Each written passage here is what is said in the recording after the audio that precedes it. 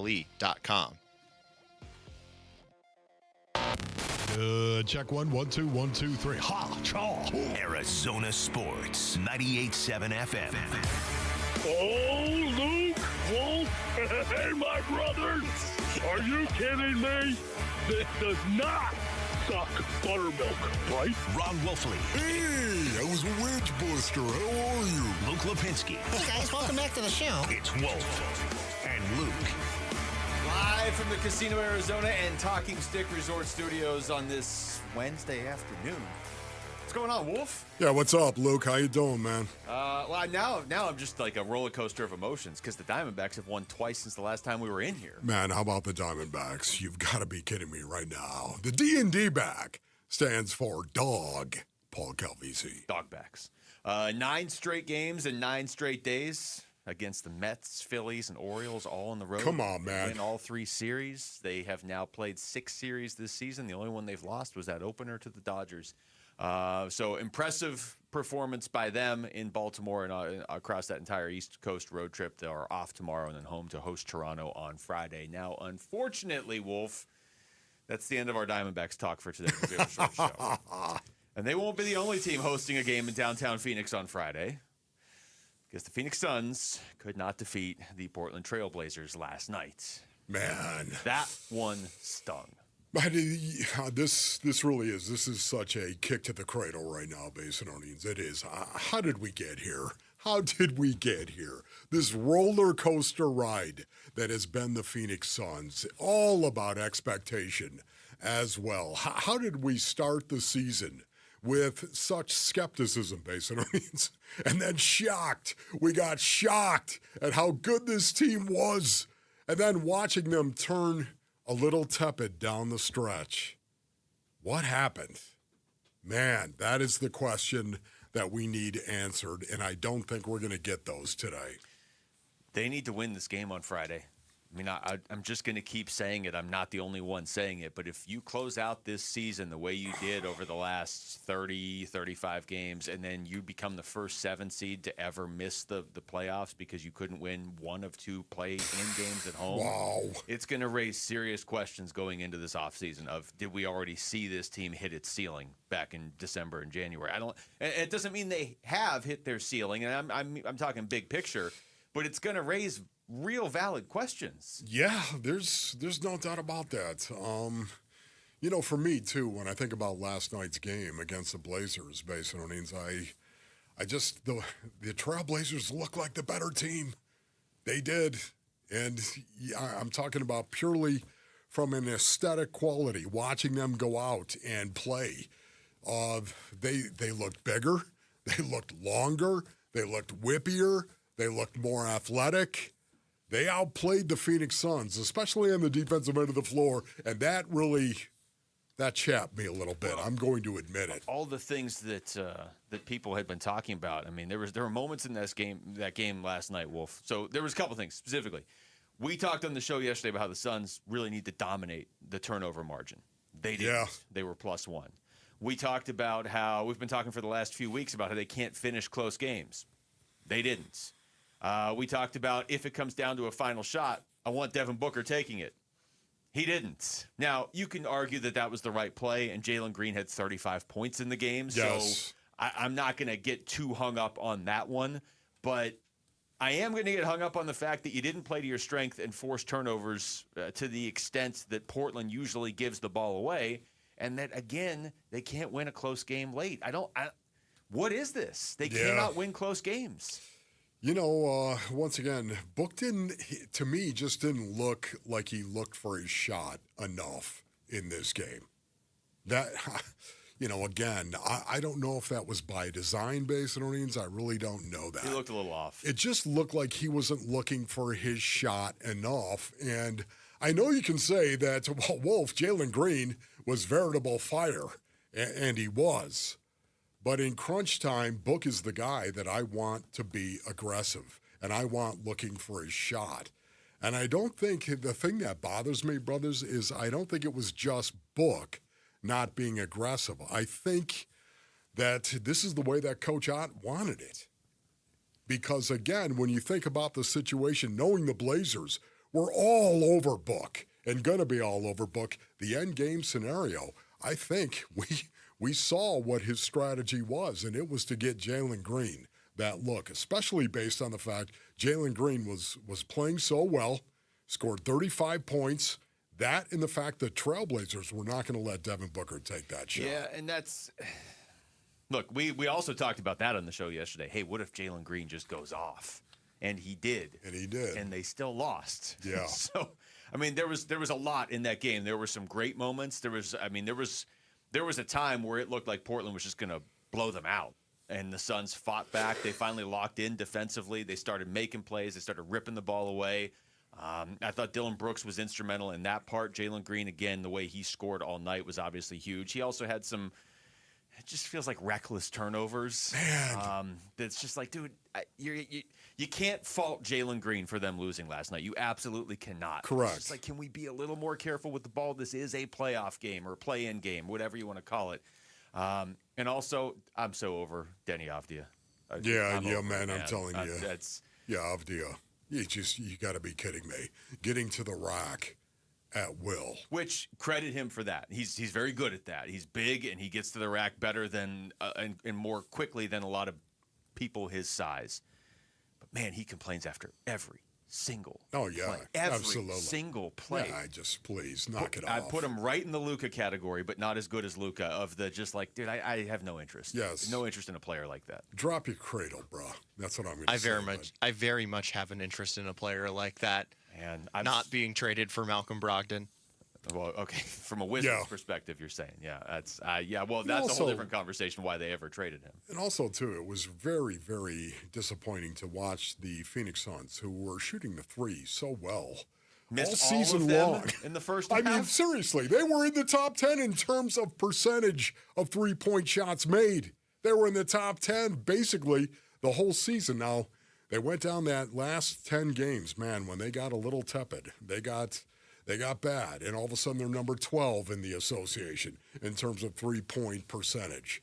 But, man, watching them struggle to make a three, and then just watching a team that was one of the worst in the association all season long in terms of their three-point percentage, shooting the ball, watching them light it up the way that they did.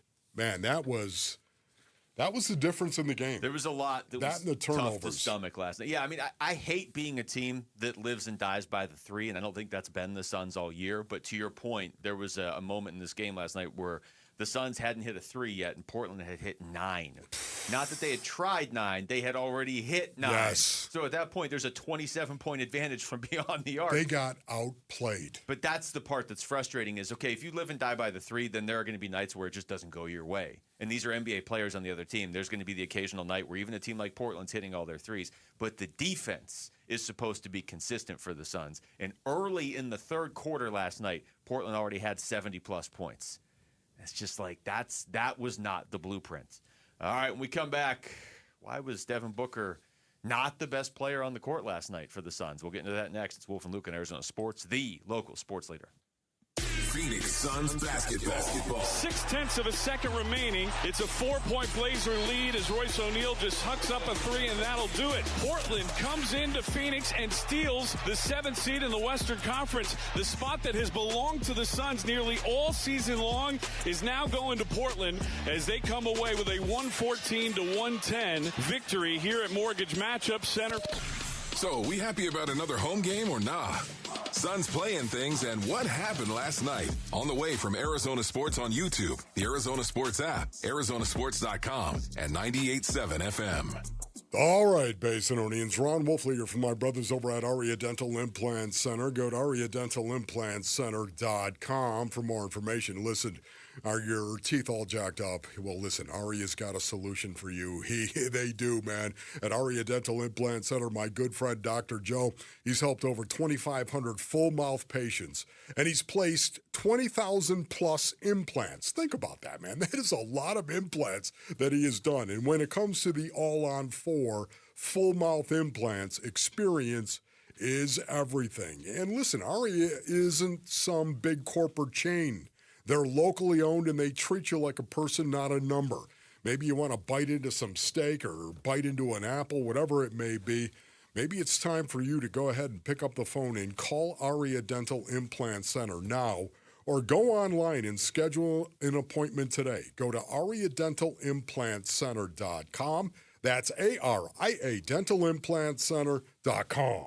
Are you planning a home renovation? Getting quotes on windows, doors, cabinets, countertops, or flooring? Before you commit, visit the Window Depot and make sure you're not overpaying. The Window Depot is your one-stop shop for top quality products at the lowest prices. We're locally owned and operated with no installers and no middlemen, so you save big. Perfect for DIYers, contractors, and homeowners. Visit a location near you or shop online at thewindowdepot.com. The Window Depot, more than a window store. Hey guys, Tom Chambers here with a faster way to pay off your mortgage from my friends at Galaxy Lending Group. The Ownership Accelerator loan helps you pay off your home decades faster using the income you already make without changing your lifestyle. Many Galaxy clients pay off their homes in 5 years, not decades. Schedule a free 10-minute call to see how much faster you could pay off your mortgage. Visit GalaxyLendingGroup.com/radio or text Galaxy to 620-620. NMLS ID 142766 and Equal Housing Lender. Message and data rates may apply.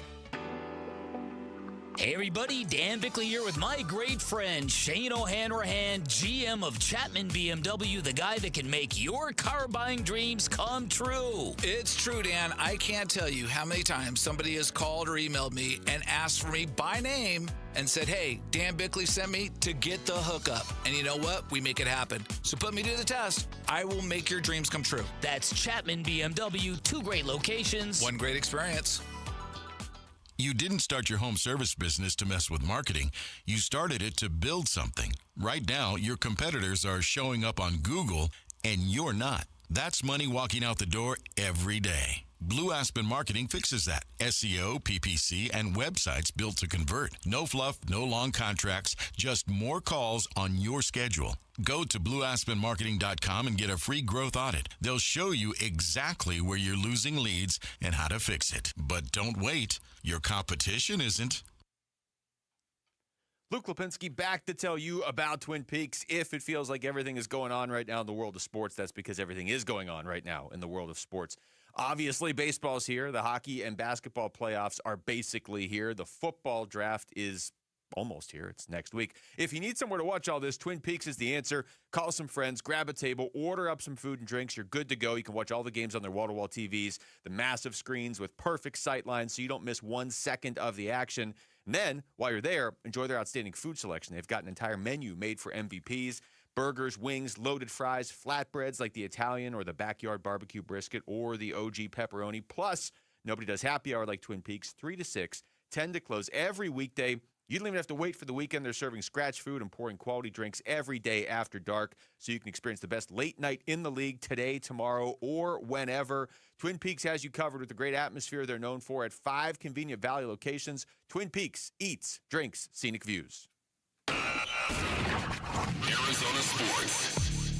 Wolf and Luke talk Suns in the play-in tournament. Now. All right, we were going through this game yesterday, Wolf, going into the game, looking at the different ways the Suns could win, the advantages they had, or the ways they might be in trouble, the disadvantages that Portland would try to exploit. One of the things we said, and I think everybody felt this way, and I still big picture feel this way, is that the Suns had the best player in the game. They have Devin Booker. But he was not the best player in the game last night. Yeah. Denny Avdia, as annoying as he is with the way he complains, it had 41 points. He destroyed the Suns. Jalen Green had 35 points for the Suns. And the worst part about Devin Booker's game, Wolf, is he missed 5 free throws in a game that was very, very close. Yeah, you know, I think the Phoenix Suns overall didn't shoot the free throw to the degree in which I'd like. I think the NBA average based on earnings is 78.3% in the NBA, 78.3%. Had they shot 78%, which is the average once again in the NBA, they win that game, at least on the scoreboard. Now, I'm sure that, there was going to be adjustments that would have been made by the Trailblazers at some point in time. But just looking at it from that perspective again, to your point, he didn't shoot it very well, and neither did the Phoenix Suns. When have you ever seen Devin Booker go 8 of 13 from the free throw line? Yeah, ever. right. Like, I'm not even sure he ever did that in college, you know? Yeah, but more than that, to me, it was just even looking for his own shot. You know, the Trailblazers were doing everything they could to get all over Book. There's no doubt about it. They were really, really physical with him as well. We all knew that was coming for the most part. Yeah. But he just didn't look as aggressive to me. It looked like he wasn't looking for his shot first. And I think it's one of the reasons why Jalen Green was as successful as he was. Especially in the second half for Book. I mean, he scored in the first half. Devin Booker was a huge part of the offense in the first half. But in the second half, I think he hit one field goal in the second half. Here's Book after the game. He was asked what went wrong against Portland. I think defensively letting, Denny get downhill and make plays and score and get in our paint, and me missing 5 free throws. Do you have any idea what happened there? Once you miss a couple, I think it just becomes a mental game and, overthinking something that, I've put millions of reps into. I mean, it has to be, right? I mean, the guy doesn't miss free throws, and he just flat out said it right there. You miss a couple, it gets in your head, and then you miss a few more, and it's not the only reason they lost. There's a lot of things you can point to. I mean, again, they give up in the first half 65 points to Portland. Like, that's not defense. Yes. That's not what the Suns have been built on. There were other players who were kind of felt like almost passengers in the game.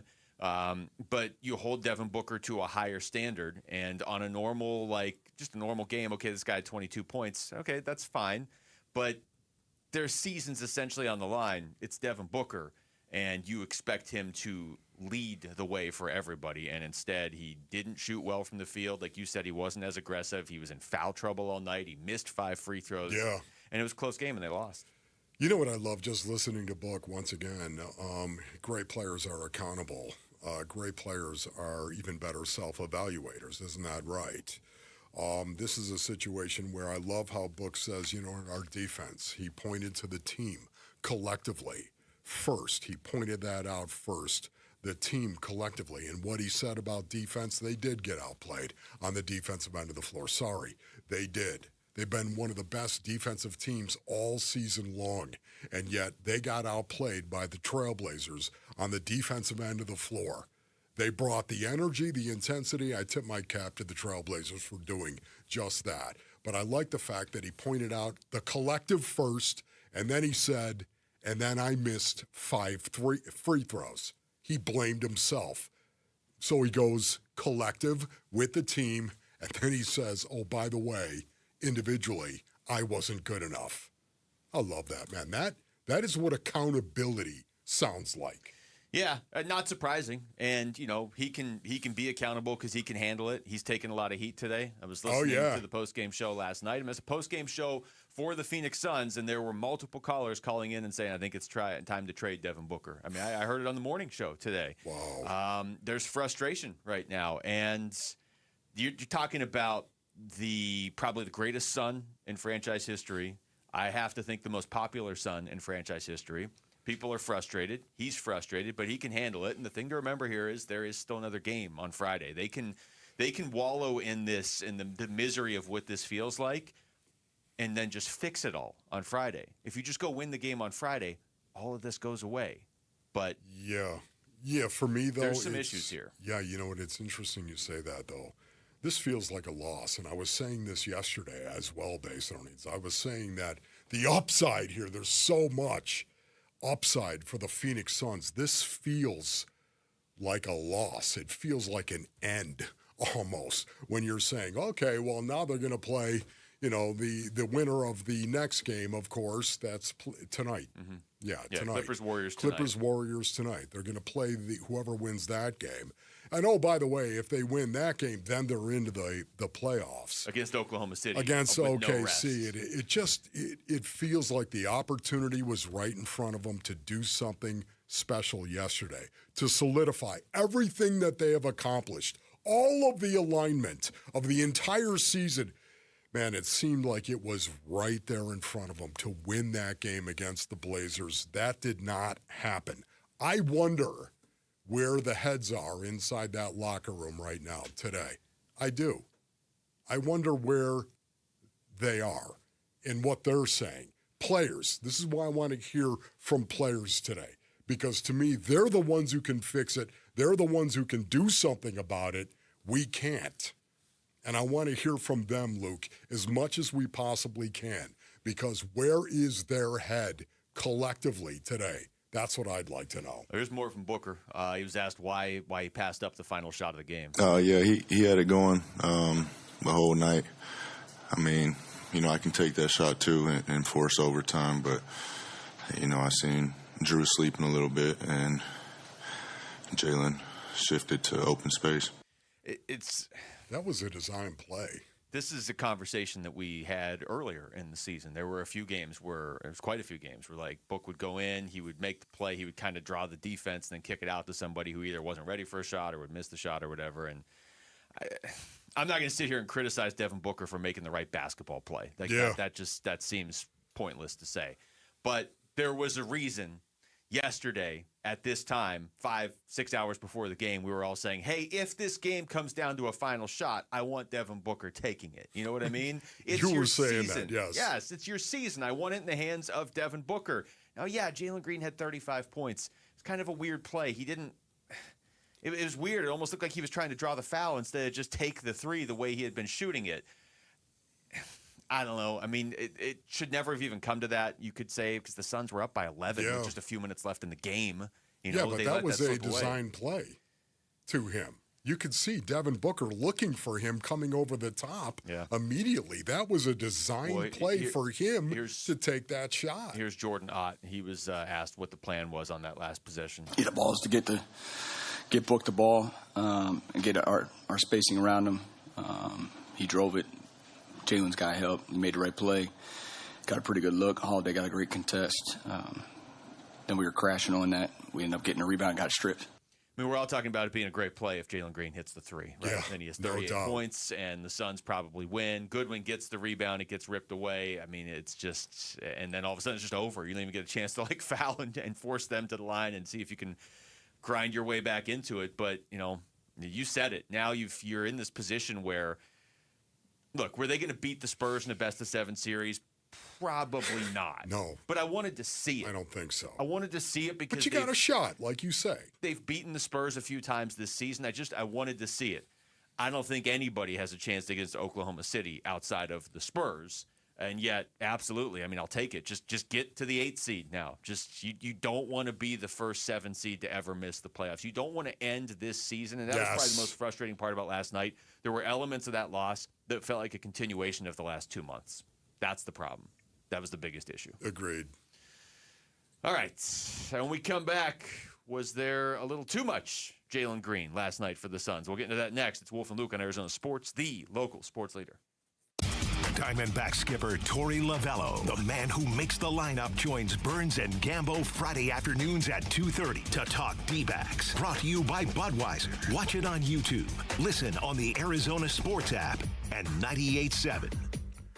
All right, Basinonians, Ron Wolfley here for my brothers over at Moving Team 6. Go to movingteam6.com for more information. You know what I love? They've got a deep knowledge of Phoenix, of course, and Arizona, the entire state. That makes for faster moves for you, smoother moves for you, and a whole lot less stress, ladies and gentlemen. And that's what you want, man. Moving is stressful. We all know that. Well, Moving Team 6, they want to remove the stress from the equation for you. That's why they offer a full-service moving solution just for you. Local and long-distance moves, check that box. Residential and commercial moves, that's right, your business. Maybe you got to move your business, check that box. Professional packing services, they can come over and pack whatever it is that you need, man. They'll do it, and they have secure climate-controlled storage facilities in Phoenix and in Mesa. Go to movingteam6.com. That's movingteam6.com. Your move is their mission. Hey, did you hear about that multi-billion-dollar Roundup settlement? Yeah, it impacts people who are exposed to weed killers at work or at home, even if you just used it in your own yard. Lawsuits claim it causes non-Hodgkin lymphoma, a blood cancer. But we're not sick, so that doesn't affect us. But it does. This cancer can take 10 to 15 years to show up. That's a long time after exposure. It is, and that's why the settlement is paying claims for up to 21 years. If you get sick, even years from now, you could get $6,000 to $165,000 or more as part of the settlement. So what's the catch? If you stay in, you give up the right to sue them later. Learn more at weedkillerclass.com or call 1-888-403-8201. If you or a loved one has or had non-Hodgkin lymphoma, even if they've passed, you must register for benefits. That's weedkillerclass.com. 1-888-403-8201. Paid for by the Roundup Settlement. Got a stubborn clog slowing things down? Introducing Parker & Son's $89 drain clearing special. If you've got a ground level, easy access drain, Parker & Son's plumbers will clear it for just $89. Plus, you'll get a free camera inspection and free standard water heater maintenance. That's today's clog gone and future problems prevented. Call Parker & Sons at 602-2-REPAIR. That's 602, the number 2, then REPAIR for Parker & Sons. Standard water heaters only, no tankless. What if you had to skip breakfast and lunch and dinner? At St. Mary's Food Bank, that's a reality for many of our neighbors in need. 250,000 people rely on the food bank every day. Your donations are what makes feeding them possible.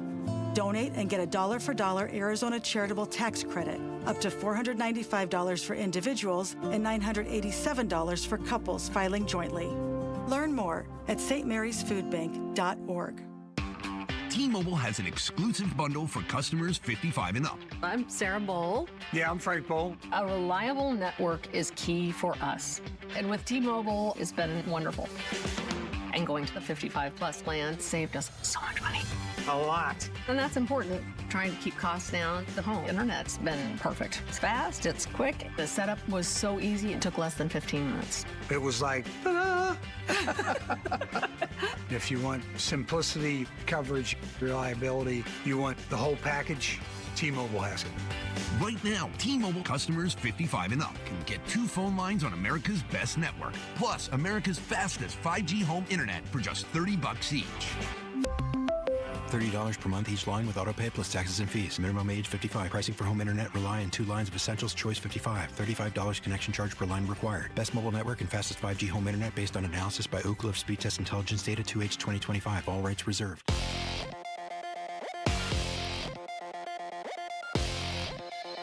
I'm Jesse Morrison with Trending Now, presented by Parker & Sons, heating, cooling, plumbing, and electrical. After a disappointing loss to the Portland Trailblazers, the Phoenix Suns will have to play Friday for a spot in the playoffs. They will host the winner of the 9-10 play-in game between the Los Angeles Clippers and the Golden State Warriors. That game goes down tonight, and you can listen to it over on ESPN 620 with tip-off at 7. And Adrian Del Castillo's 2-run home run in the bottom of the 10th inning lifted the top of the 10th inning, lifted the Arizona Diamondbacks to an 8-5 win over the Baltimore Orioles earlier today. With the win, the D-backs have now won 3 straight series. They return to action Friday at home against the Toronto Blue Jays. This report is brought to you by Casino Arizona and Talking Stick Resort. Baseball fans, meet Diamondbacks legend Luis Gonzalez on April 16th at 5 p.m. at Casino Arizona. Just bring your Diamondback Salt River Rewards card and snag a photo with Gonzo. Arizona Sports. Wolf and Luke talk Suns in the play-in tournament. Now.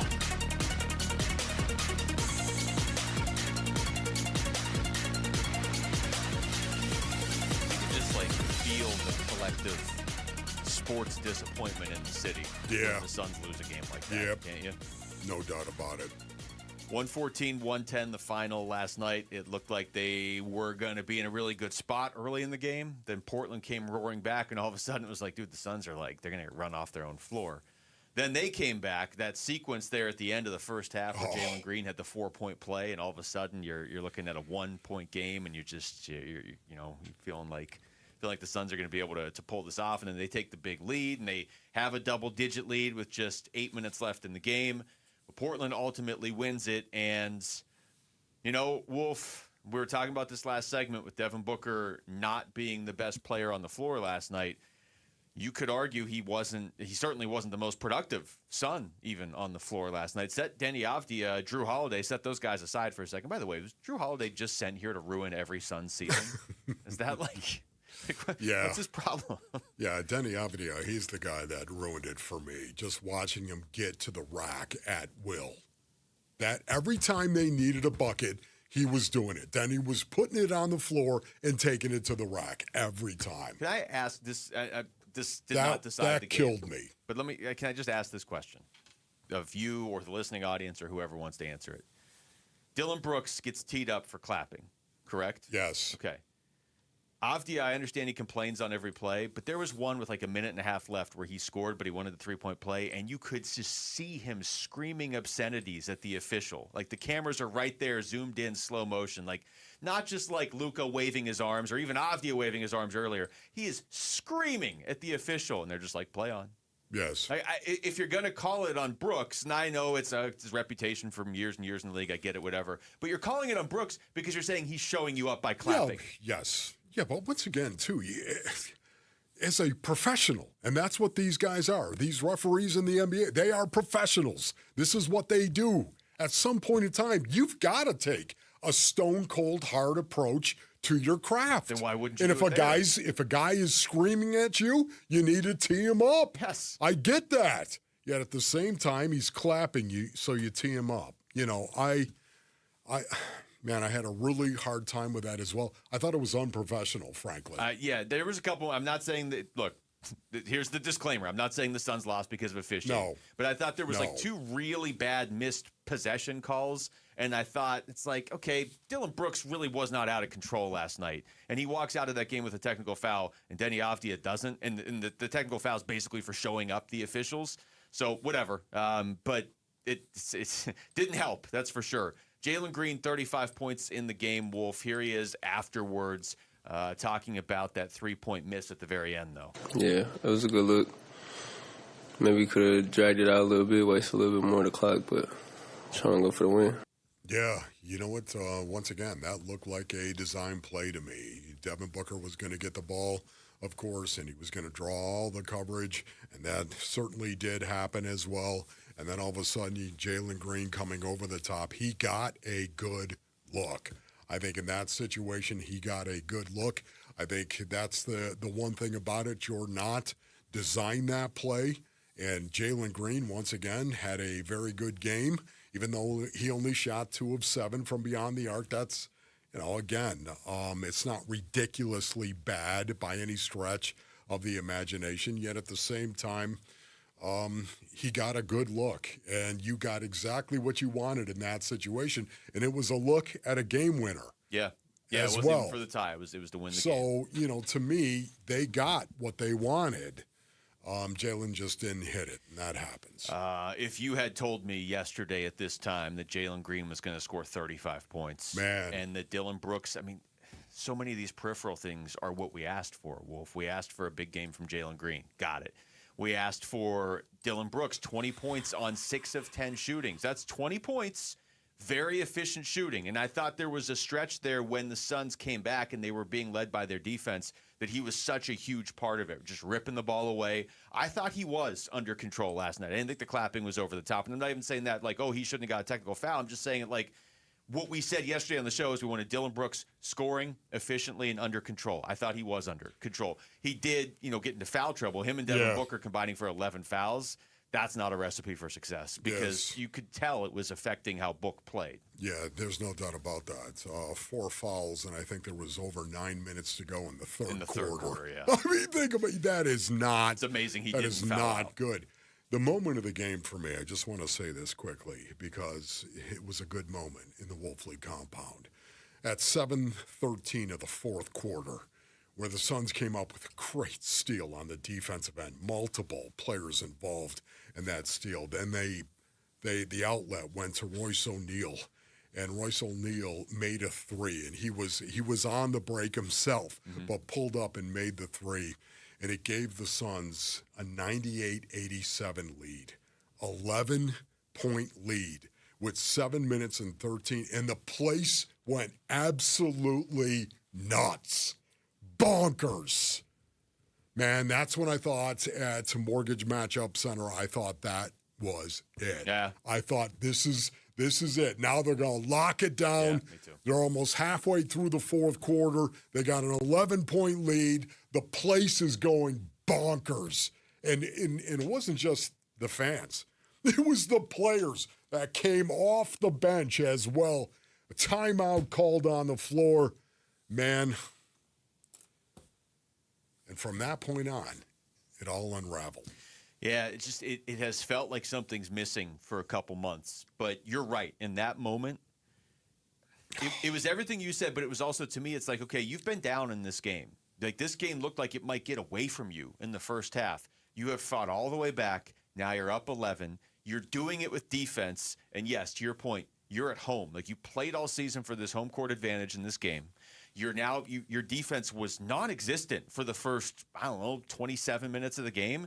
But now here it is. It's keying this run where you were way down, and all of a sudden, they go on a 24-4 run. The Suns went on a 24-4 run in this game. Yes. And you're like, okay, so now you're 100% right. Well, if that was the moment where it was like, okay, they got this under control, here we go. Yeah. Like, this is just close this out. And then the second Portland pushed back, the Suns have not been able to hit last second or, last 10-second shots to close out these close games. Yeah, and there's also this. We have to say this once again. Jalen Green, I root for Jalen Green. I really do. And watching him, he is he's laugh out loud funny. You see him make shots. I'm sorry, especially when it puts it on the floor and takes it to the rack. You'll see him make buckets. You just wonder how he pulled that off. Yeah. Wow. It's incredible, the athleticism, the wild athleticism that is before us watching him play. It's incredible. And he did have a great game for the Phoenix Suns, in my opinion, in terms of shooting the ball. Yet at the same time, he turned the ball over 5 times, and every one of them seemed to be a kick in the cradle. And like of import, a bad turnover. Yeah. No, I had the same thought where it's like, okay, you can't fault this guy. He's shooting pretty effectively. And efficiently. He's got 35 points. Like, you can't fault him. As Book said after the game, Jalen Green sort of carried us tonight because he did. But, man, those turnovers, 5 is too many. But it's also just the way they would happen. Like, hey, why are you holding the ball 5 inches off the ground? Like, what are you doing here? Yes. Why are you just throwing up this crazy pass? Why are you throwing a behind-the-back pass in the fourth quarter of this game? Like, you don't need to do it. Like, don't get and I don't know. We talk so much about Dillon Brooks. Like, okay, what makes Dillon Brooks really good for the Suns? It's a double-edged sword because sometimes he crosses the line. I don't know if that's the same thing with Jalen Green in a different way, where it's like, hey, if he's feeling it and hitting shots, he's going to throw a behind-the-back pass to nobody in the fourth quarter of basically a do-or-die game. Because as he was feeling it, he was scoring more and more, but turning the ball over in like the worst possible ways.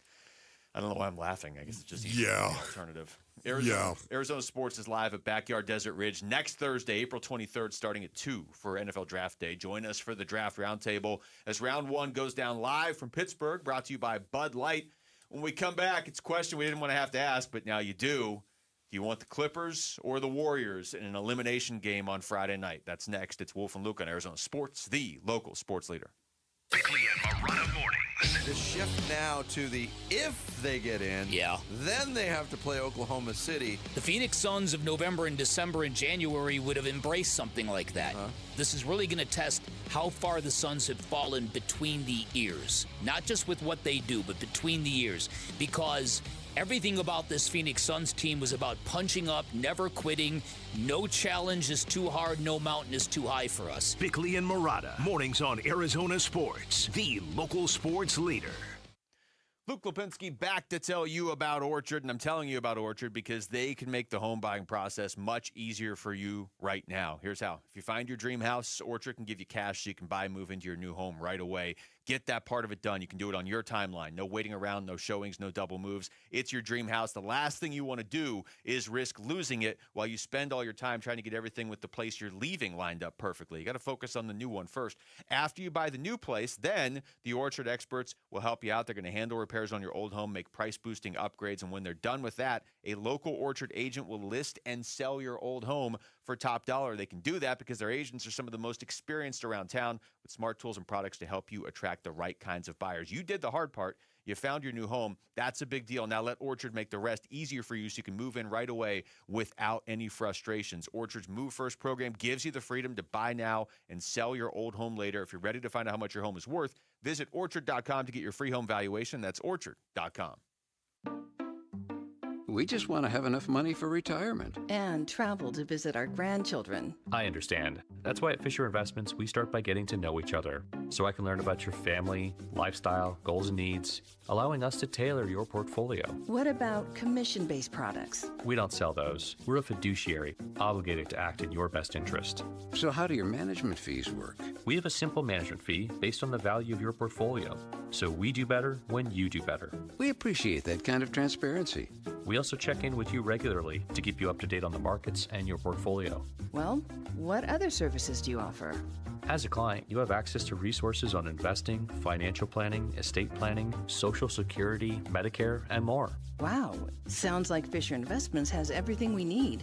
At Fisher Investments, we're clearly different. Learn more at FisherInvestments.com. Investing in securities involves the risk of loss. Hey, it's Bodie with NewACUnit.com. A lot of people think buying a new AC unit is complicated. It's not. Just answer a few quick questions online, see your price up front, and we'll connect you with a certified install team. No pressure, no upsells, no surprises. Just a better way to buy a new AC unit. And many customers save 50% or more. If you need a new AC unit, don't overthink it, and definitely don't pay more than you need to. Go to NewACUnit.com today. Save thousands, save time, buy online, NewACUnit.com. Hey, it's Gambo. Joe went to Lifeguard Imaging just to be proactive, and his full body scan picked up possible renal cancer. No warning signs, no symptoms, but early detection let him get treatment fast, and it saved his life. Take that first step, a heart scan for you and someone you love for just $69. Here's what to do. Text SCAN to 620-620, and they'll send the scheduling link. That's SCAN to 620-620. Message and data rates may apply. For windows and doors that combine style, performance, and efficiency, come to the Window Depot. We carry a large selection of Milgard windows and patio doors, with many options in stock and available today.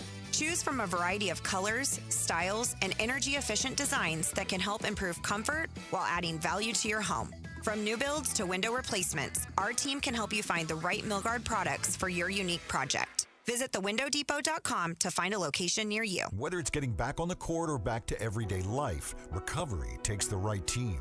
At the Barrow Neuro Rehabilitation Center, that means a combination of world-class neurological specialists who share one mission, helping each patient reach their unique recovery goals. Nationally ranked in rehabilitation, Barrow Neurological Institute is dedicated to maximizing independence and quality of life for people with conditions of the brain and spine. It matters where you get your neurorehabilitation care. Learn more at barrowneuro.org. Arizona Sports. Wolf and Luke talk Suns in the play-in tournament now.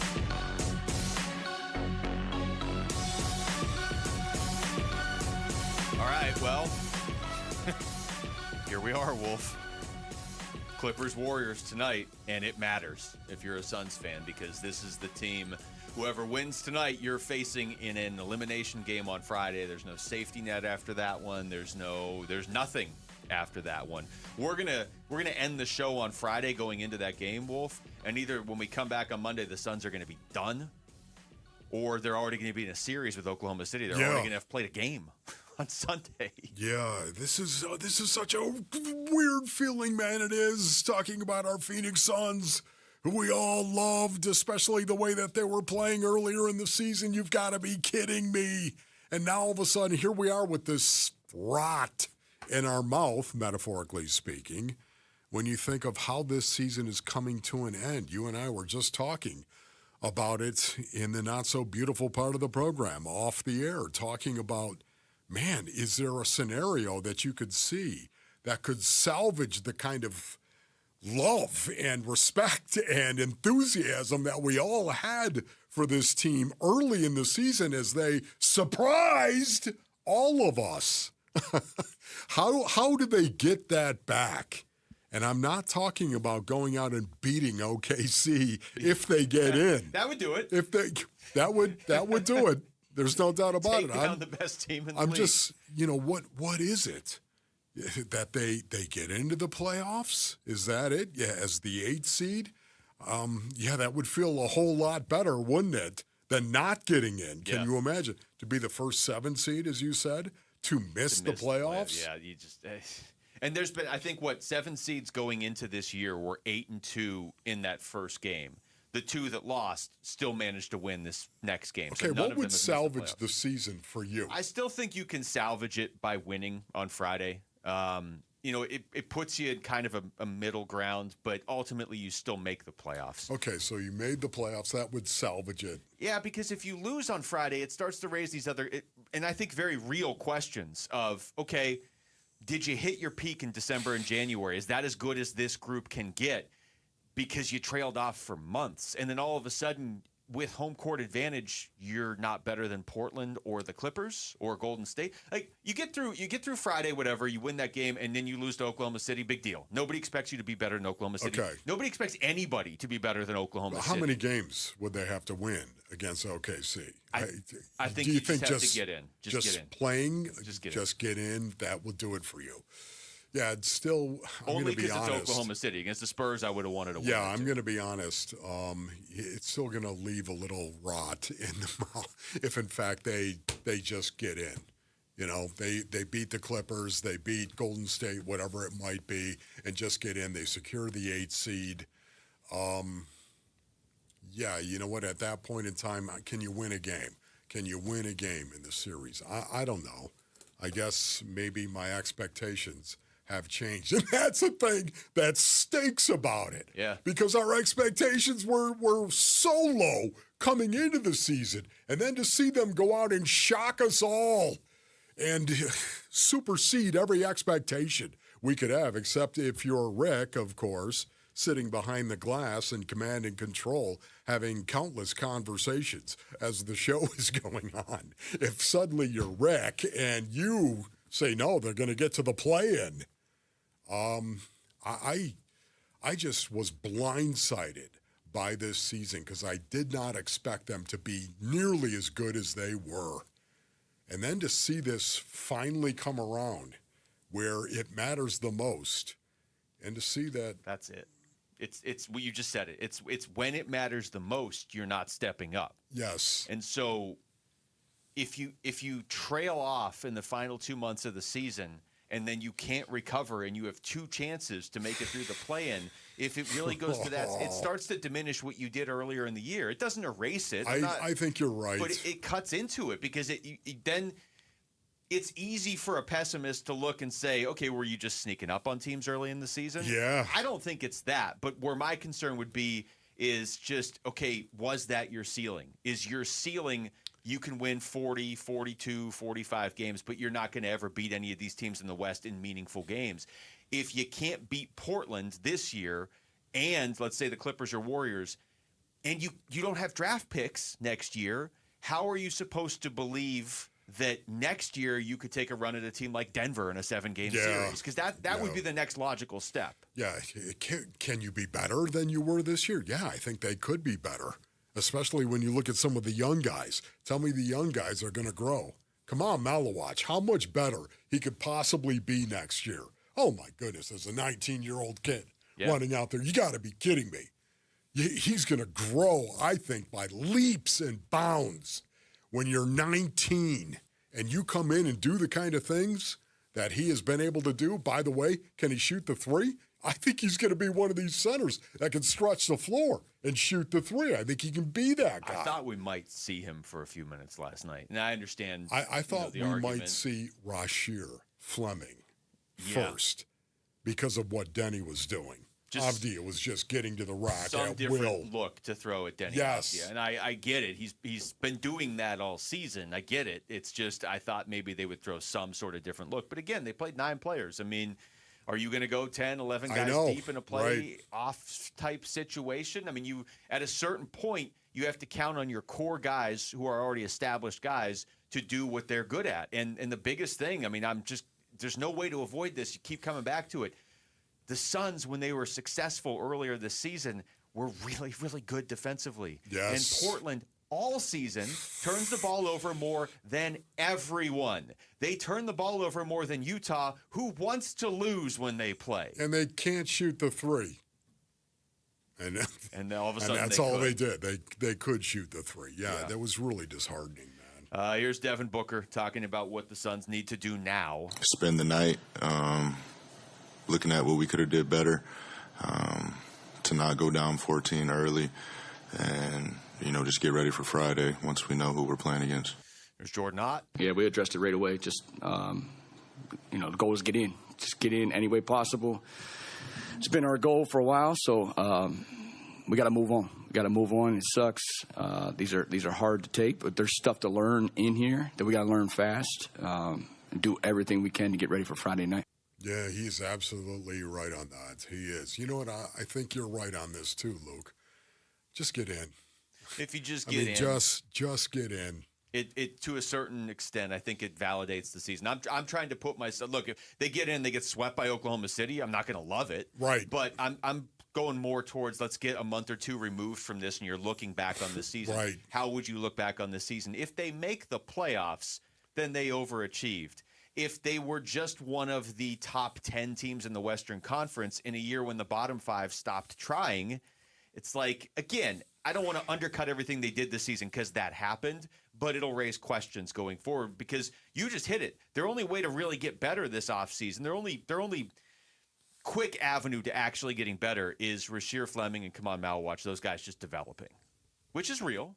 But it's not like, okay, but we got this, we're another top 10 pick or we're going to go out there and make this trade. You're really limited on what you can do. Yes. And once again, one of the biggest disappointments for me, at least when I think of what happened last night, it was on the defensive end. And I like the fact that Book pointed that out. You played the cut earlier of Book pointing out the defense. And I loved the fact that he did that collectively.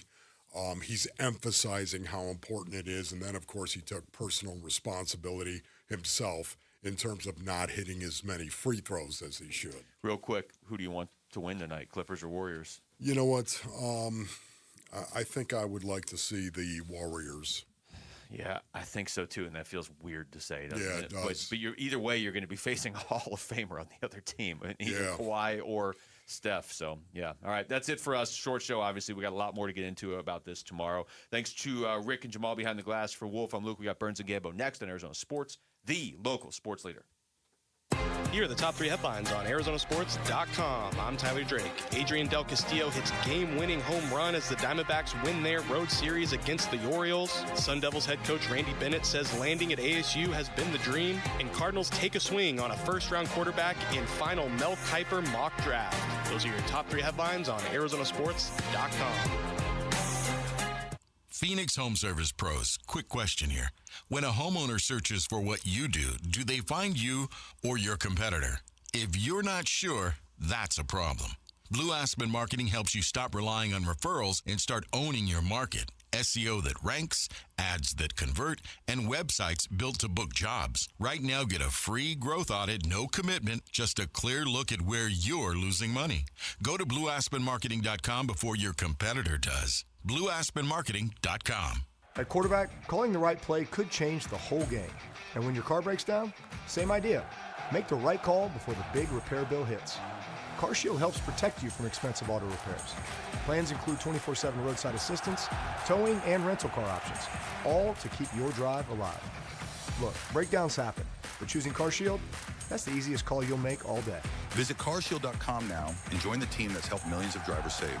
Coverage varies by plan. View contracts and exclusions at carshield.com. I'm Ed Evans, CEO of Consumer Cellular. No, we're not one of the big guys. Truth is, we don't want to be. If you're over 50, Big Wireless probably has you paying for more data than you might need. You could be throwing away thousands over a lifetime.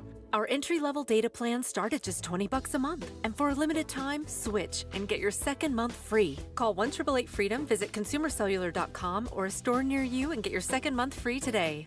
Plans include $5 credit for auto pay and e-billing. See site for additional details.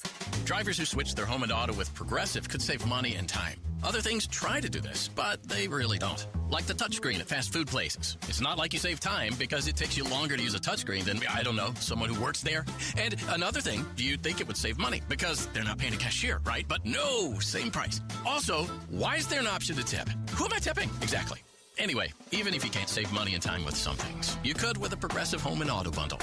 Progressive Casualty Insurance Company, affiliates, and other insurers not available in all states or situations. I'm Ed Evans, CEO of Consumer Cellular. No, we're not one of the big guys. Truth is, we don't want to be. If you're over 50, Big Wireless probably has you paying for more data than you might need. You could be throwing away thousands over a lifetime. Our entry-level data plans start at just $20 a month. And for a limited time, switch and get your second month free. Call 1-888-FREEDOM, visit consumercellular.com or a store near you and get your second month free today. Plans include $5 credit for auto pay and e-billing. See site for additional details. Hey, basketball fans, Tom Chambers here reminding you that just like in a game, you need a solid defense for your home. And that starts with a reliable roof from Right Way Roofing. Hey, Lori, as owner of Right Way Roofing, what sets you apart from the competition? Our team tackles any roofing challenge from shingles to tile to foam roofing. We'll make sure your roof wins against the toughest opponents, rain, wind, and even those scorching summer days. Make Right Way Roofing your MVP. We're Right Way Roofing and we do it right. We'll always keep you watertight. Hey guys, Tom Chambers here with a faster way to pay off your mortgage from my friends at Galaxy Lending Group. The Ownership Accelerator loan helps you pay off your home decades faster using the income you already make without changing your lifestyle. Many Galaxy clients pay off their homes in 5 years, not decades. Schedule a free 10-minute call to see how much faster you could pay off your mortgage. Visit GalaxyLendingGroup.com/radio or text Galaxy to 620-620. NMLS ID 142766 and Equal Housing Lender. Message data rates may apply. Hey, I'm John Ray, your friend and jeweler at Shane Company. An engagement ring might be one of life's biggest purchases. That's why our rings come with an all-inclusive free lifetime warranty that gives you peace of mind without any fine print. How can we offer such an incredible warranty? We take pride in crafting our rings with care and stand behind our quality craftsmanship. After all, this is a family heirloom you'll own forever.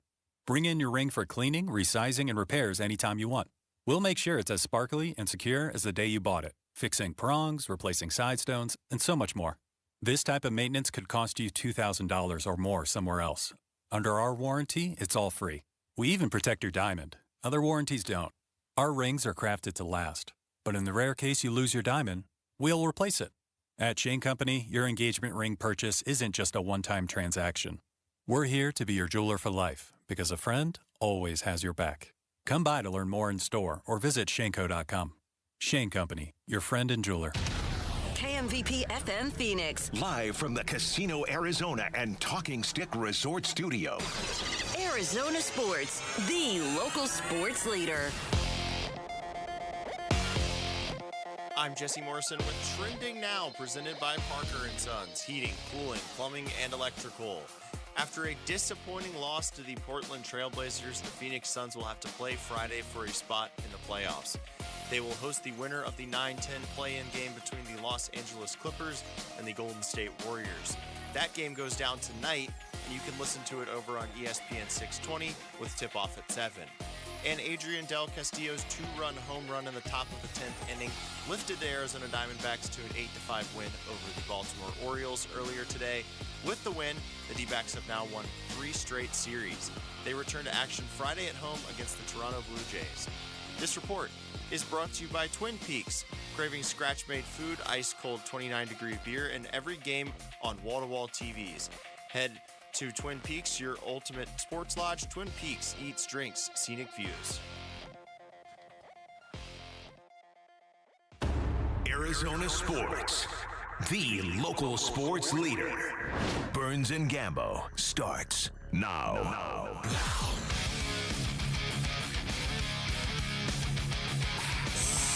Straight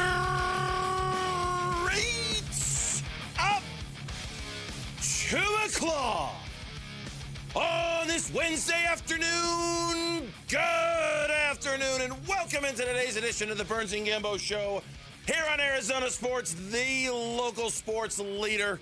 My name is Dave Burns, alongside the one, the only Sean Gambadoro. Hi, Gambo. Burnsy, what's going on? Oh, boy. Now that's what's going on. Yeah, oh, brother.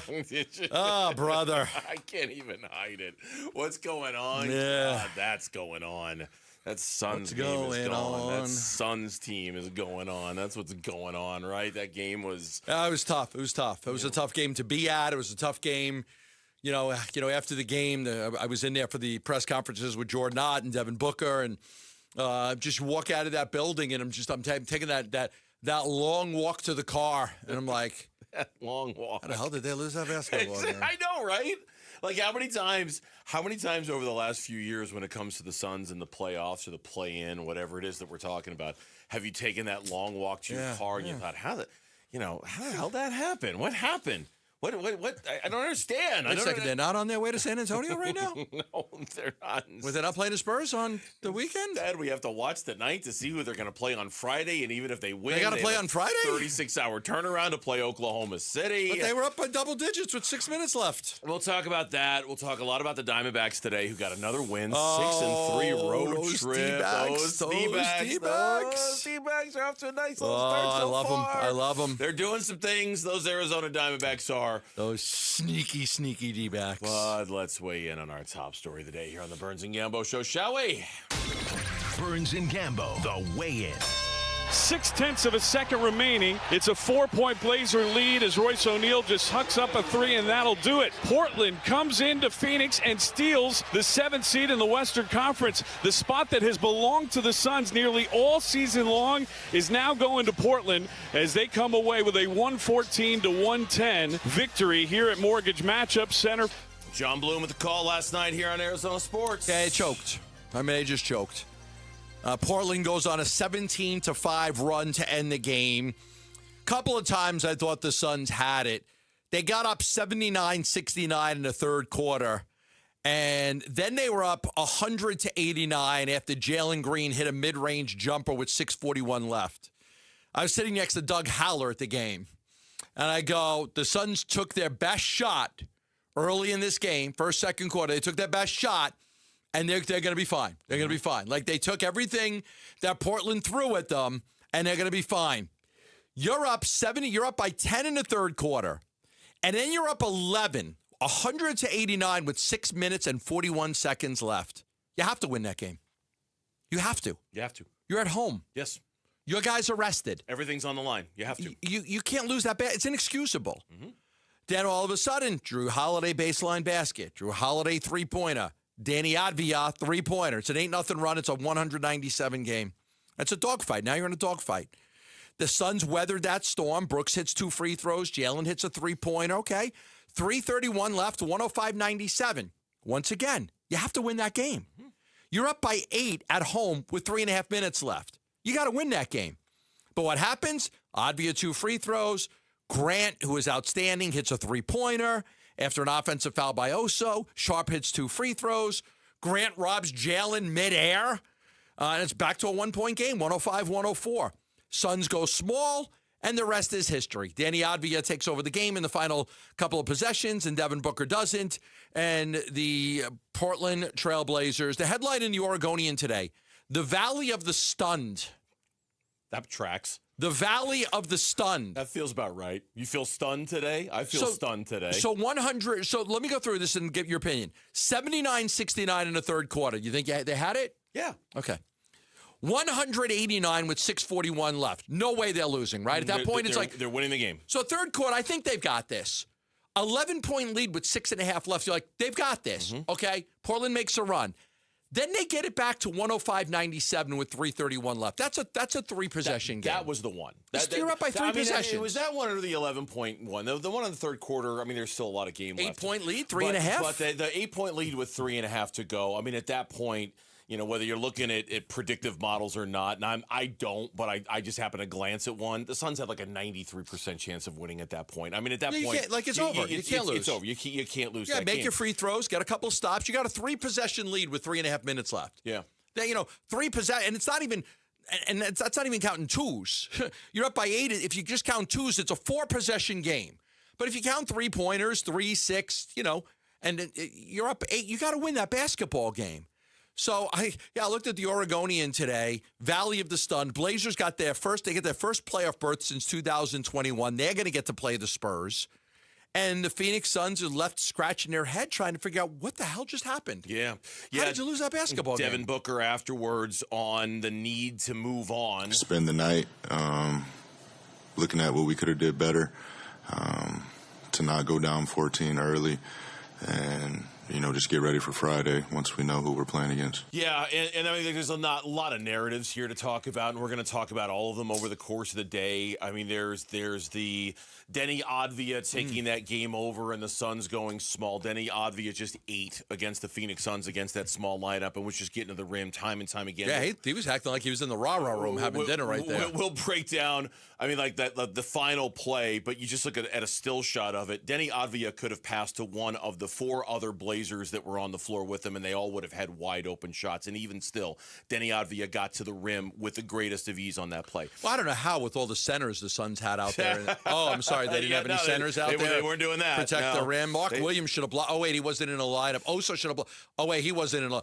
Malawach would have been great. Oh, wait, he wasn't. Yeah. Nope. Okay. Yeah, so there was that. There was, as you say, as you so delicately put it, the Suns going small the way they did. There was the lack of assists. There was the lack of ball movement. There was the enormous three-point discrepancy by Portland that, I mean, really defined the first half, but they still hit a couple of clutch ones later in the second half. I mean, they just blew the Suns away from the three-point line. The Suns didn't generate a ton of turnovers, at least not enough to make a huge difference in the possession game. The Portland Trailblazers shot the ball 11 more times than the Suns did. I mean, like every little thing that we talked about, it felt like every little thing went wrong. And most importantly, the fourth quarter went very, very wrong for the Phoenix Suns. And the fourth quarter has gone very, very wrong for the Phoenix Suns for the better part of the last 2 months. In that regard, especially Devin Booker, nothing new happened last night that we haven't already seen a dozen times over the last 2 months. The Suns haven't been able to get the fourth quarter right. You said they choked? They choked. They absolutely collapsed in the last 5 minutes of that game. Couldn't hit a shot. Couldn't get a stop. Missed free throws. I mean, offensive fouls. It was a mess. It was an absolute mess watching them try to execute anything in the fourth quarter of that game. So I stayed for the press conference with Ott, and then I stayed for the press conference with Booker. And then I took the long walk to my car, like trying to figure out, in those 5 minutes, what the hell happened. Then I get in the car and I hear some guy going off on Mitch about they were the 7th seed all year long, and he thinks the NBA is taking, all about the money, and they should have been the 7th seed, and they shouldn't have to play the 8th seed. They should have automatically been in. They've been in the 7th seed all, right, Mitch? Right. Some guy called up and went on this like this rant about how the NBA screwed the Suns. Look, this is it. Like in the past, the 7th seed and the 8th seed were in. Like you were in. Mm-hmm. Over the course of 82 games, you earned the ability to go to the playoffs as the 7th seed. You even earned the ability to go to the playoffs as the 8th seed. I understand the guy's point. But the NBA wanted to give teams like Charlotte and Miami and the Clippers and the Warriors and their fan bases something to play for because it ends more excitement. So now you're not in as the 7th seed. You're not in as the 8th seed. They've made it easy for you to get in as the 7th seed. You get 2 chances to win 1 home game. Nobody's never not done it. Never been a team that hasn't done it. But, yeah, that guy was going off on Mitch. Not on Mitch, but just in general about the do you remember what he said, Mitch? Do you remember? He was just all pissed off that the Suns aren't in the playoffs as the 7th seed. Well, so all things being equal, Cody is a recurring listener. He and I message back and forth during the games. Yeah, Cody. He's a great fan, by the way. Yeah, sounded like it. I was curious when somebody was going to bring up the Suns got screwed because they are the 7th seed. They should have just been in, and now they're in this do-or-die play-in tournament. Quite frankly, designed for a team like the Blazers, who has played significantly better than the Suns the last 2 months. Like, it is supposed to, as Gambo, you were laying out, it's supposed to serve as a reward for the teams that are actually finishing strong in the season. Yeah, and look, just as an entertainment vehicle, last night was a fantastic night of NBA basketball. Great night. It sucked if you're a Suns fan, all right? So it's hard for me to look at it through any other lens other than that. But when I take my purple and orange colored glasses off and look at last night's NBA action, Adam Silver hit a home run last night. Not starting to mix sports metaphors here. Must-see TV. That Charlotte-Miami game was great. Like I was telling you before the show started, like Amazon was late getting to the Suns game, because the end of that Charlotte-Miami game ran long. Yeah. It was fantastic. I didn't flip over to the Suns game. I wanted to watch the end of it. The vehicle itself works very well in terms of drama and suspense and that sort of thing. Look, I will say this, and I'll continue to say, the only thing I don't like about these games are like, so, you know, when you're at home, you could pause things, you could rewind it, you could watch a play over again and be a minute behind. When you're at the game, you can't. I wanted to go over some of the key plays in the game. So this morning when I got up, I put it on. The only thing I don't like is I hate the rewind and fast forward features. Oh. Like on regular TV, I could see when I need to stop it. On Amazon Prime, it just buffers. And it just goes back a second, but you don't really see anything. You got to guess. I got to guess where to go back. I hate that. When we come back on the Burns and Gambo show, the last two plays of the game, Avdia does it, Devin Booker does not, and in that, there's just a lot to talk about right there in and of itself. And we will next on Burns and Gambo. Phoenix Suns basketball. 0.6 of a second remaining. It's a 4-point Blazer lead as Royce O'Neal just hucks up a three, and that'll do it. Portland comes into Phoenix and steals the 7th seed in the Western Conference. The spot that has belonged to the Suns nearly all season long is now going to Portland as they come away with a 114-110 victory here at Mortgage Matchup Center. So, we happy about another home game or nah? Suns playing things and what happened last night. On the way from Arizona Sports on YouTube, the Arizona Sports app, Arizonasports.com, and 98.7 FM. That sound? Yeah, that's not a good sign. Hey, it's Drew Brees. And when your car starts making noises like that, a big repair bill might be coming right at you. But with CarShield, you don't have to fear unexpected breakdowns. CarShield helps protect you from expensive auto repairs. I spent my career making tough calls, but this one is simple. Visit carshield.com now and join the team that's helped millions of drivers save. Coverage varies by plan. View contracts and exclusions at carshield.com. I'm Ed Evans, CEO of Consumer Cellular. No, we're not one of the big guys. Truth is, we don't want to be. If you're over 50, Big Wireless probably has you paying for more data than you might need. You could be throwing away thousands over a lifetime. Our entry-level data plans start at just $20 a month. And for a limited time, switch and get your second month free. Call 1-888-FREEDOM, visit consumercellular.com or a store near you and get your second month free today. Plans include $5 credit for auto pay and e-billing. See site for additional details. Is your closet overflowing? Your garage packed, but unusable? That's where Space Solutions comes in. We design custom closets, garages, and storage systems that turn wasted space into organized, functional living. Voted #1 cabinet company in Arizona 4 years in a row. Family-owned, Arizona-built. Right now, Space Solutions is offering free in-home design consultations. Spring appointments are filling fast, so book yours today at spacesolutionsaz.com. That's spacesolutionsaz.com. For over a century now, Ford has been part of America. In my family, it's been generations. Paul Calvisi here. My grandfather worked for Ford Motor. My first car, a classic Mustang, still have it. But going to our Desert Ford dealers today means getting more than a vehicle. We're talking a full suite of benefits like complimentary Ford mobile service or try Ford pickup and delivery. Yes, to and from your door, and it's easy scheduling in the Ford Pass app. Tough would be built Ford tough. More than a slogan, it's an identity of the F-Series trucks, and the all-new 2026 F-150 is the best yet. With a completely redesigned interior and exterior adventure, how about the Ford Bronco Sport? It says, let's get it, with 5 available trims so you can forge your own path. We recently bought a new Explorer at our Desert Ford dealers. Love the flexible seating up to 7. All the cargo room, the advanced tech. Bottom line, Ford is the future at our Desert Ford dealers. Just click buyfordnow.com. Being hurt in an accident can change your life, and we want you to be empowered in that situation, and that is why we tell you to call Sweet James. Hey, everybody, Dan Bickley here,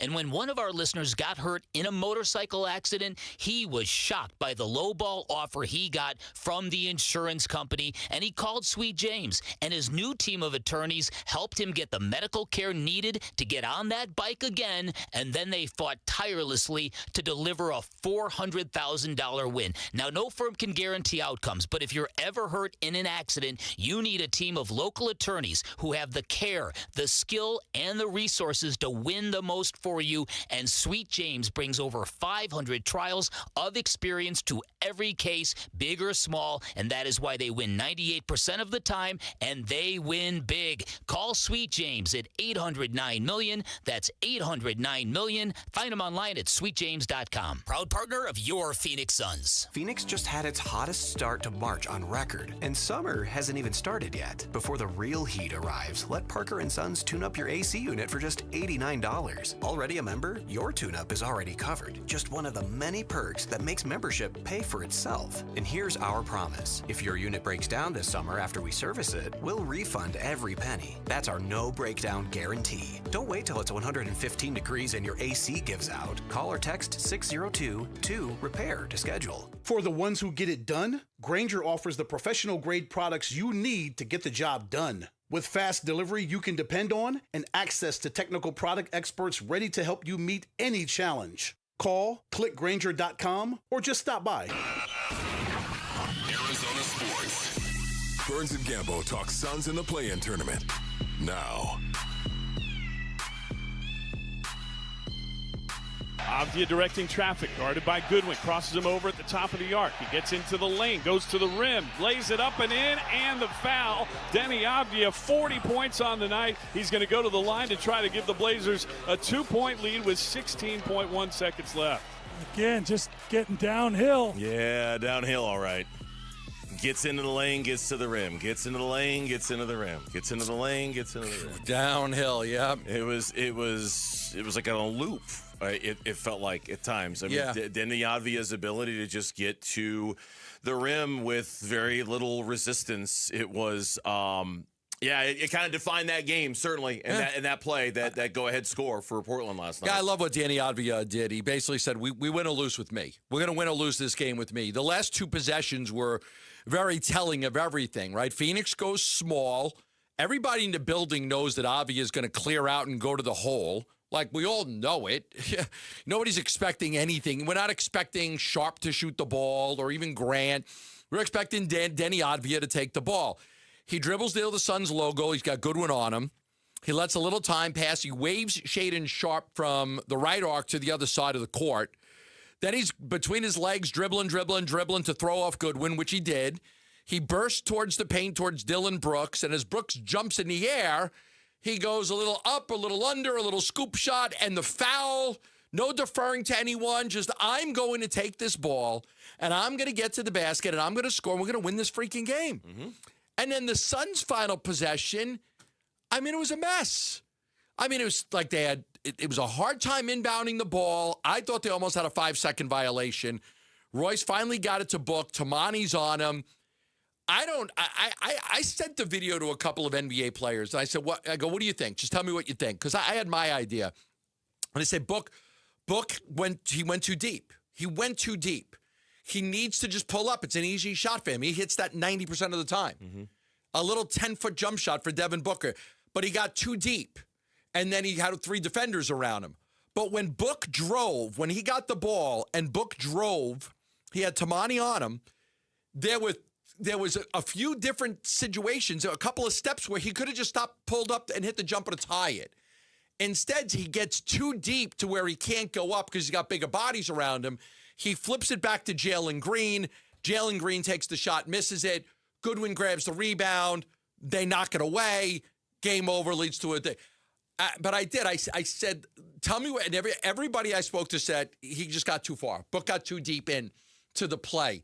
Like, I think he got there and was thinking maybe I'll try to get fouled.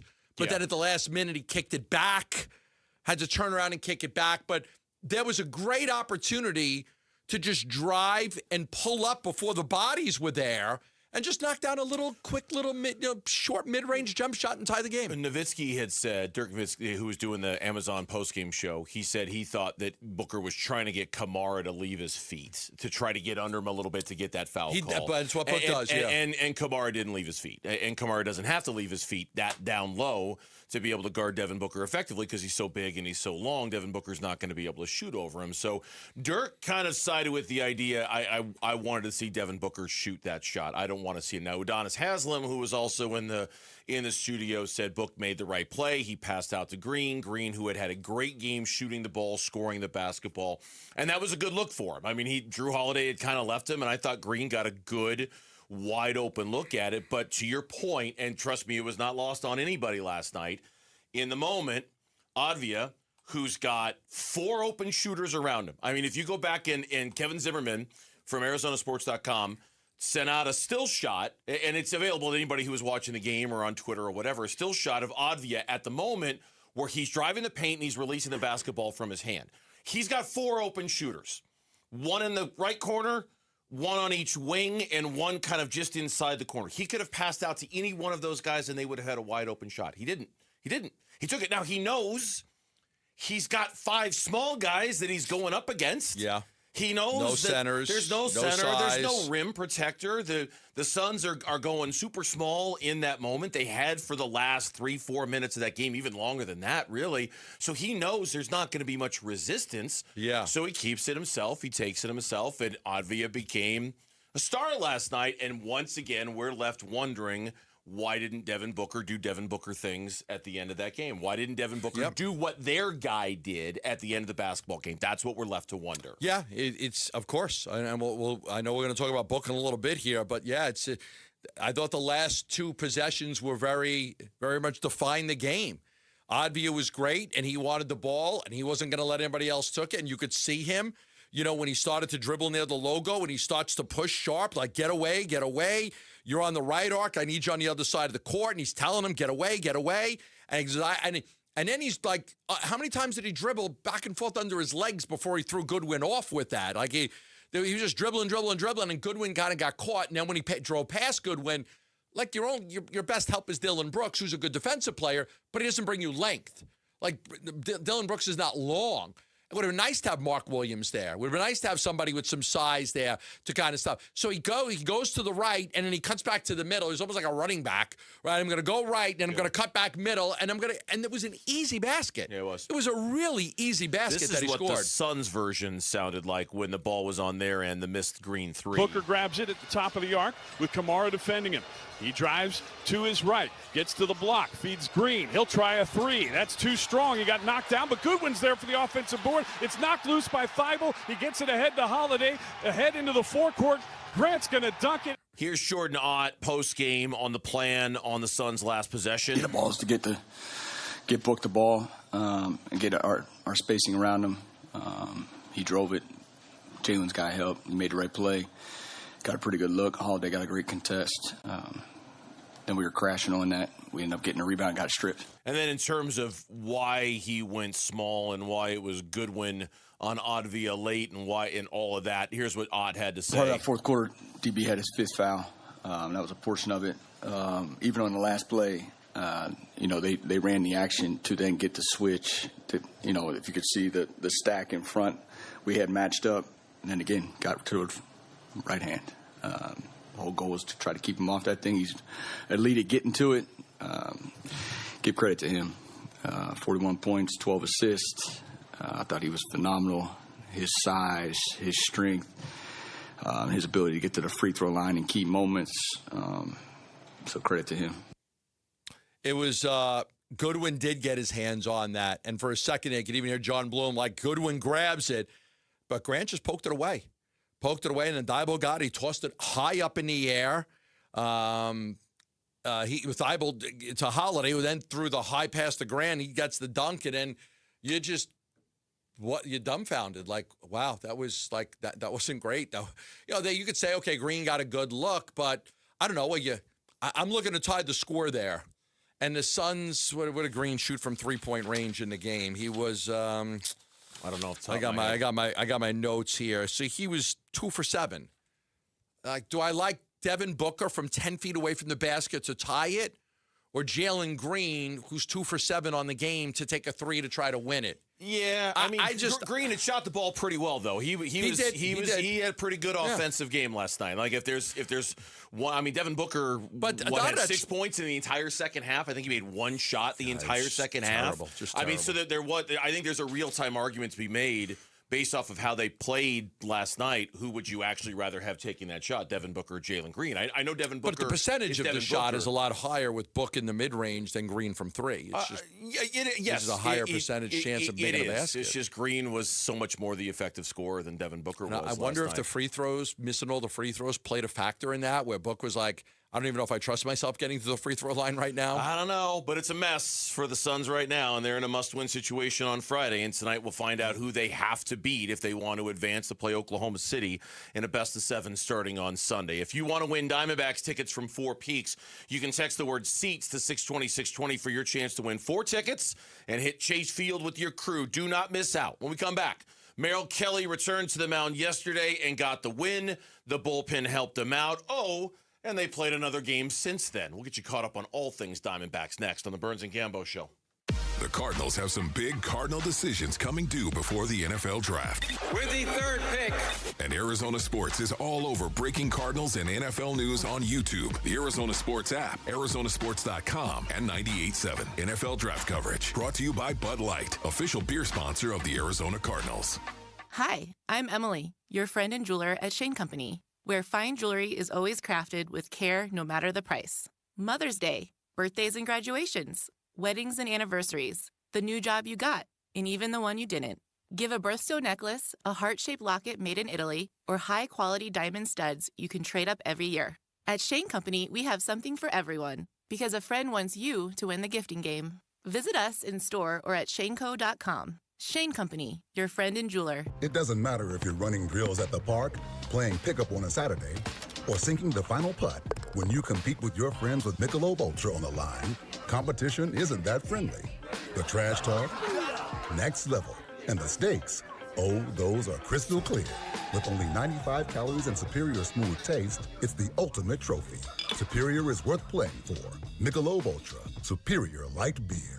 Enjoy responsibly. Copyright 2025, Anheuser-Busch, Michelob Ultra Light Beer, St. Louis, Missouri. Pet owners and parents know the struggle. Every time dogs or kids go outside, they track mud right back in. If you're tired of scrubbing floors, you need Muddy Mat, the anti-mud mat that cleans paws and shoes before they ruin your home. Only Muddy Mat features thousands of ultra-soft microfibers that are 5 times more absorbent than ordinary mats, instantly trapping dirt and water to protect your floors. Put it by every door, under pet bowls, in the kitchen for spills. It even makes a perfect bath mat. And it's 100% machine washable, so cleanup is effortless. Since getting Muddy Mat, I don't worry about what my dog gets into. His paws are clean the second he steps off. No more mopping. I love it. Thank you, Muddy Mat. Right now, get a free medium Muddy Mat with your order of 2 or more mats at buymuddymat.com. This offer is only available at buymuddymat.com. That's BUYMUDDYMAT.com. Don't wait. Get your free Muddy Mat today at buymuddymat.com.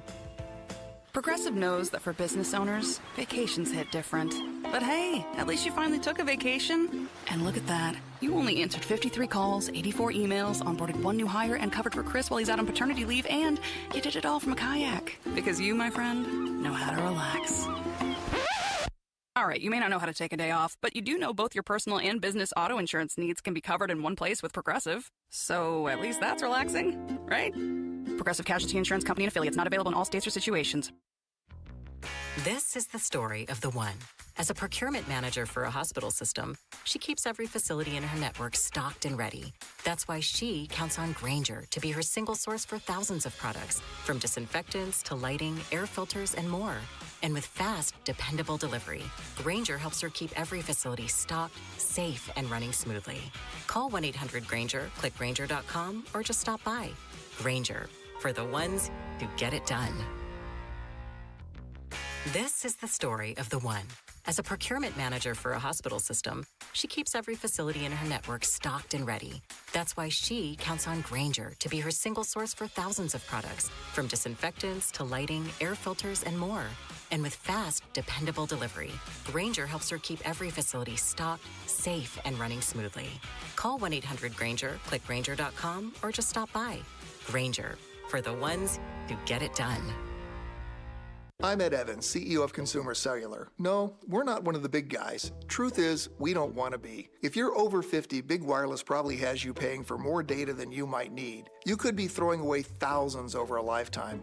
Our entry-level data plans start at just $20 a month. And for a limited time, switch and get your second month free. Call 1-888-FREEDOM, visit consumercellular.com or a store near you and get your second month free today. Plans include $5 credit for auto pay and e-billing. See site for additional details. The first ever Fiesta Bowl Flag Football Classic, presented by Oakley, is coming to ASU this Saturday and Sunday. 8 top Division I programs, 2 days, 1 stage, and tickets are completely free. This is fast, fearless football. Don't miss a defining moment in women's sports. Bring your friends and feel the energy. Grab your free tickets now at fiestasports.org/flag football. That's fiestasports.org/flag football. The game just changed. I'm Mitch Vareldis with Trending Now. It's presented by Parker & Sons Heating, Cooling, Plumbing, and Electrical. Diamondbacks got their 3rd straight series victory this morning with an 8-5 victory over the Orioles in 10 innings. Adrian Del Castillo powered the offense, driving in 5 of the 8 runs. Now the Snakes make their way back to the Valley. They'll start a 3-game series against the Toronto Blue Jays on Friday night down at Chase Field. In Arizona Cardinals news, top 30 visits wrap up in the NFL today, so the Cardinals got at least one more visit recorded today, that being Alabama quarterback Ty Simpson, who made his visit to the Valley. Simpson is one of 3 reported quarterbacks to have had a top visit with the Cardinals, the others being Penn State's Drew Aller and Miami's Carson Beck. And in the NBA play-in tournament, the Phoenix Suns' next opponent will be determined tonight. The 9th-seeded Clippers host the 10th-seeded Warriors in the Intuit Dome for the right to play the Suns on Friday night. Tip-off for that game is at 7, and you can hear all the action over on ESPN 620 AM. This report is brought to you by Asset Preservation Wealth and Tax. Retirement comes with stealth taxes, Medicare surcharges, Social Security taxation, and forced distributions. Schedule your retirement tax and income stress test today at AssetPreservationWealth.com.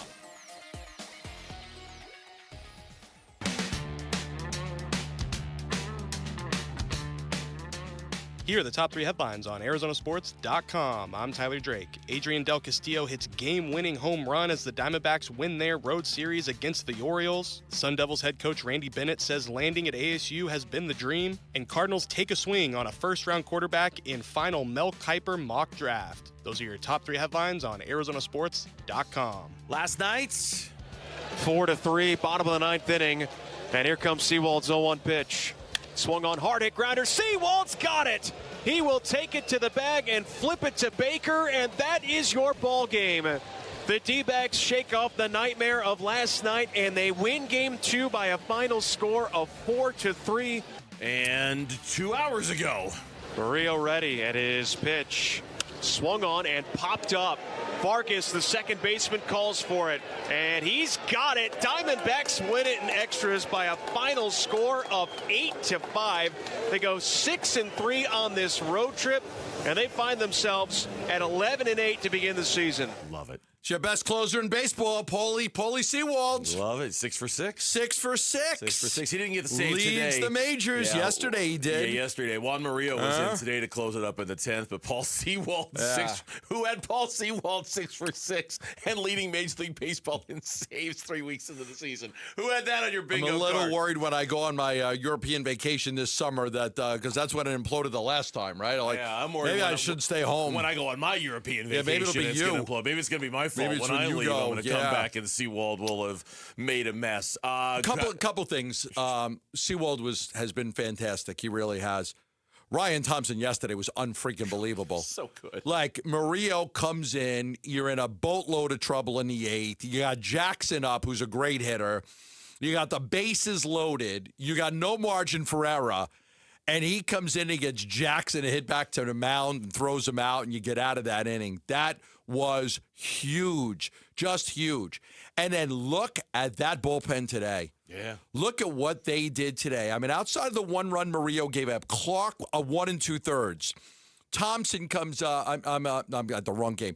Today the bullpen was just outstanding. Are you talking about last night's or today? Because they were both good. They were both good. Well, whichever one you want to talk about, we can talk about. But yesterday was great. But today was just as good because if you look at it, outside of the run, Ginkel gave up.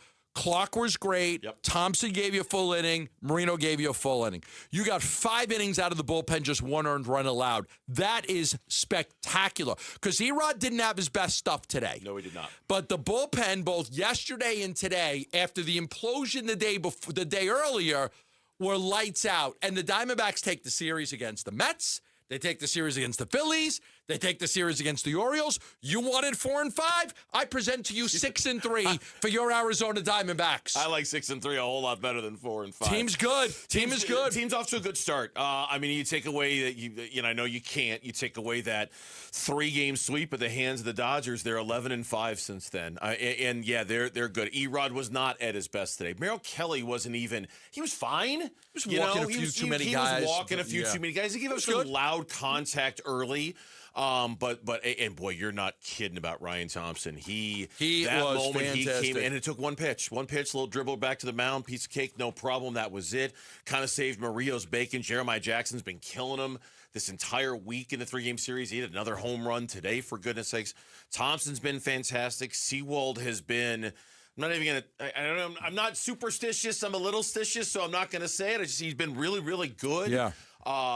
Murillo was good today. It was good to see him bounce back. Taylor Clark has been great. Kind of under the surface has been.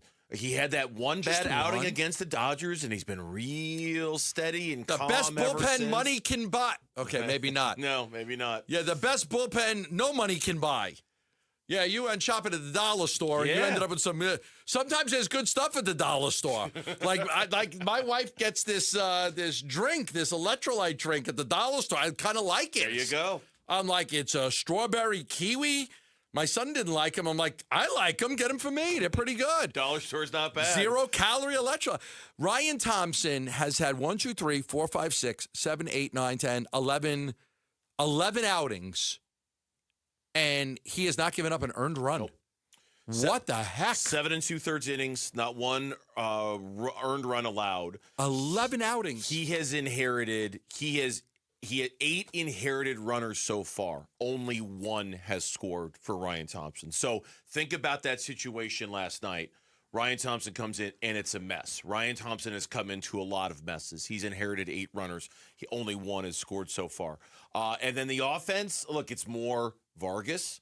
It's more Fernandez. He crushed a double off of the wall. Vargas with the 3-run homer. I got Vargas as the MVP of the National League right now. Yeah. How about Adrian Del Castillo? Oh, that bomb. That bomb 2-run of a home triple run. today. Bomb in the 10th. And then I was thinking Oh, of my you. goodness. Because the last time the Diamondbacks played an extra inning game this year, we came in the next day and we complained about how they were terrible. They were terrible in extra innings last year. I think there were only 3 occasions last year where they scored 3 or more runs in any single extra inning that they played. Think it was 3, maybe 4. They played like 27 extra innings last year, and in only 3 or 4 of them did they score 3 or 4 runs. I was listening to the radio broadcast at the time, and Chris Garagiola made the point, if you score 3 runs, you win like 90% of the time in extra innings. It's just too big of a deficit to get over. So when Del Castillo hits the home run, and then Nolan Arenado with the bloop base hit, 3rd RBI of the frame, the master of the bloop single didn't get much on it. Just dropped it in between the infielders and the center fielder, and it scored a run. You're like, okay, so take it. I know we're like throwing 2 games worth of D-backs at everybody, but I think in some ways the tale of both of these games are similar. 2 starting pitchers who did okay but weren't at their best. One making his first start of the year, and the other got off to an incredible start and was kind of bound to come back to earth. In both games, the bullpen, outside of a pitch here, a guy there, the bullpen was extraordinary. And offensively, you're doing just enough, whether it's Vargas last night, whether it's Fernandez last night, whether it's Del Castillo today. Barossa today had a big RBI double. Yeah, back-to-back. Alec Thomas and Barossa. I love Barossa. Corbin Carroll had 2 doubles today. Like they're doing. In today's game, they're 5 lead changes, 3 ties. It was this back and forth thing.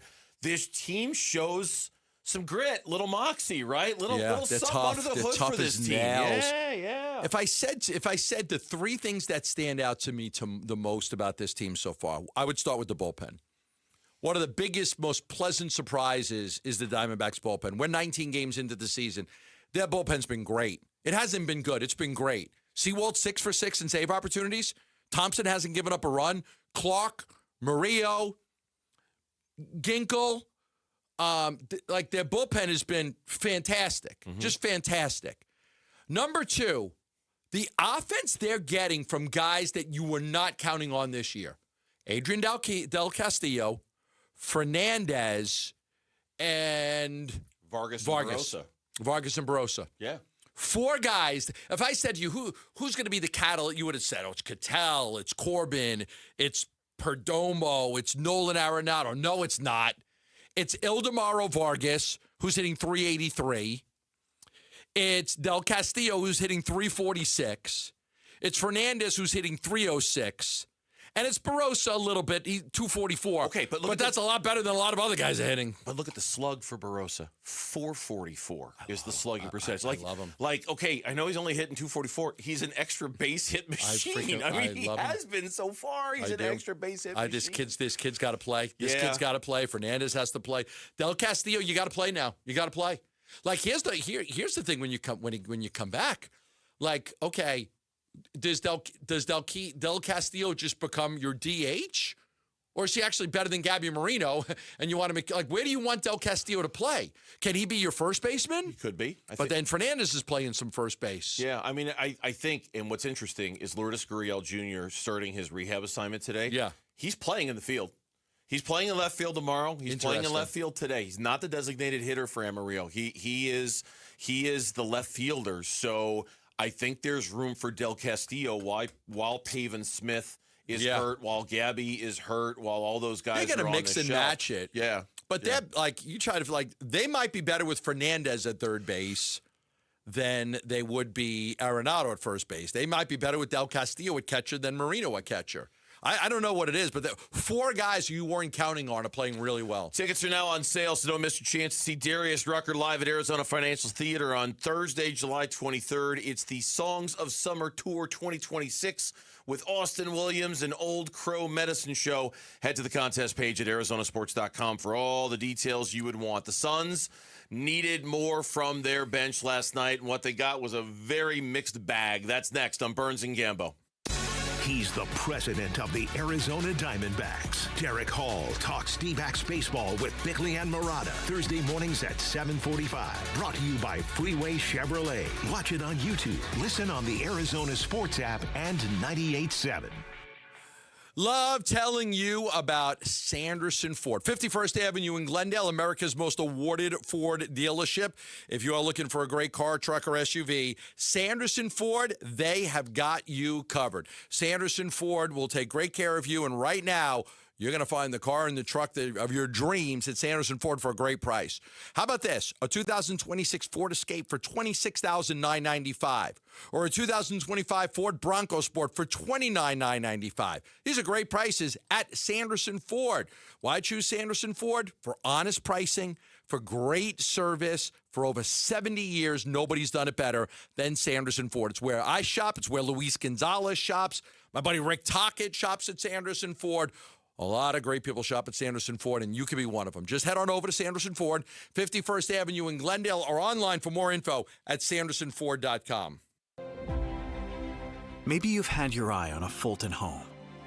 The premium craftsmanship, thoughtfully designed floor plans, resort-style amenities, and award-winning communities across the valley. A place where every detail feels intentional. For many buyers, homeownership can feel out of reach. But now, owning a Fulton home is more attainable than ever.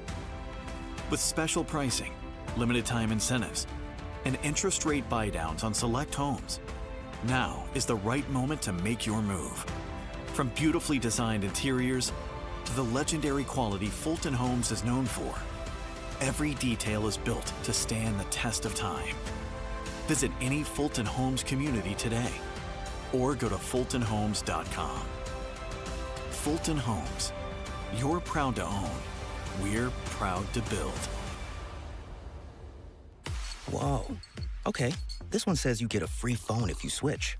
Hey, this one also says you get a free phone if you switch. Yeah, they all do, hon.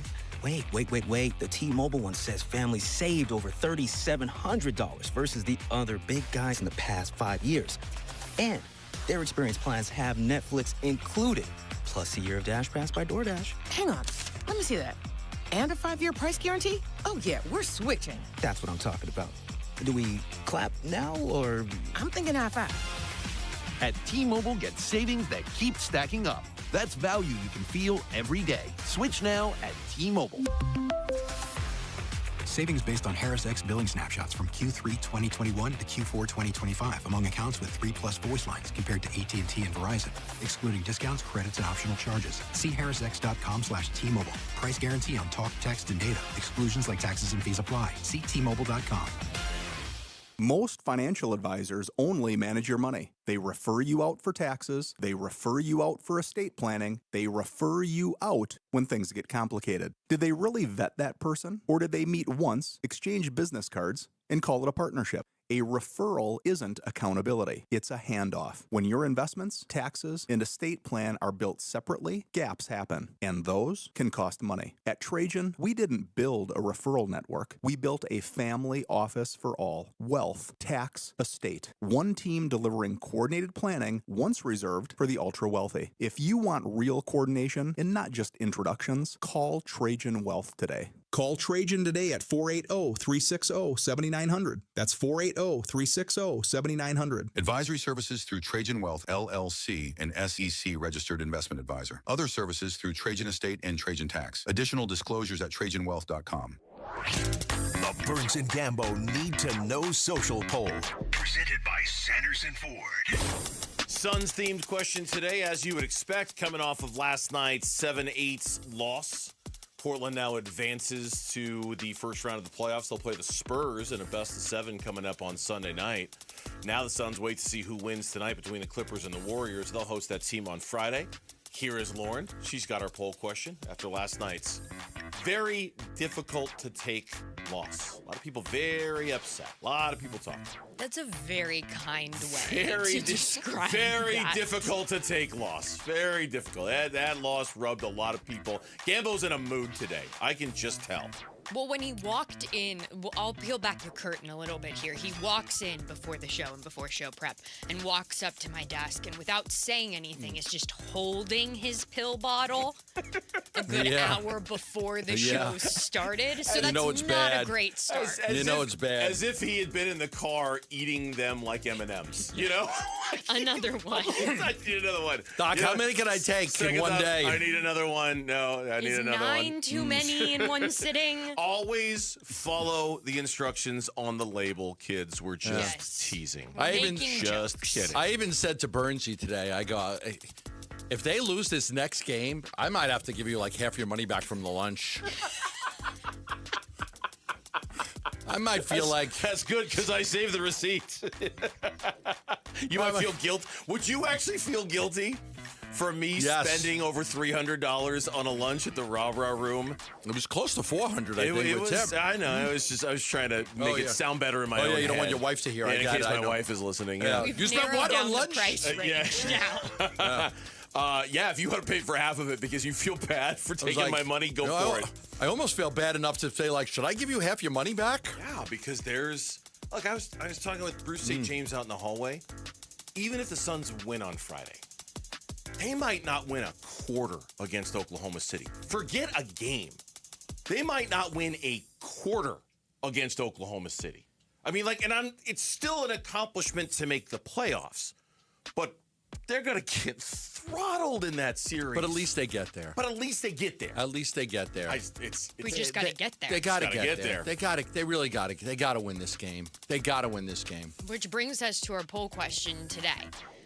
What was the bigger issue in last night's Suns loss? Was it the players or the coaching? Players. It's always the players.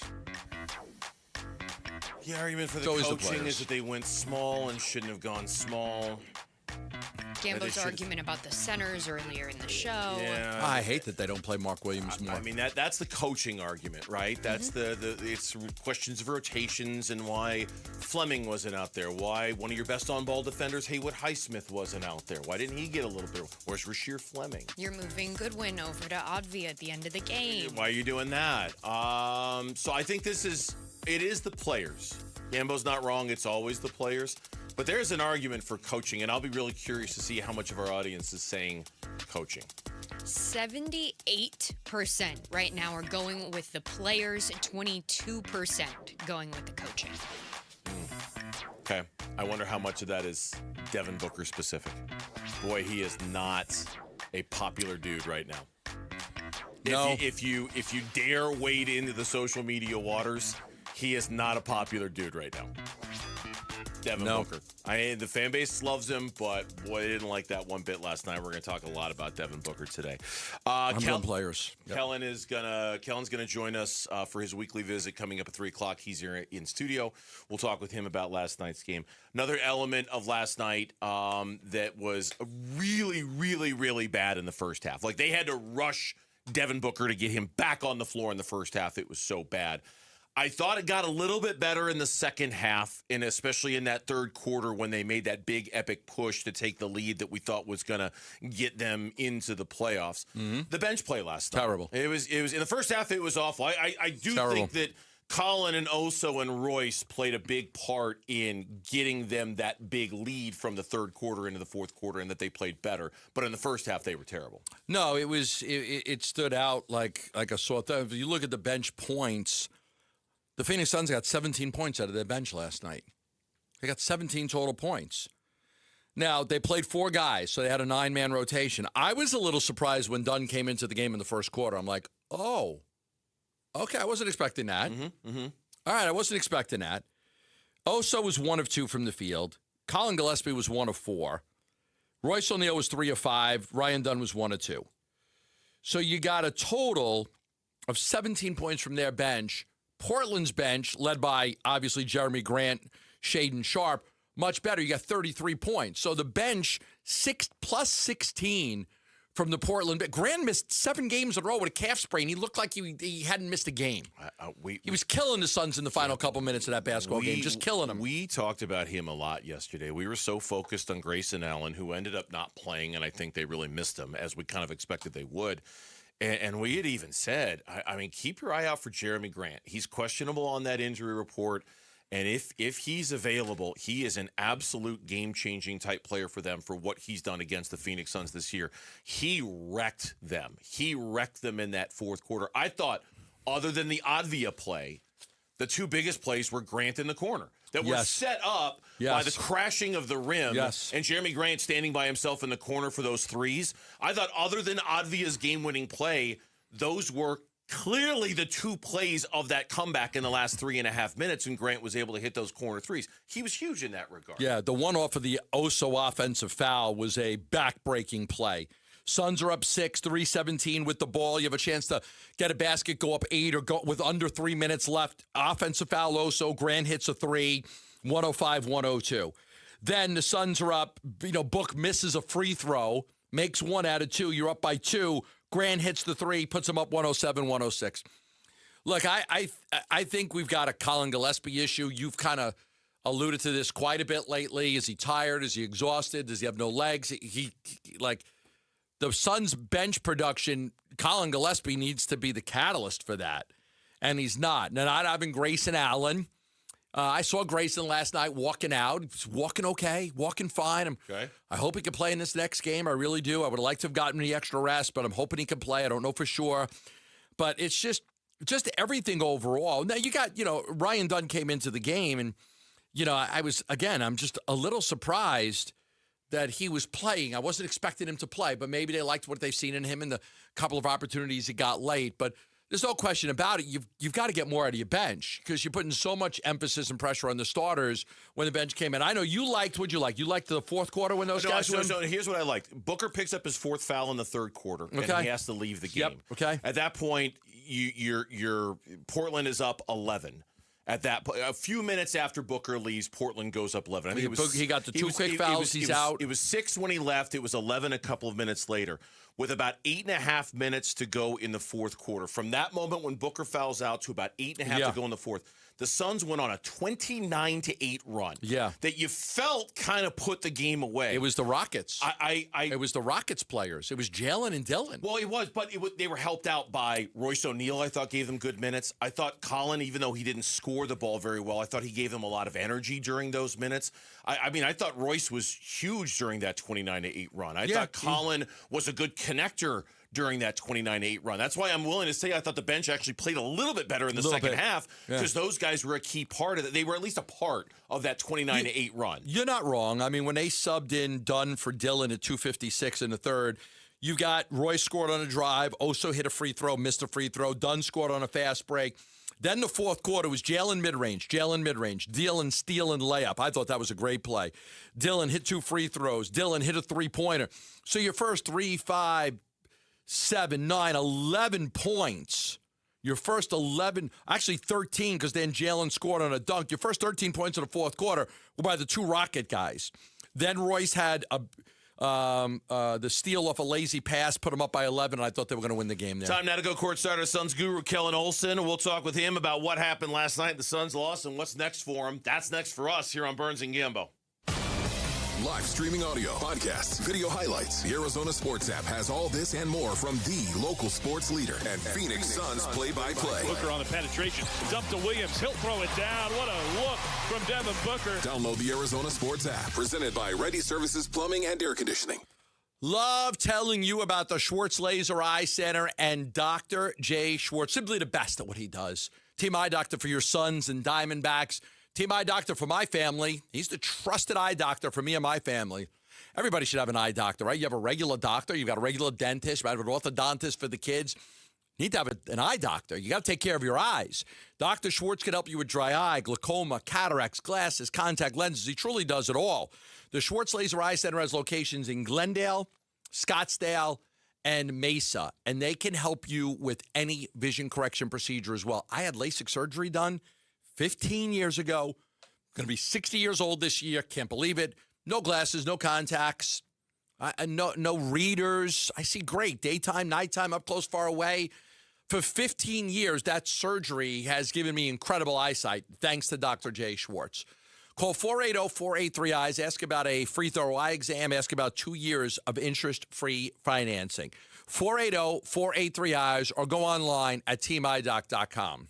Dan Bickley here, and you've seen the Sweet James billboards. Fun name, serious results. So if you are hurt in any kind of accident, don't let the insurance companies push you around. Sweet James Accident Attorneys has over 25 years of experience, 500-plus trials, and has recovered over $2 billion for accident victims. They even have a full in-house trial team and deliver some of the biggest settlements in the country. Call Sweet James at 1-800-9-MILLION. That's 1-800-9-MILLION, sweetjames.com. Progressive knows you think the grass is always greener. Like maybe you ride a motorcycle.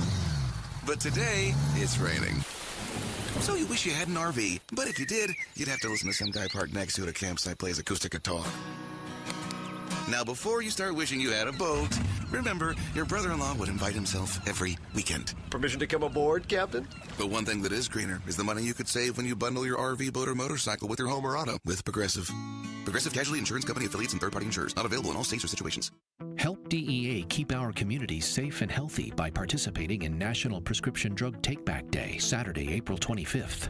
Take action right in your own home by cleaning out your medicine cabinet of unneeded medications.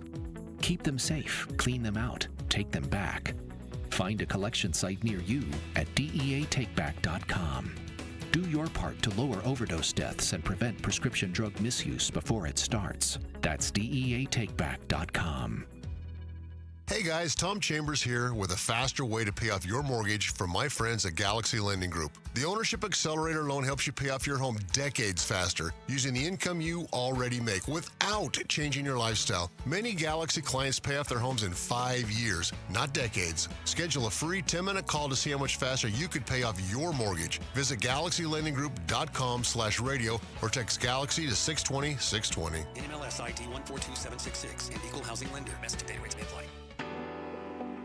Hey everybody, Dan Bickley here with my great friend Shane O'Hanrahan, GM of Chapman BMW, the guy that can make your car buying dreams come true. It's true, Dan. I can't tell you how many times somebody has called or emailed me and asked for me by name and said, hey, Dan Bickley sent me to get the hookup. And you know what? We make it happen. So put me to the test. I will make your dreams come true. That's Chapman BMW, 2 great locations. 1 great experience.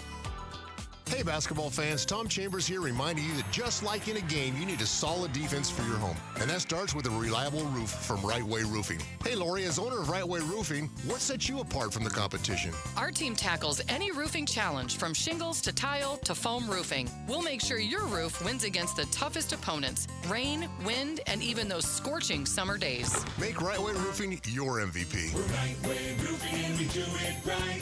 We'll always keep you watertight. Hey, it's Bodie and Victoria, owners of NewACUnit.com. In Arizona, it hits 100 degrees and suddenly AC prices magically go up. We don't play that game at NewACUnit.com. Even with manufacturers raising prices this year, we've used our buying power to keep your costs down. And the price you see online, that includes everything: unit, install, delivery, no surprises. Just a smarter, more affordable way to stay cool at NewACUnit.com. Save thousands, save time, buy online, NewACUnit.com. Southwest Gas is proud to support the lifestyles of Arizonans along with economic development in our communities. Hi, it's Vince Marotta. Many of the businesses that have relocated their operations into Phoenix are dependent on natural gas to support business and production. Southwest Gas provides affordable, safe, and reliable natural gas service and helps provide a sustainable energy source our state needs for continued economic development. To learn more about the Southwest Gas commitment to community growth and economic development, please visit swgas.com. KMVP FM Phoenix, live from the Casino Arizona and Talking Stick Resort Studio. Arizona Sports, the local sports leader.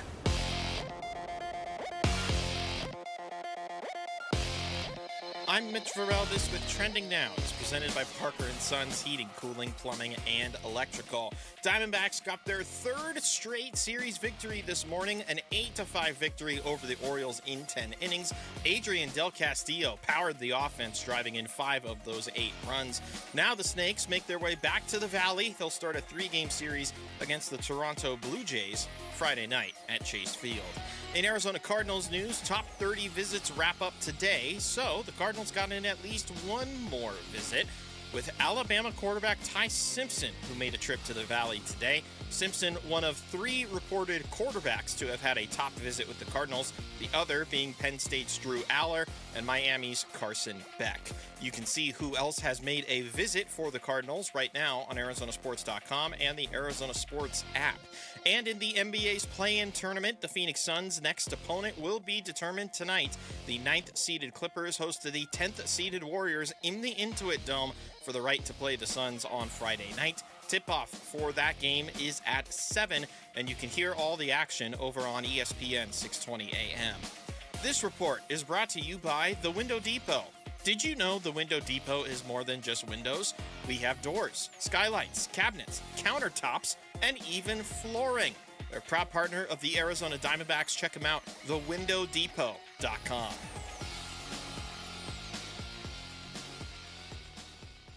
Arizona Sports, the local sports leader. Suns insider Kellen Olsson joins Burns and Gambo to talk Phoenix Suns basketball. We'll start with questions. Remember to state your name and affiliate, please. Up next. Back here, Kellen. Great. Sorry, Kellen. My fault, everyone. Courtside with Kellen. Brought to you by Southwest Gas. For almost 100 years, Southwest Gas has been there, helping turn neighborhoods into communities, houses into homes, and big dreams into reality. Every Wednesday, we're chatting Suns basketball with Kellen Olsson, co-host of Arizona Sports at Night, Suns guru from ArizonaSports.com. Great must-read piece that he had this morning on ArizonaSports.com. Summarizing last night's game, his preview piece for Portland was phenomenal. We referred to that was many, a great many piece. times. That was a really good piece. Thank you, guys. Unfortunately, it was so good.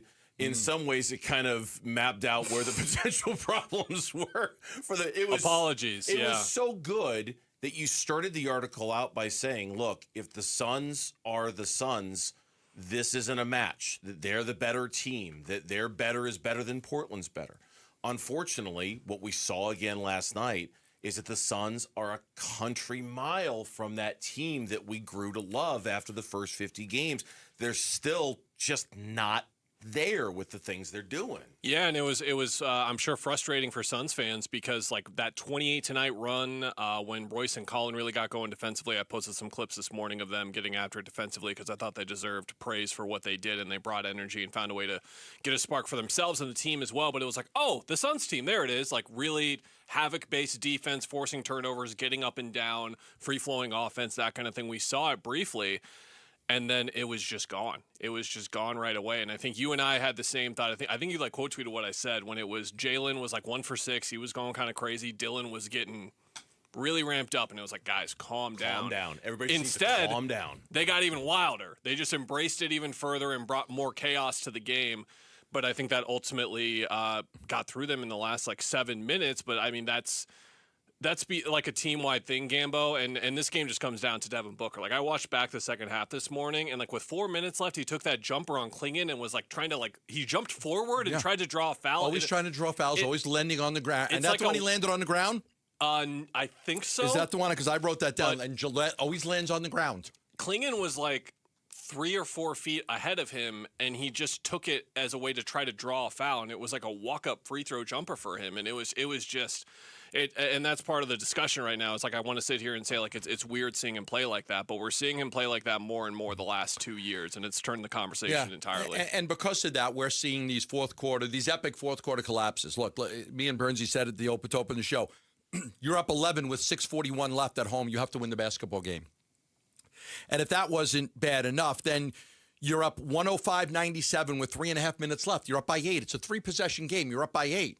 You got to win that basketball game. You can't allow the Portland Trailblazers to go on a 17-5 run to end the basketball game.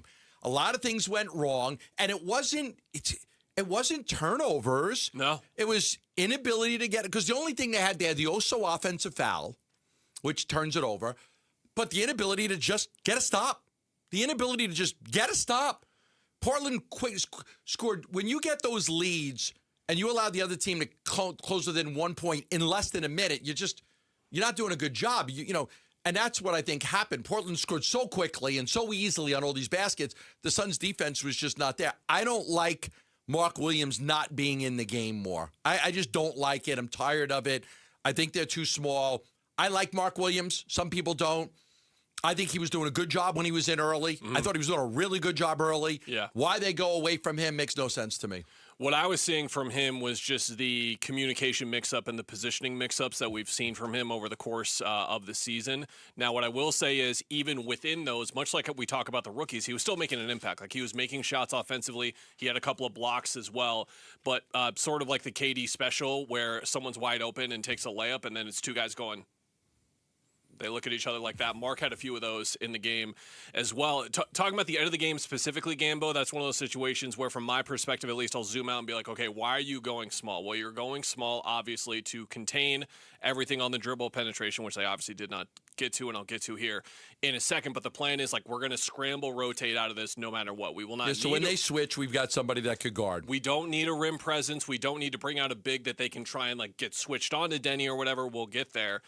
Goody can't let him get to his right hand. That's what Ott said after the game, and that was the mistake there. But I thought Dylan, when Denny was orchestrating, calling out Sharp to move to the other side, Dylan was on him, and then Dylan just planted himself in the key and was basically the guy that was going to stop Denny if he got in there. And then Dylan tried to take a charge for a half second, and then he swiped at the ball, and then he was in the air, and then it was over from there. So I think that's more on Jordan recognizing where his team has flaws, where it's like, okay, you're going small to contain the dribble penetration. Can your guys even execute that properly? Because they did not. It was a horrible defensive possession. It was terrible. And again, I think I'd rather have the rim protector in there. My feeling is Avdia is going to drive. He's going to drive. He's trying to get downhill. He was getting downhill. He had a great game. I'd rather have some size in there. Look, when Book drove, they had 3 guys on him. He got too far in. To the paint, and then he had to kick it back to Jalen. It was an easy shot there. He didn't take it. He drove a little bit further. He got 2 downhill, and then he was in a whole lot of trouble. It's just, listen, in a nutshell, we could complain about a play, 2 play. end-of-game execution has been haunting this team for a while now. How about the multiple red carpets that they got rolled out to them to get bailed out? We've all watched basketball long enough to see, like, when a team's spiraling, but then a few things get in their favor, and you're like, okay, they're going to escape this. Like the flagrant, and then I believe it was a turnover right after that. And then Green hits the 3 to go up 8, and you're like, okay, they're going to get away with this probably. And then Goody just getting a layup off of a really good designed play. Book essentially called it out. They switched it late because they thought Kamara was going to have to switch on to Booker. And then that left Kamara wanting to stay on Booker. Goodwin was wide open. It was a nice call by Book that he made there on the fly. And then you're like, okay, they're going to get away with this still. And they did not at all. And just everything we've talked about for the last 2 months was just there in a haunting way to 2 years ago for sure. So now what? I mean, we all know now what, but now what? Because it's going to be, what are we rooting for tonight? What do we want to have happen? What's going to happen on Double Friday? overtime now thriller what? tonight. Right. Yeah. And what do we want? I got to figure out how we're going to do the Empire of the Suns podcast. And like for you yourself, guys, like if I was in your position doing the show on Friday, like how to talk about this game on Friday, because like what do we expect both teams to go in with mentally? Because you know what's going to happen. You guys are going to get your ass kicked for 4 games and you're going to be out. So how are these teams going to approach Friday? Are they going to be competitively in it? If one team's down 15, are they going to be like, okay, 1, 2, 3, Cancun, let's get out of here. I don't want to go and get assaulted by Lou Dort for 4 games. Just get me out of here. You've got two, but I'm going to cut you off for a second. Remember when Barkley said you can't get swept? I never got swept. Yeah.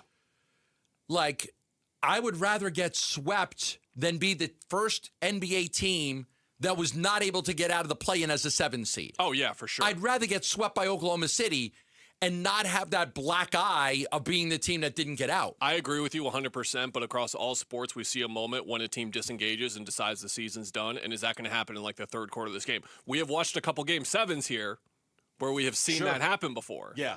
And it's like, where they're like, oh, never mind, we're done. And this applies to all teams. I'm not talking about the Suns. The Clippers have had a very up and down year. Some of these years with Kawhi have been weird. The Warriors have had a really weird year, but it's like minor things game. But like we talked about the big lineup, both these teams play small. So now it's like, what are you going to do with your bigs? How do you counter what those teams are going to do with smaller lineups? Golden State's been bad. They've been 12-26 since Jimmy got hurt. They've been 3-6 with Steph in those games. They're a wild card. You don't know what to expect. Clippers have been fine. It was also like Jordan Miller was like their second best player in that Portland game when I watched it, and I was like, oh my gosh, what's going on over here? Suns should be favored. Should win. They should win. But we said that about Tuesday. They should have won. So who knows, man? Kellen, good stuff. I know if the Suns are to win on Friday, you'll be in Oklahoma City anchoring our coverage, centering our coverage with the team for what would be Game 1 on Sunday, Game 2 on Wednesday. So yeah, our talk on Wednesday will either be the season finale or I'll be from OKC. We'll see. One of the two. Yeah. Thanks for coming in, man. We appreciate it. Thanks, guys. Kellen Olsson from ArizonaSports.com and Arizona Sports at Night. Do you guys have a show tonight? Yes, full show tonight, starting at 6. At least the dinner was good yesterday. You have any of that pasta they had last night? Matty treats us well. That pasta was Matty pretty good. treats us well, man. He's done much better than previous owners. That was a good pasta they had at dinner last night. Take your shot at Sonic Smasher for a chance to win $25 Sonic gift cards. One lucky winner will take home the grand prize, a $500 Sonic gift card. Text the word Smasher to 620-620 to enter. When are we going to see a fourth quarter Booker performance that shows us all how good of a player he is? That is coming up on Burns and Gambo. Wolf and Luke, middays 10 to 2. They need to win this game on Friday. I'm just going to keep saying it. I'm not the only one saying it. But if you close out this season the way you did over the last 30, 35 games, and then you become the first 7 seed to ever miss the playoffs because you couldn't win 1 of 2 play-in games at home, it's going to raise serious questions going into this offseason of, did we already see this team hit its ceiling back in December and January? It doesn't mean they have hit their ceiling, and I'm talking big picture. But it's going to raise real valid questions. Wolf and Luke, middays 10 to 2 on Arizona Sports, the local sports leader. I'm John Morgan of Morgan & Morgan. Why should you hire America's largest injury law firm for your case? There's lots of reasons. Just like there's a reason millions of people called us last year in their time of need. When it comes to fighting for justice and compensation, millions of people across the country trust us to go to battle for them. We became the largest injury law firm in the world for a reason. There's only one Morgan & Morgan, forthepeople.com. Injured? Dial pound law or visit forthepeople.com for an office near you. Hi, this is Stuart Willis, president of Asset Preservation Wealth and Tax. A personal relationship with your financial advisor really matters. It's super important that you have the ability to talk about anything you need to with your advisor. So if you have been pushed off to a call center and you don't have a one-on-one relationship with your financial advisor, then reach out to us at assetpreservationwealth.com. That's assetpreservationwealth.com. Investment advisory services offered through Foundations Investment Advisors, LLC, an SEC registered investment advisor. The D-backs face off against the American League champion Toronto Blue Jays for a weekend series starting April 17th. Get your tickets now at dbacks.com. Hey, I'm Ron Wolfley, and I'm sitting here with Garrett Lee, co-owner of Moving Team 6. Moving season is quickly approaching, and I didn't even know there was a moving season. How would you advise people? Actually, the month of May is National Moving Month. That's right, we have a National Moving Month. Yes, we will be busy this summer, so we always recommend calling us as soon as possible. Let us come out, do an on-site estimate. Let us meet you. If you've got a move coming up, go to movingteam6.com for more information. Your move is our mission. Freeway, Chevrolet, I-10, and Ray. At Freeway Chevrolet, buying a new vehicle is as easy as 1, 2, 3. And right now, you can get supplier pricing for everyone on new Silverado 1500s. Chevrolet, together, let's drive. Supplier pricing for everyone on new Silverado 1500 model. See dealer for details. Must take new retail delivery by April 30th, 2026.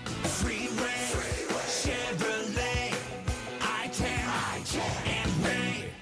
If you owe back taxes, listen carefully to rule number 1. Never go up against the IRS alone. They're cracking down, freezing bank accounts, garnishing paychecks, canceling passports. Even your home or business could be at risk. But here's what they don't tell you. The IRS has powerful tax relief programs that could save you thousands if you qualify. That's why smart people call Optima Tax Relief, America's #1 tax resolution firm. Nobody knows these programs like the experts at Optima. Their team of tax attorneys and licensed professionals have resolved over $2 billion in tax debt for people just like you. The IRS is not stopping, so don't wait and don't take them on alone. For tax help you need, for tax help you can trust, call Optima today for a free consultation. Call 800-343-6460. 800-343-6460. 800-343-6460.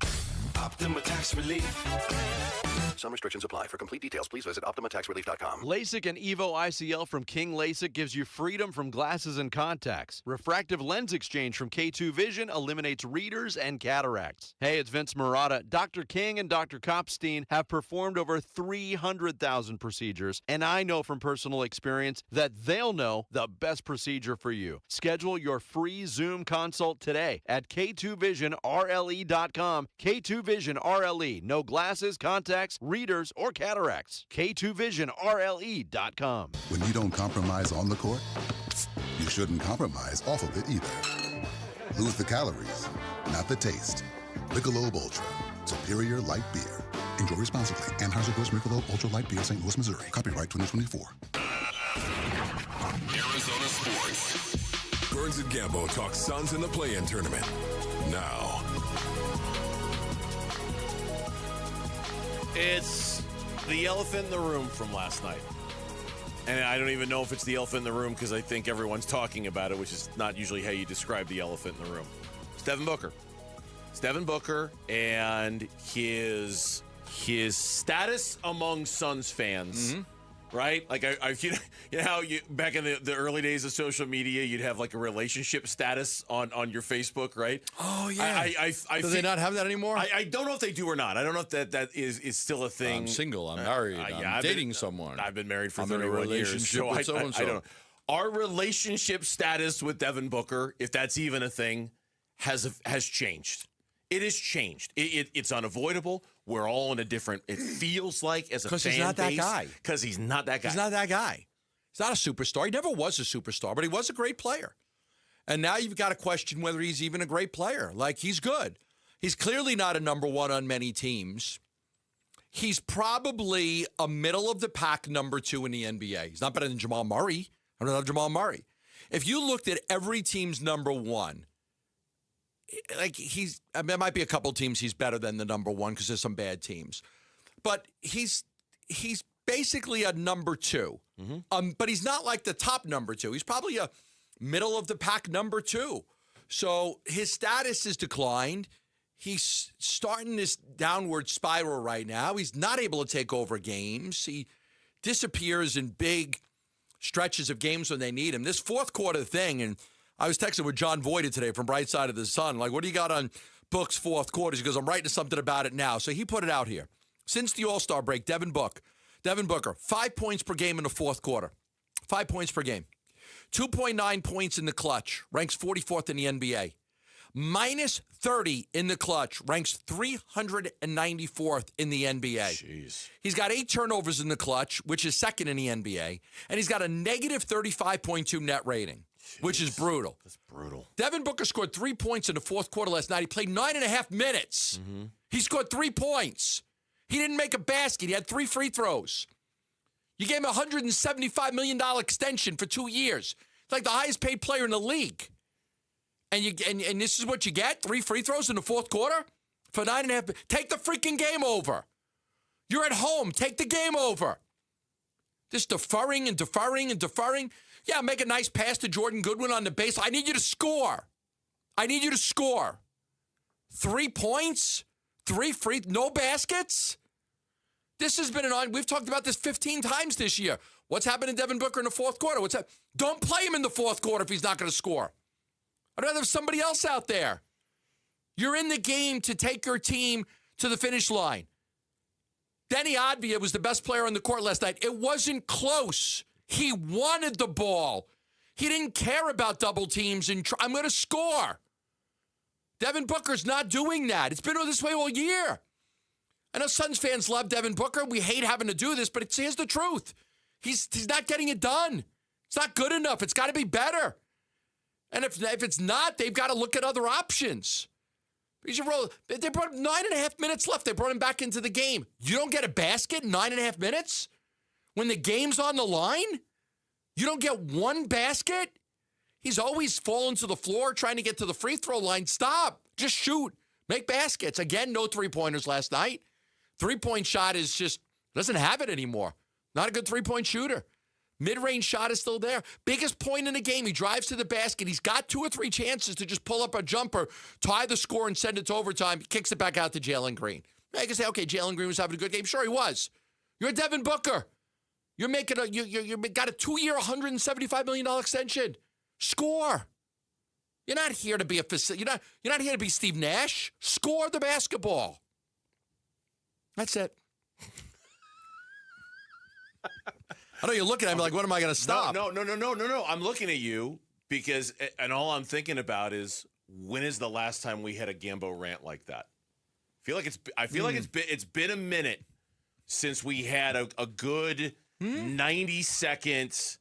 I got some stuff to say. Yeah, I got. It's some, not good enough. You have to play better. I got some bleep to get off my chest here, and I'm gonna share it with you all now.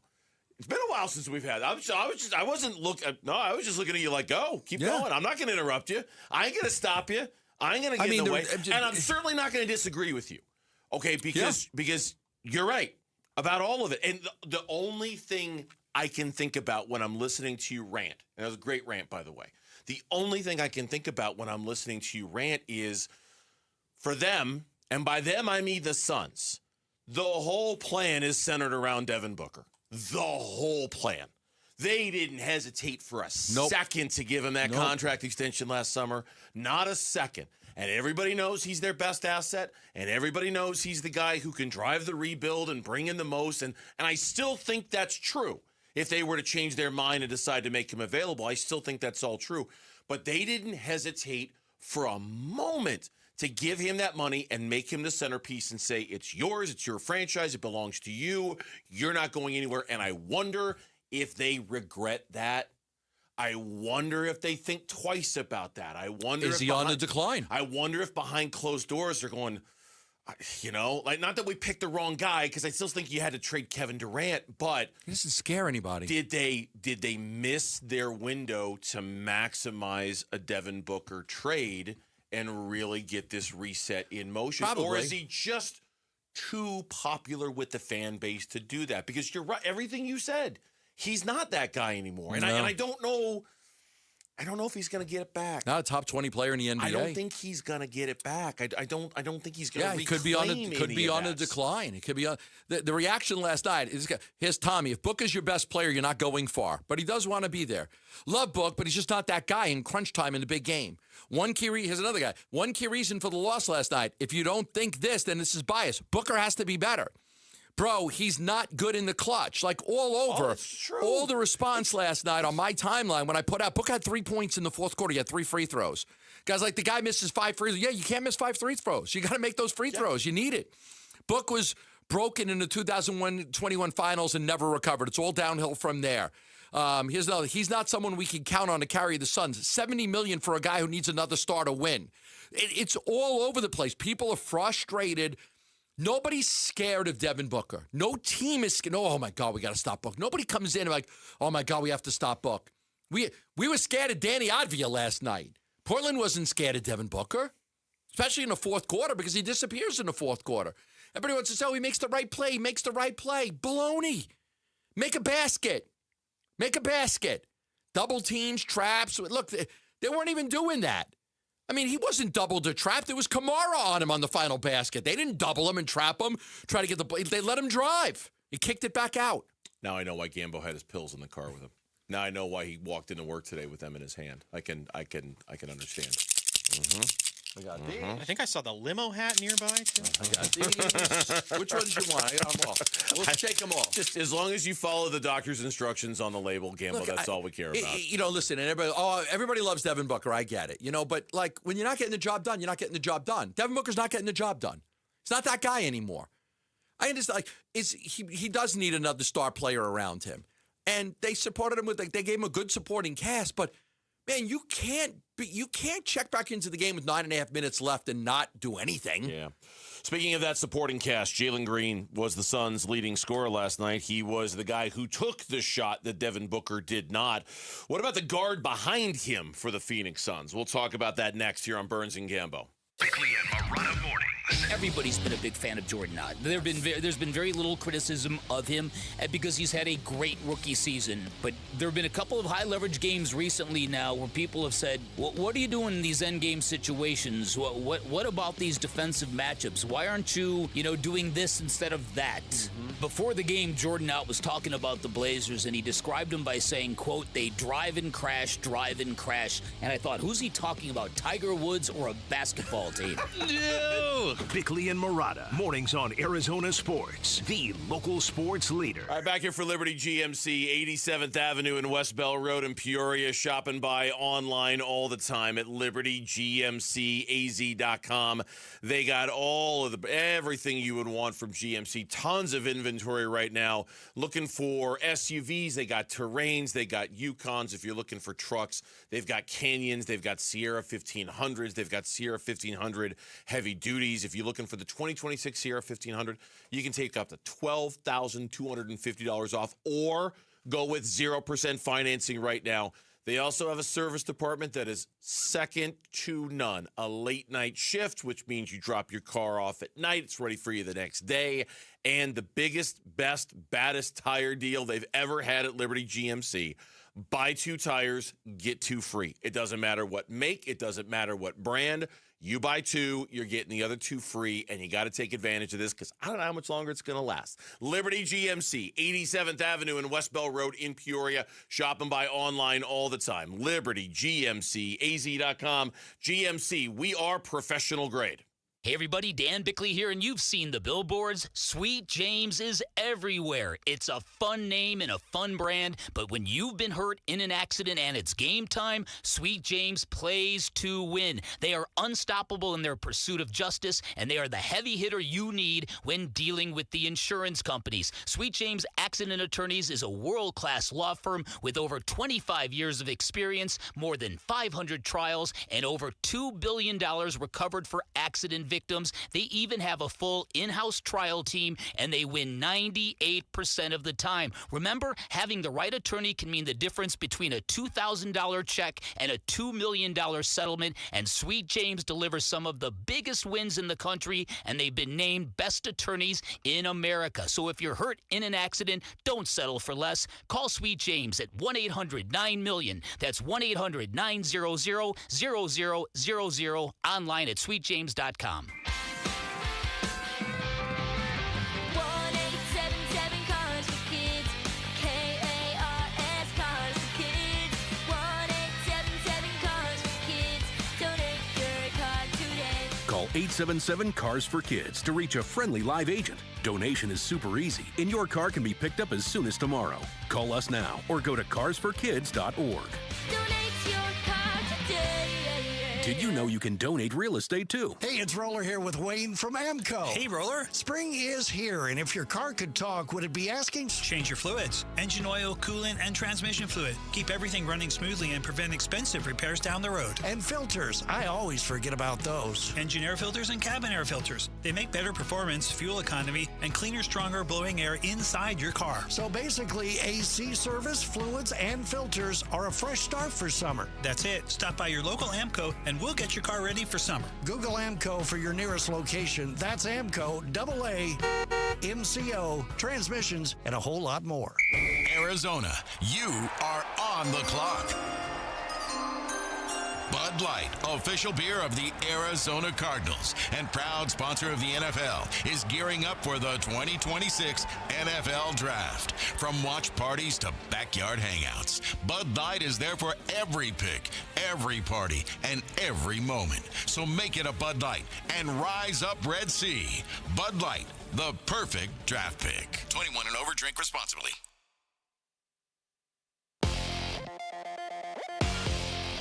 I'm Mitch Vareldes with Trending Now. It's presented by Parker & Sons Heating, Cooling, Plumbing, and Electrical. Diamondbacks got their third straight series victory this morning with an 8-5 victory over the Orioles in 10 innings. Adrian Del Castillo powered the offense, driving in 5 of those 8 runs. Now the Snakes make their way back to the Valley. They'll start a 3-game series against the Toronto Blue Jays. That'll be Friday night at Chase Field. In Arizona Cardinals news, top 30 visits wrap up today in the NFL. So the Cardinals got at least one more recorded visit today. That was with Alabama quarterback Ty Simpson, who made a trip to the Valley. Simpson is one of 3 reported quarterbacks to have had a top 30 visit with the Cardinals, the others being Penn State's Drew Aller and Miami's Carson Beck. And in the NBA play-in tournament, the Phoenix Suns' next opponent will be determined tonight. The 9th-seeded Clippers host the 10th-seeded Warriors in the Intuit Dome for the right to play the Suns on Friday night. Tip-off for the game is at 7, and you can hear all the action over on ESPN 620 AM. This report is brought to you by The Window Depot. Did you know The Window Depot is more than just doors? Well, it's more than just windows, I should say, but they do also have doors. They have skylights, cabinets, countertops, and even flooring.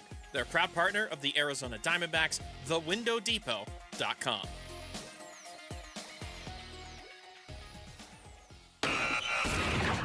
Arizona Sports. Burns and Gambo talk Suns in the play-in tournament. Now. Booker grabs it at the top of the arc with Kamara defending him. He drives to his right, gets to the block, feeds Green. He'll try a 3. That's too strong. He got knocked down, but Goodwin's there for the offensive board. It's knocked loose by Thibault. He gets it ahead to Holiday, ahead into the forecourt. Grant's going to dunk it. The final play, Devin Booker taking the ball, passing it out to Jalen Green, missing the 3, led to the Goodwin offensive rebound, the strip, end of the ball game, and the Suns lose. Jalen Green, part of the reason why we're talking about that final play so much was something Devin Booker said after the game about how Jalen Green carried us tonight. His words, not mine. He was scoring all over the court. You know, he was getting in the teeth of their defense and being patient about it, and knocking down tough shots. He carried us well tonight. So why pass the ball to Green on that final play? Yeah, he had it going the whole night. I mean, you know, I can take that shot too and force overtime, but, you know, I seen Drew sleeping a little bit, and Jalen shifted to open space. Now, we can debate all day long. I could take that shot and force overtime, then take it. Yeah. I'll take overtime right now. You're down. We could debate that shot all day long. It doesn't change the fact Jalen Green had a wonderful offensive game up until that point. Yeah, people. Wonderful. I heard people like, well, he turned the ball over 5 times. He took 29 shots. Okay, you're going to turn the ball over a little bit. Danny Avdia, who had a great had 5 turnovers. All right, like he had 5 turnovers. Nobody's complaining about Avdia's turnovers. Can I pause you on this one for just a second? The only issue I had with the turnovers was when they happened. 3 of them happened in the fourth quarter, and all 3 were right about the time when things started to fall apart for the Suns. When the Suns were up 11 and they went on that run that kind of basically ended the game, 3 of his 5 turnovers happened during that stretch. So while I agree with you that, and I tweeted out something about the 5 turnovers last night, it's because at the end of the game when it mattered most, he just got loose with it. He got loose with it. He got sloppy with it. He was making bad decisions. And I don't say that to take away from the overall great night that he had. He carried the Suns offensively. There are just these moments he has where he gets a little lost in the sauce sometimes, you know? He gets, at least for me, he gets a little, he just makes poor choices with the basketball. And for me, that's the thing with the 5 turnovers is that 3 of them happened during that stretch. I thought the worst turnover of the fourth quarter was that lazy pass from Royce that Tamani just grabbed and hit a 3 on. I'm like, oh my, can't have that. Yeah, I mean, but the green, that play right the there, green behind the back, yeah, I mean, it's bad. It's terrible. Yeah. And that's it. Unfortunately for me, and this is just me talking again. What he did last night was extraordinary and necessary and all that stuff.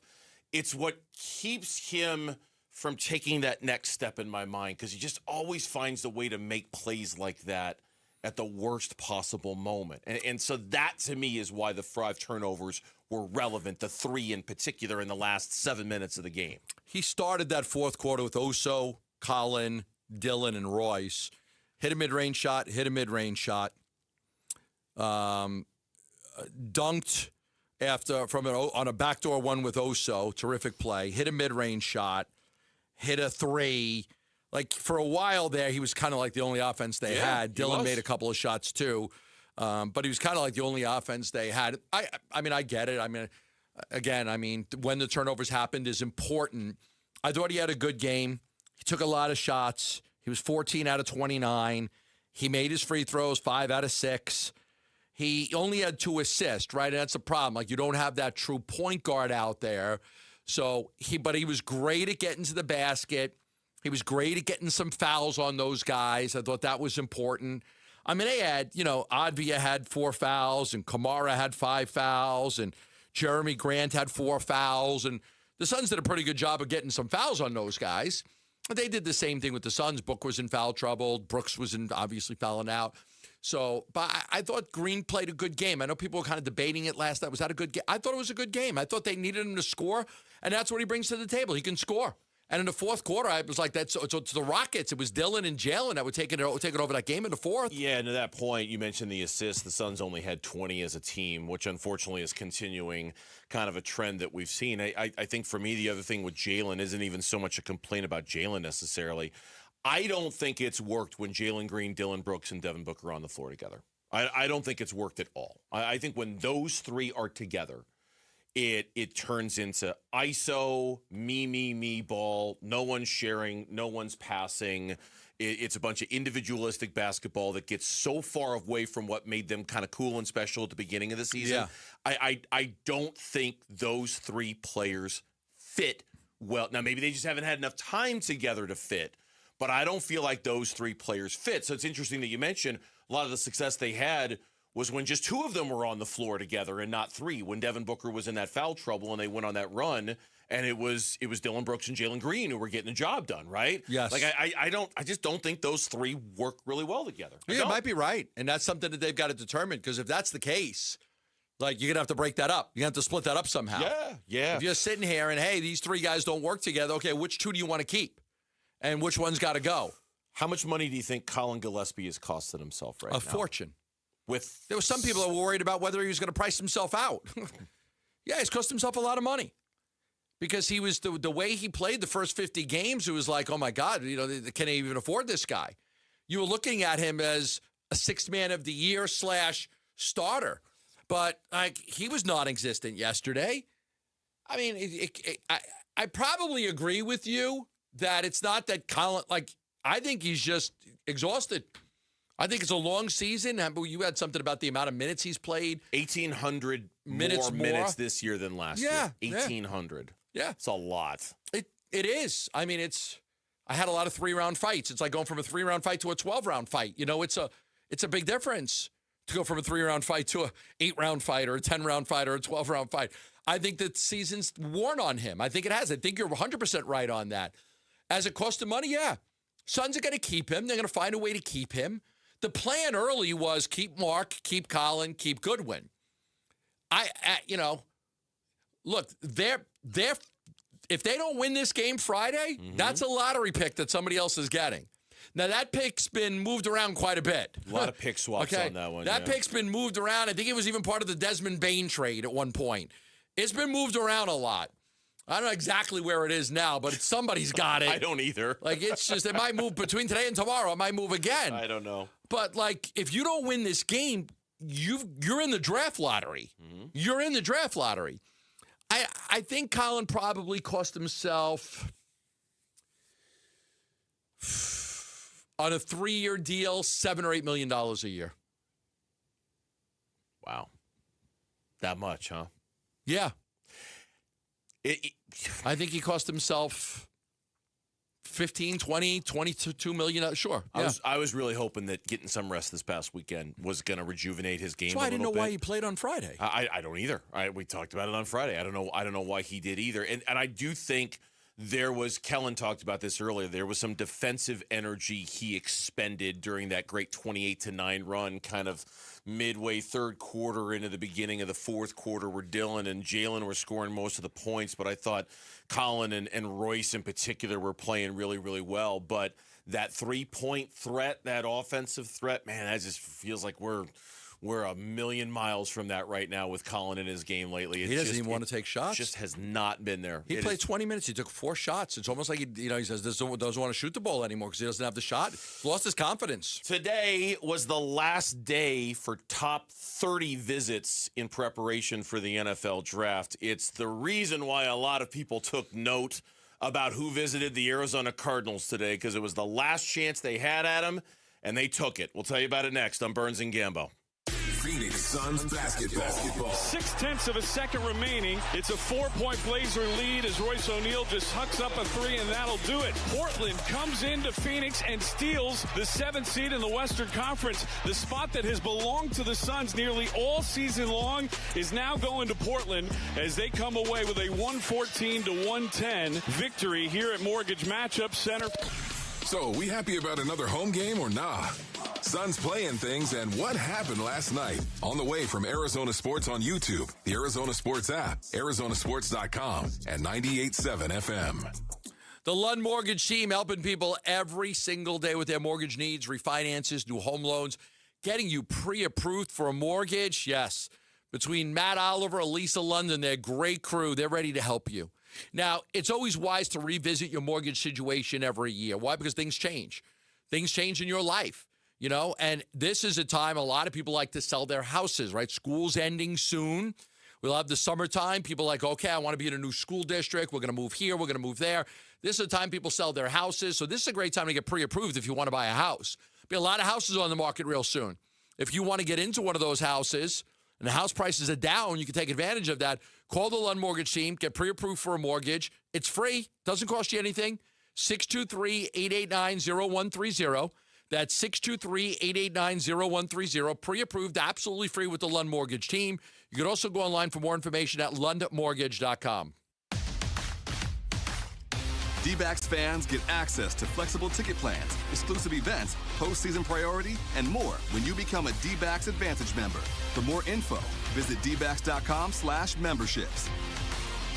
Got a stubborn clog slowing things down? Introducing Parker & Son's $89 drain clearing special. If you've got a ground level, easy access drain, Parker & Son's plumbers will clear it for just $89. Plus, you'll get a free camera inspection and free standard water heater maintenance. That's today's clog gone and future problems prevented. Call Parker & Sons at 602-2-REPAIR. That's 602, the number 2, then REPAIR for Parker & Sons. Standard water heaters only, no tankless. Is your financial advisor managing your risk or just a spreadsheet? Hi, I'm Jeff Jr., founder of Trajan Wealth. Many financial advisors rely on target date funds, which are one-size-fits-all portfolios that don't know your name, your family, or your goals. And that passive management can leave you dangerously exposed. At Trajan, we look at the whole picture, not just the stocks everyone else buys, but the private market opportunities most advisors ignore. And as fiduciaries, we build a strategy around you, coordinating your investments, tax strategy, and estate into one cohesive plan. Your financial life deserves more than just a generic portfolio. Real planning isn't a stack of statements. It's the confidence of knowing where your income will come from for the next 30 years. Good enough isn't good enough for your family. It's time for a change. Schedule your complimentary consultation today. Call Trajan today at 480-360-7900. That's 480-360-7900. Advisory services through Trajan Wealth, LLC, an SEC registered investment advisor. Private equity investments require accreditation. Other services through Trajan Estate and Trajan Tax. Additional disclosures at TrajanWealth.com.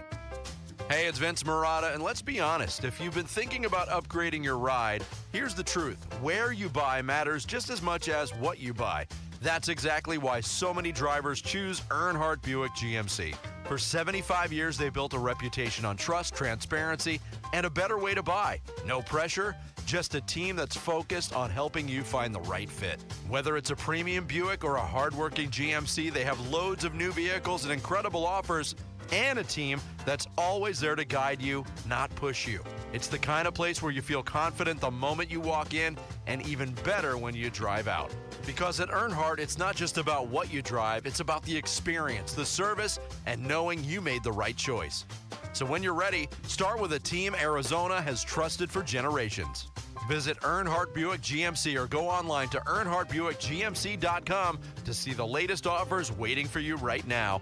We are professional grade.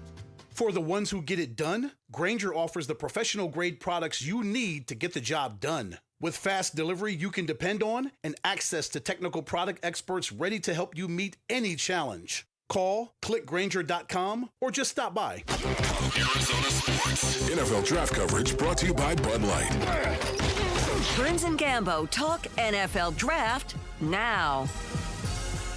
I have a question for you, Gambo. Fire away. When you were single. Okay. Define single. Define single. Not married and dating people? Oh, okay. When I was dating people. Okay. Yeah. Not married. Okay.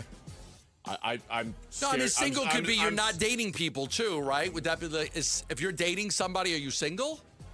Or you're not attached. You're dating people. I've been attached to somebody since I was 14. I don't even know what single is. So that's why I'm asking you to define it. So you really haven't ever really been single then. So since I was like 14, I've always. Okay, so then I'll open this question to you're going to see where I'm going with this here in a second. You were the wrong person to ask about this. Clearly, I'll open this up to the room. Have you ever been in a situation where you're single? And somebody in your friend group is trying to set you up with somebody else, and they're saying, this person is perfect for you. You are perfect for them. You two should totally be together, right? You're with somebody else? No. You're single. You're not dating again. But like when I was in college, there was this girl. Her name was Patty. How you doing? Everybody was trying to set me up with Patty. You and Patty would be great together. Oh, my gosh. Peppermint Patty? What? Huh? No, she wasn't Peppermint Patty.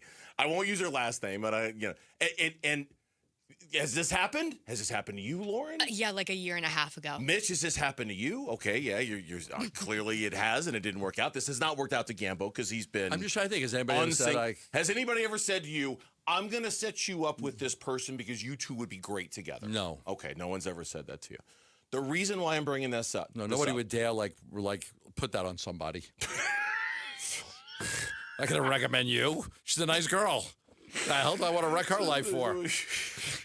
That's the most. What a great moment of clarity from Gambo here. I didn't have Gambo coming in from the self-awareness top rope like that. I had no idea he possessed that. You're a pain in the ass. I'm not setting her up. I'm not like that. I'm humble. That was impressive, Gambo. Yeah, thank you. That was very impressive. I try to make people laugh too. It feels like the NFL is trying to set up Ty Simpson and the Cardinals. Oh, okay.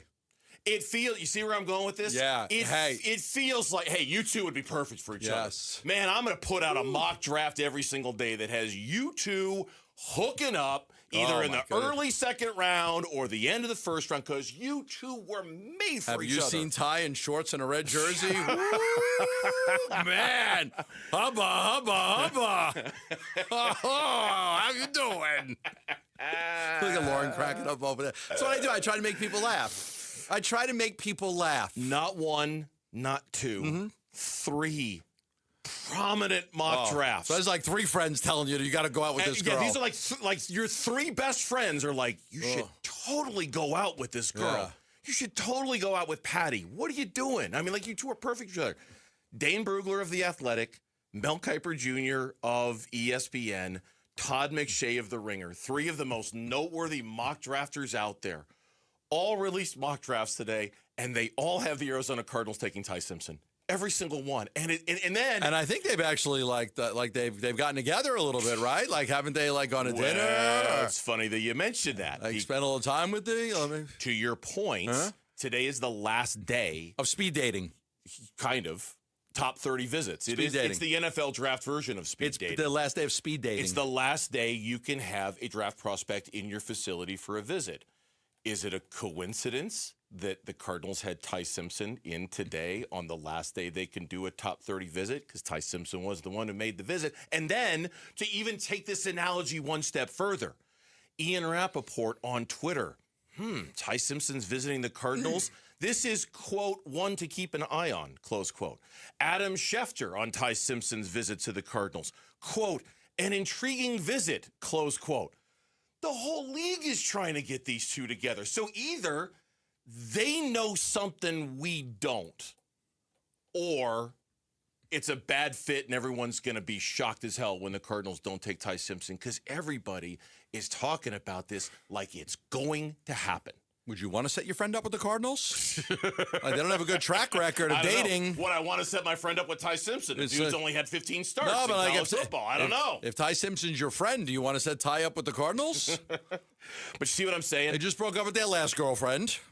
They did. It didn't go so well. Yeah, but it'd be a short-term relationship, maybe going into a long-term. Well, like Kyler Murray, that was a long-term relationship. Well, tell me about their dating history. Well, let's go back to Sam Bradford. Can we start with Sam Bradford? Let's talk about Josh Rosen. Let's talk about Josh Rosen. They really thought they were going to put a ring on it with Josh Rosen, and that didn't work out. They tended to break up with their girlfriends very quickly. They have a lot of exes. A lot of baggage. There's a lot of baggage there.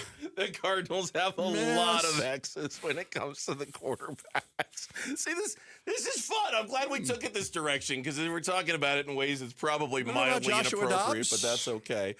You know what? Josh Dobbs was a nice fling. I think that was okay, right? Like it for a while there, it was kind of fun until it wasn't. We could go back to Derek Queen and Kent Graham and Dave Brown, and we've got a history here. Jake Plummer, right? They kind of were in a semi-long-term relationship with Jake Plummer. We're kind of in a messy relationship with Jacoby Brissett right now. A little bit. I mean, we all like him, but there doesn't seem to be much spark. We're not waiting for him to put a ring on. Yeah, it. I mean, it's So what does that mean to Jacoby? Like, what are you married to Jacoby, or are we just like dating and seeing other people? It's a steady relationship, but nobody thinks this one is going to last. I'll take him home to meet my parents, but I'm not like waiting for the next step. Yeah, well, this isn't serious. Exactly. You're not a mechanic. It's not your job to fix them. Yeah. Was that the Teddy Bridgewater progressive? Okay, Bridgewater, you're in. Teddy Bridgewater, backup listener. From those progressive. That's good. That's so good. Here's what was interesting to me about these mock drafts were different, mind you. Brugler just had them taking Ty Simpson with the second pick in the second round. Okay, second pick, second round. He's there. Take him. No, you're not moving up. You're not doing anything fancy. You're just taking. Could you live with that? Because I think if you do that, you're committed to Ty Simpson as your guy, and I don't know that you could take a quarterback next year. That is where the other two got really interesting. Both Kiper and McShay had trade-ups for Ty Simpson. In the first round. Back into the late first round. Yeah. But even then, they both offered the opinion that, hey, if this doesn't work out, if Ty Simpson's not the guy, fine. Just take another one next year. But then you wasted I know, and that's what a second-round pick or a late first-round pick. That's why these mock drafts were interesting to me, because both Kuiper and McShay, two guys who know their way around a draft, kind of both offer the opinion: you move up to the late first round, you get him, and if it doesn't work out, so what? So what? I don't have the answer to this. I'd like to know how many times that's actually happened. You move up, you move up to get a guy in the first round, and then you take a quarterback the next year? It's a great question. How many times is that? Like, I have to look it up. Our fine research staff on the other side of the glass. How many times has a team traded up to get a guy and then said, you know what, forget it? See if you can find an example. What would that mean for the dating of Ty Simpson and the Cardinals? It would mean you spent a lot of money on the first date, and it didn't work out very well. It would mean I really liked him, but all my girlfriends were going, no, he's love bombing you. Don't do it. Love bombing? Love bombing. Love bombing, that's a phrase? Oh, yeah. That's a phrase? Love bombing. It basically means, like, they really attach themselves to you. They tell you how much they like you, and then all of a sudden they get really distant and pull away for no reason. Oh, wow. Yeah. Love learning the phrase. Put all their messages on unread. Wow, yeah. That's what's going to happen. Not good. Just beware of them looks maxing, stuff like that. So you're introducing us to all the young kids' phrases here, which we love. Absolutely. Fun analogy, Burns. I enjoyed that. When we come back on the Burns and Gambo show, let's reset what's going on with the show. Lauren will tell us what's going on in sports next on Burns and Gambo. The Arizona Sports YouTube channel for live shows, podcasts, viral clips, shorts, and more. Just the local sports leader doing what we do on YouTube. Serve yourself some Arizona sports. Subscribe to the Arizona Sports YouTube channel. Back here for Global Credit Union, all the reasons why Global Credit Union should be the home for all the banking that you do and not just your car loan. That was something my wife and I kind of talked about over the last couple of weeks where, look, we've got our car loan through Global. We love it. It's great. But are we taking advantage of all the benefits that we could take advantage of with doing more of our banking with Global Credit Union? And the answer is we weren't. Not even close. And that's why if you've got a car loan with Global Credit Union, I would really encourage you to do more because there's just more out there for you with them. Checking accounts, savings accounts, loans, better rates, fewer fees, no fees in some cases, a real commitment to keeping your money in your pocket from Global Credit Union. That's their dedication to their members. That unrivaled customer service that you're not going to find at typical banks. There's a whole bunch of reasons for you to do all of your banking with Global Credit Union. Sign up online at globalcu.org or stop by any of their 9 Phoenix area branches. Global Credit Union, better rates, fewer fees, real savings, and the kind of service that makes your money work smarter for you. This is a special alert to all Americans who own a vehicle with less than 200,000 miles with an auto warranty about to expire or with no warranty coverage at all. Due to a decline in the economy, CarShield is announcing a low-cost month-to-month vehicle protection plan that is now available to the public to save any driver out-of-pocket expenses on future auto repairs. Call now to find out how you can pay almost nothing for covered auto repairs. Yes, you heard that correctly. Pay almost nothing for covered auto repairs. An open phone line has been established for all drivers to call for a free quick quote. Call 800-292-4541 now. Drivers who are covered will not have to pay for covered repairs again. This protection plan is at an all-time low. Additionally, drivers who activate this vehicle protection today will also receive free roadside assistance, free towing, and car rental options at no additional cost. Call us for your free quick quote today. 800-292-4541. That's 800-292-4541. What do you have to lose? Call 800-292-4541. Again, 800-292-4541. This is a special alert to all Americans who own a vehicle with less than 200,000 miles with an auto warranty about to expire or with no warranty coverage at all. Due to a decline in the economy, CarShield is announcing a low-cost month-to-month vehicle protection plan that is now available to the public to save any driver out-of-pocket expenses on future auto repairs. Call now to find out how you can pay almost nothing for covered auto repairs. Yes, you heard that correctly. Pay almost nothing for covered auto repairs. An open phone line has been established for all drivers to call for a free quick quote. Call 800-292-4541. 4541 now. Drivers who are covered will not have to pay for covered repairs again. This protection plan is at an all-time low. Additionally, drivers who activate this vehicle protection today will also receive free roadside assistance, free towing, and car rental options at no additional cost. Call us for your free quick quote today. 800-292-4541. That's 800-292-4541. What do you have to lose? Call 800-292-4541. Again, 800-292-4541. Hey everybody, Dan Bickley here, and if you're hurt in an accident, it is so important that you get medical treatment right away, and then you call the attorneys at Sweet James. It's critical that you make your health a priority and get representation quickly so Sweet James can help you with medical care, with your car, and getting you the most money for your injuries. Remember, you pay nothing at all until they win your case. Call Sweet James at 800-9-MILLION, 800-9-MILLION, sweetjames.com. Proud partner of your Phoenix Suns. Hey, Phoenix, let's huddle up and talk about your smile. If your teeth hurt, you're missing teeth, or you're tired of fumbling with dentures, it's time to get your life back. I did, and it was a game changer. My good friend, Dr. Joe at Avdia Dental Implant Center, is the real deal. He's helped more than 2,500 full-mouth patients and placed over 20,000 implants. That's not theory, those are reps. And with all-on 4 full-mouth implants, experience is everything. You want to choose steak again, crunch apples, smile in photos? Dr. Joe and Avdia Dental Implant Center, that's where I'm going to send you. Avdia isn't some big corporate chain calling plays from out of state. They're locally owned, and they treat you like a person, not a number on a depth chart. Go to Avdia Dental Implant Center now or go online at AriaDentalImplantCenter.com. That's ARIA DentalImplantCenter.com. KMVP FM Phoenix. Live from the Casino Arizona and Talking Stick Resort Studio. Arizona Sports, the local sports leader. I'm Mitch Veraldis with Trending Now. It's presented by Parker & Sons, heating, cooling, plumbing, and electrical. Diamondbacks got their third straight series victory this morning. They got an 8-5 victory in the finale against the Orioles in 10 innings. Adrian Del Castillo powered the offense, driving in 5 of the 8 runs. Now the Snakes make their way back to the Valley. They'll start a 3-game series against the Toronto Blue Jays Friday night at Chase Field.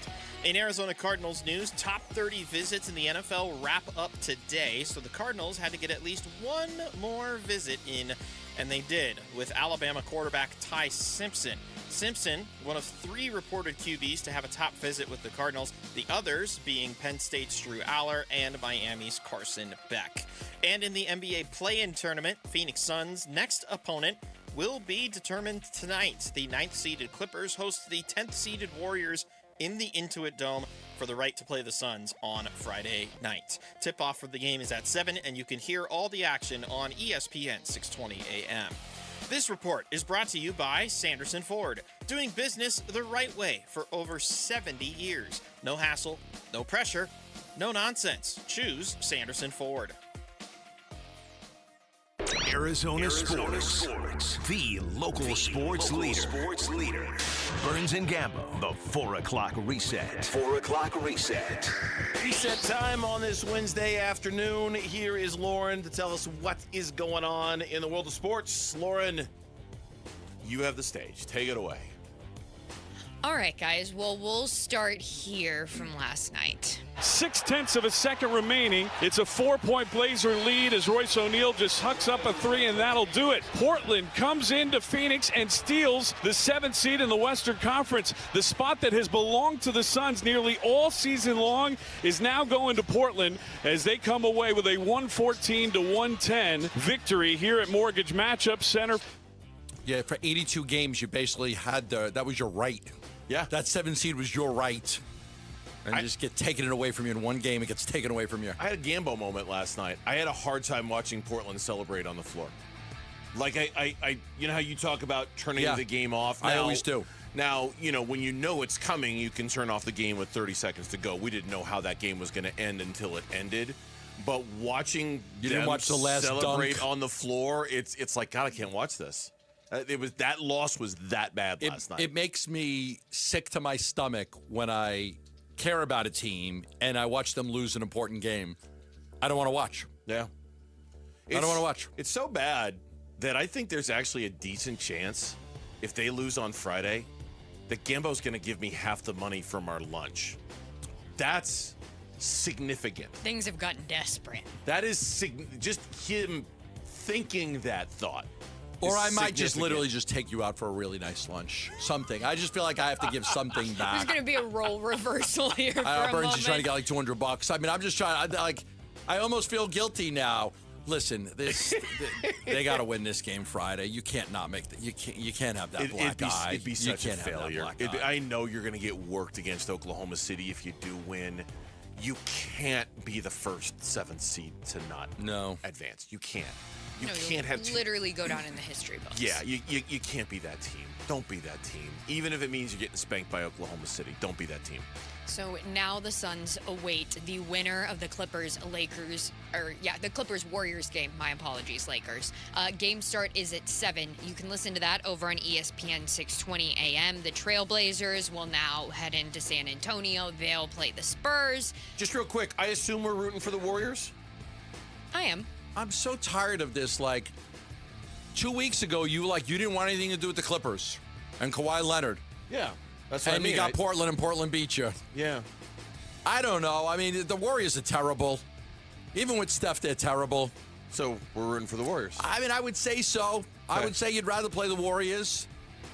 But like for the Suns, it's like I worry more about the Suns. Like if the Suns play well, they beat Portland. Amen to that. It's on them. It's on them. They shouldn't have lost that game last night. They shouldn't have lost it. Amen to that.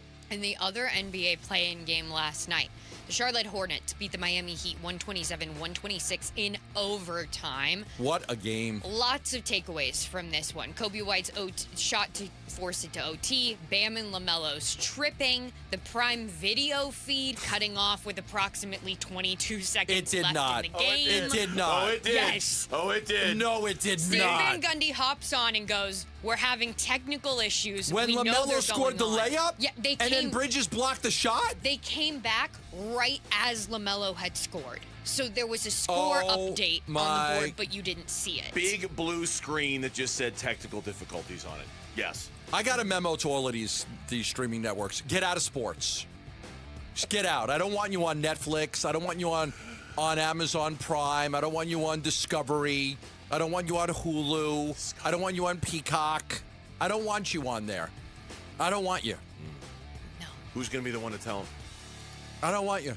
That they're not going anywhere. Yeah, who's going to be the one to to tell them that they're not going anywhere ever? No, and that these deals go on for I don't want you on HBO Max. I don't want you on the Disney Channel. It's here to stay. Well, they're not on the Disney Channel. Yeah. Discovery Plus was funny. That's funny. Yeah, I can either watch Chip and Joanna or I can watch the House baseball Hunters. game. Okay, wait. Or the Braves versus the D-backs. Discovery. I can either watch the Property Brothers or I can watch the NFL. I freaking love House Hunters International. Love it. If I've got nothing to do on a Saturday or Sunday morning, I've got them all. I watch them. All right, and then over to MLB news. This happened earlier in the day. Murillo ready at his pitch. Swung on and popped up. Vargas, the second baseman, calls for it. And he's got it. Diamondbacks win it in extras by a final score of 8-5. They go 6-3 on this road trip, and they find themselves at 11-8 to begin the season. That is a third straight series victory for the Listen, Diamondbacks. they took 2 out of 3 from the Mets, 2 out of 3 from the Phillies, 2 out of 3 from the Orioles, all on the road. What an incredible job by the Diamondbacks. Starting pitching, not great this series, but good. And Merrill Kelly was good. Eduardo Rodriguez good, not great. Bullpen, great, outside of one game. Offense, you're getting production from people that you would not have thought of when the season started. Adrian Del Castillo, Fernandez, Barossa, Vargas, Ildemaro Vargas, lifetime contract guy. Mm-hmm. Mike Hazen walks around the office. I told you. Yeah. I know that's your guy. Bullpen was fantastic last night, save for Juan Murillo. Ryan Thompson saved his bacon. Bullpen was great today, 5 innings of 1-run ball. I think the bullpen is still the story of the 2026 Arizona Diamondbacks so far, though I don't discount what Gambo just said about the surprise offensive contributors. I still, every single night, I am blown away by what the bullpen is typically able to do. They've had some hiccups, but for the most part, I've been very impressed. The D-backs, they're off tomorrow, and then they start a home series against the Blue Jays on Friday. And NFL news. Today is the last day of speed dating, as you guys called it last Speed dating, segment. yep. The pre-draft visits. The Arizona Cardinals met with Ty Simpson today. And former guest of the show, Connor Hughes with SNY, is reporting that Texas Tech pass rusher David Bailey was supposed to have a 30 visit with the Jets. The team decided to cancel the visit. Is that because they know they're going to take him and they don't need to waste a visit on him, or they're not interested in him at number 2? If you were going to take him, wouldn't you want the visit? I mean, unless you know you like the kids so much that you don't need to spend a visit on them. We love them. We don't. I don't need to speed date you. I want to go out with you. I want to spend time. You know what I mean? Like we love you. Why do I need to waste one of these top 30 visits? You want to make sure, like before you put the ring on the finger, like you want to make sure. Unless they're just sure. Unless they're all right. I don't know. I tend to think it's just such an obvious. Well, you're just not going to take him? You're not even going to visit with him? It just seems like a really obvious, unusual play. I think. Yeah. Yeah, and Ty Simpson, he joins the ranks of Caden Proctor, who also took a top 30 visit with the Cardinals, and Drew Aller took one as well. Caden Proctor is a guy that if the Cardinals do trade down, as was suggested in McShay's mock today, Caden Proctor is talked about a lot as a potential trade down target. The tackle out of Alabama is a guy they could trade down for. And we'll wrap this up with a bit of WNBA news, because Aja Wilson has signed a 3-year, $5 million super max contract to remain with the Las Vegas Aces. How much? $5 million, because of the new WNBA. Wow, they're going to get that much money. Oh, good for them. If they're able to get it, good for them.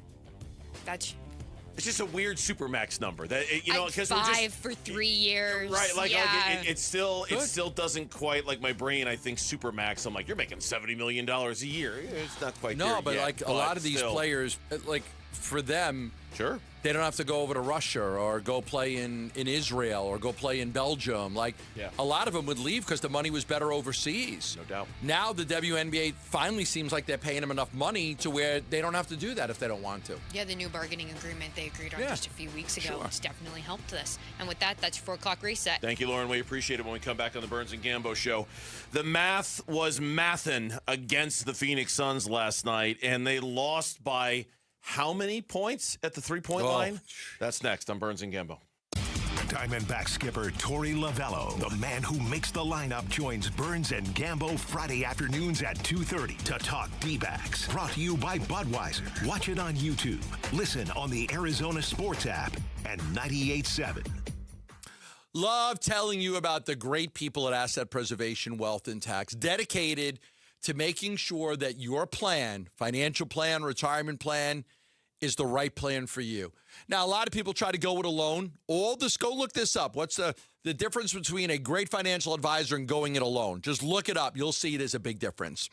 Most people are going to make a lot more money and do much better having a true trusted financial advisor that can help you. Stuart Willis from Asset Preservation Wealth and Tax is a fiduciary. He's who I trust with my money to help grow it, to help make sure it's there for me. As I get older, I got a lot more conservative over the years to make sure that, my money's protected and I'm not going to lose it because, I'm so close now to getting my plan in order. And I was talking to a friend today, really buying a place in Italy? Yes, I'm buying a place in Italy. Can me and Catherine use it? Yes. You and Catherine can use it. So, I have my plans. You're going to have a different plan than me. But you're going to have a plan. Call Stuart right now. Get a free portfolio review so you can work on your plan and get to that goal. 602-877-PLAN. That's simple. 602-877-PLAN. Investment advisory services offered through Foundations Investment Advisors, LLC, an SEC-registered investment advisor. Hey, I'm Ron Wolfley, and I'm sitting here with Garrett Lee, co-owner of Moving Team 6. Moving season is quickly approaching, and I didn't even know there was a moving season. How would you advise people? Actually, the month of May is National Moving Month. That's right, we have a National Moving Month. Yes, we will be busy this summer, so we always recommend Calling us as soon as possible. Let us come out, do an on-site estimate. Let us meet you. If you've got a move coming up, go to movingteam6.com for more information. Your move is our mission. We're chatting with our guest, always safety first, 811 Megaphone Man. Call 811 before you dig. You never stray from your mission of letting homeowners, landscapers, and excavators know you should always call 811 before you dig. Call 811. Call for both small and big jobs. And 2 working days in advance?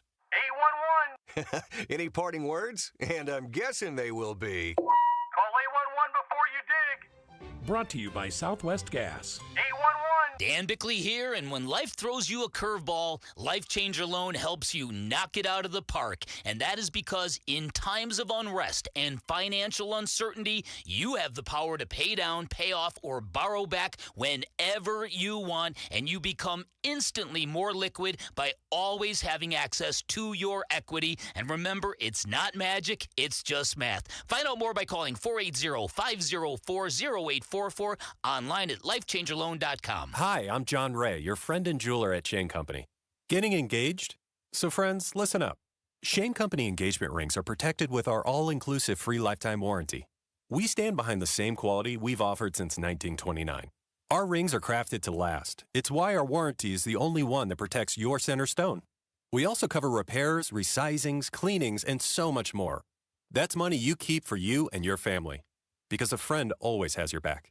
Shane Company, your friend and jeweler. Hey, homeowners, if you're thinking about moving this spring, you've probably run into this problem. You can't buy your next home until you sell your current one, but you don't want to sell until you know where you're going. So you wait and miss out, or you rush and lose money. Carol Royce with Your Home Sold Guaranteed Realty has your solution. With Carol's Buy Before You Sell program, you can buy your next home, then sell your current home the right way for top dollar without carrying 2 mortgages. Don't miss this opportunity. Call Carol Royce today or visit carolhasthebuyers.com.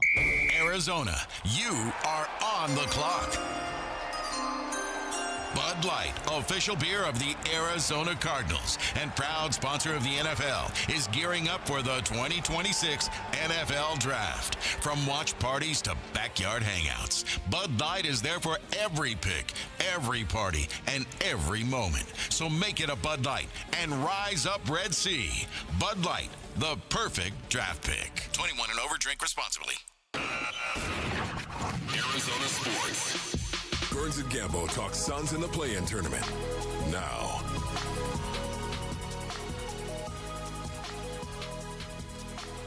All right, back here on the Burns and Gambo show on this Wednesday. Everyone's in a foul mood after what happened last night. And we're going to take calls in the next segment. We're going to take calls. We are going to let you vent. Or if you want to be positive, whatever it is, we're going to let you express your feelings and emotions at 4:30. What on earth would there be to be positive about when it comes to that game last night? Maybe you're optimistic that the Suns are going to take care of business with whoever they play tonight. And then play Oklahoma City? I'm not talking about Oklahoma. I'm just talking about this next game. You're looking so far ahead. I'm talking about this next game. I don't know, man. I think if you're looking for optimism, you're not going to find a ton of it today. That was bad. That was really, really bad. And in part, but yes, we are taking calls in about 10, 12 minutes from right now. Stay tuned. At 602-260-9870. We're going to take as many as we possibly can. 602-260-9870 coming up at 4:30. We talked a lot about the three-point shooting yesterday. We talked a lot about so baffled. We talked a lot about the math yesterday, and not to make this a math segment necessarily, but when you're playing a team like Portland, offensive rebounds, they turn the ball over a lot. Both of these teams like to hawk those possessions, get as many as they possibly can. We talked a lot about the Suns needing to beat the Trailblazers at the three-point line because the Trailblazers are one of the worst three-point shooting teams in the NBA.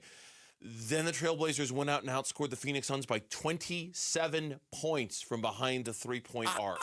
I was at the game last night, and sometimes I'll tweet during the games when I'm there. And so, look, my first tweet of the game was Suns are up 33-31 after the first quarter, despite the Blazers making 6 3-pointers and the Suns none. 6-0, okay. I'm like, Portland now has 8 3-pointers to the Suns 0. What the heck? Then I was like, now it's a 9-0 advantage from deep for Portland. This is crazy. Jeremy Grant with the corner three, and the Suns are being outscored by 30 points from deep. Portland has 10 3-pointers. Phoenix has none. We sat there and said, okay, Portland won. They're not a good three-point shooting team. Yep. The Suns got to outscore Portland in the three-point range. They've got to do it. The Suns did not hit their first three-pointer until there was just over 3 minutes left in the first half. Mm-hmm. So at one point, they were being outscored by 30 points from the three-point range. I almost couldn't believe what I said. Now, the crazy part is that they were like, it wasn't like Portland was running away with the game. They just were knocking down their threes, and the Suns weren't. They were ahead. I think the Suns got down by 14 at one point. But then Jordan Goodwin hit the three, and then, Portland started to get cold from three, and it kind of not that it evened out. They still had a big advantage. But, man, it was a crazy disparity early how Portland was hitting threes and the Suns weren't. I think it worked for them, obviously, initially when they opened up that big lead in the second quarter. I think it worked against them in the third quarter because they missed, 15 of their first 16 that they took in the second half? Yes. And I think they fell in love with it, and I think they got a little hero ball, and they got their chests puffed out a little bit about how well they had shot it in the first half. And they looked to take way too many three-pointers in the second half. And I think that, in part, opened the door for the Suns to come back and go on that kind of epic 28-9 run that we've been talking about from basically the middle of the third quarter up until 8 minutes left in the fourth quarter, where the Suns went on this crazy run where they defended really well. Brooks was great. Jalen Green was great offensively. And I think Portland, at that moment, fell a little bit too in love with the three-pointer, and they were getting away from some of the things that they could have kept doing that were working really well, like getting to the rim. So I think it worked. It worked for them, obviously, in the first half. I think it started to work against them a little bit in the second half. But when you get outscored by that many points behind the three-point line, it's going to be very, very – and that even being said, the Phoenix Suns had the lead with 20 seconds to go before Avdia hits the shot that he does. Portland took 22 more three-pointers than Phoenix did. Yeah. They took 47. The Suns took 25. Well, and that was, okay, I'm glad you brought that up, because that was something else that bugged me, and I know bugged a few people on social media last night during the game. Okay. The Suns in their Kevin Durant heyday, right? They were the mid-range mafia. They were not about shooting the threes. They were about shooting the twos. They were about shooting the long twos. High efficiency. And they worked very hard to kind of get away from that this year by shooting a lot of threes.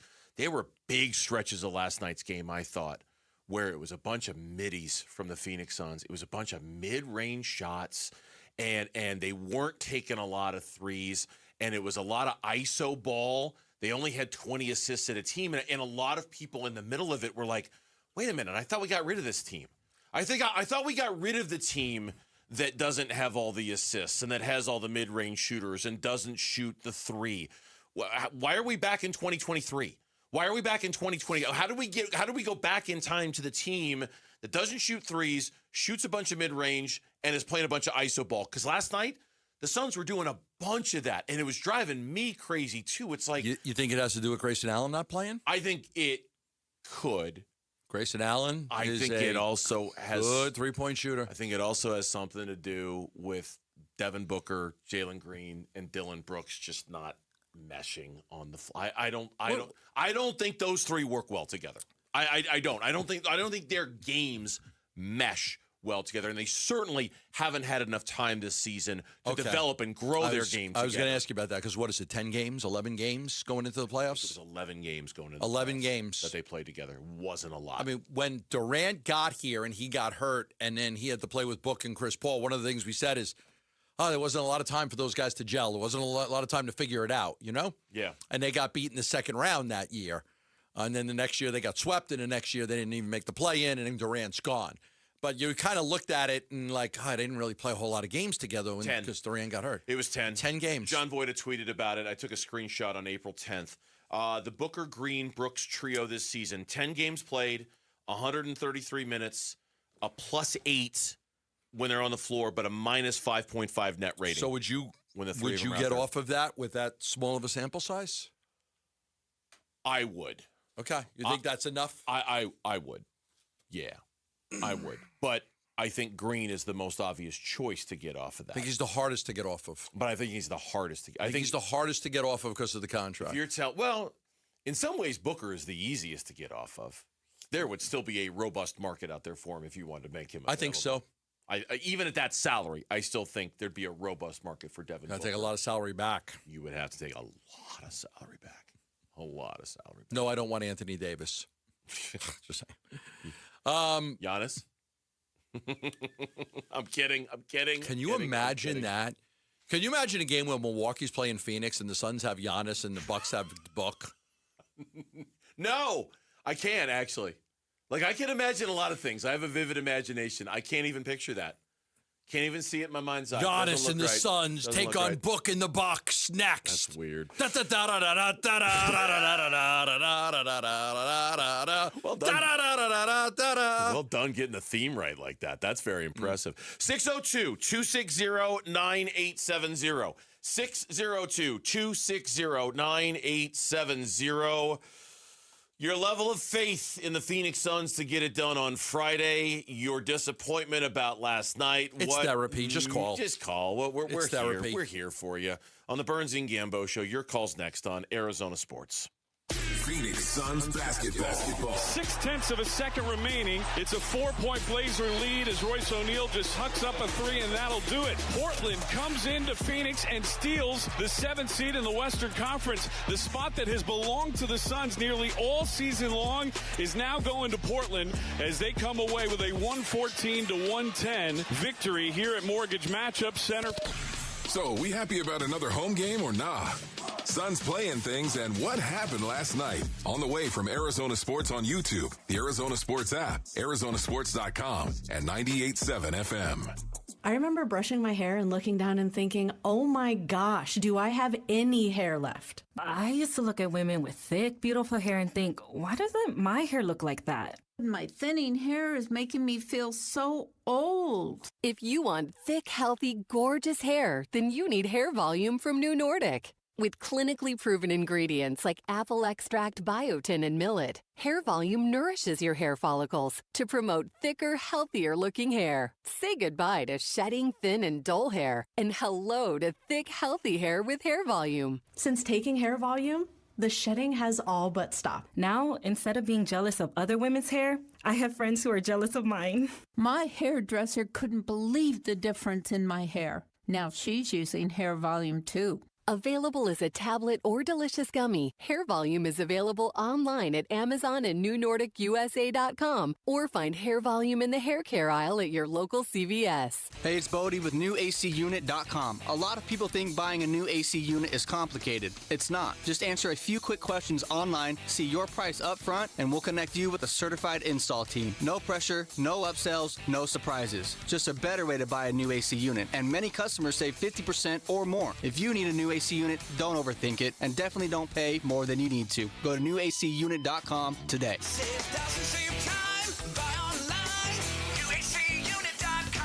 Hey everybody, Dan Bickley here with my guy Bear, one of the Henley brothers that owns and operates Waltz TV and Appliance. And right now, if you spend $100 or more at Waltz, you'll get a free Gemini boombox. That's the same one you've got, right, Bick? Yep, and I love it. It's portable, super loud, great bass, and it even floats. Perfect for the pool or backyard hangouts. Free, floats, and ready for summer? That's a win. Everybody wins when shopping at Waltz, which you can find off the I-10 in Warner and online at waltz.com. At Desert Wholesale Diamond, we believe buying a diamond should feel exciting, not overwhelming or overpriced. I'm Diamond Dave, a fourth-generation jeweler, and I've dedicated my career to helping people celebrate life's biggest moments the right way. I hand-select every diamond that comes through our office, making sure it has the right balance of cut, color, clarity, and carat weight to really sparkle. We specialize in custom jewelry from engagement rings to earrings and bracelets designed to reflect your style and your story. And because we keep our operation lean and personal,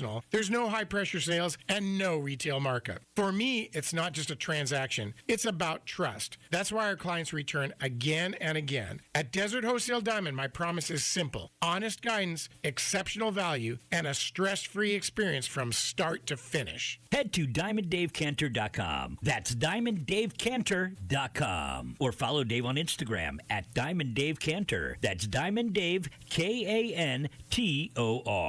250,000 people across Arizona rely on St. Mary's Food Bank every day. Your donations make feeding them possible, and you can benefit too. In Arizona, there's an incentive called the Arizona Charitable Tax Credit. You can make your donation today and get it back up to $987 on your taxes when you file. It's a great way to help your neighbors in need. For more info, visit stmarysfoodbank.org. Desert Wind Harley needs used bikes and is giving NADA retail value when trading for a new Harley this week. No matter how much you owe on it, Desert Wind Harley will trade anything. Bikes, cars, ATVs, RVs, and more. NADA retail value for your motorcycle. Good credit, bad credit, no credit? Well, at Desert Wind Harley, all credit applications considered. Desert Wind Harley-Davidson is the #1 volume Harley dealer in Arizona. Retail trade value ends this Sunday. Adjustments made based on reconditioning. Mileage and negative trade-in equity may be applied to new amount financed on approved credit.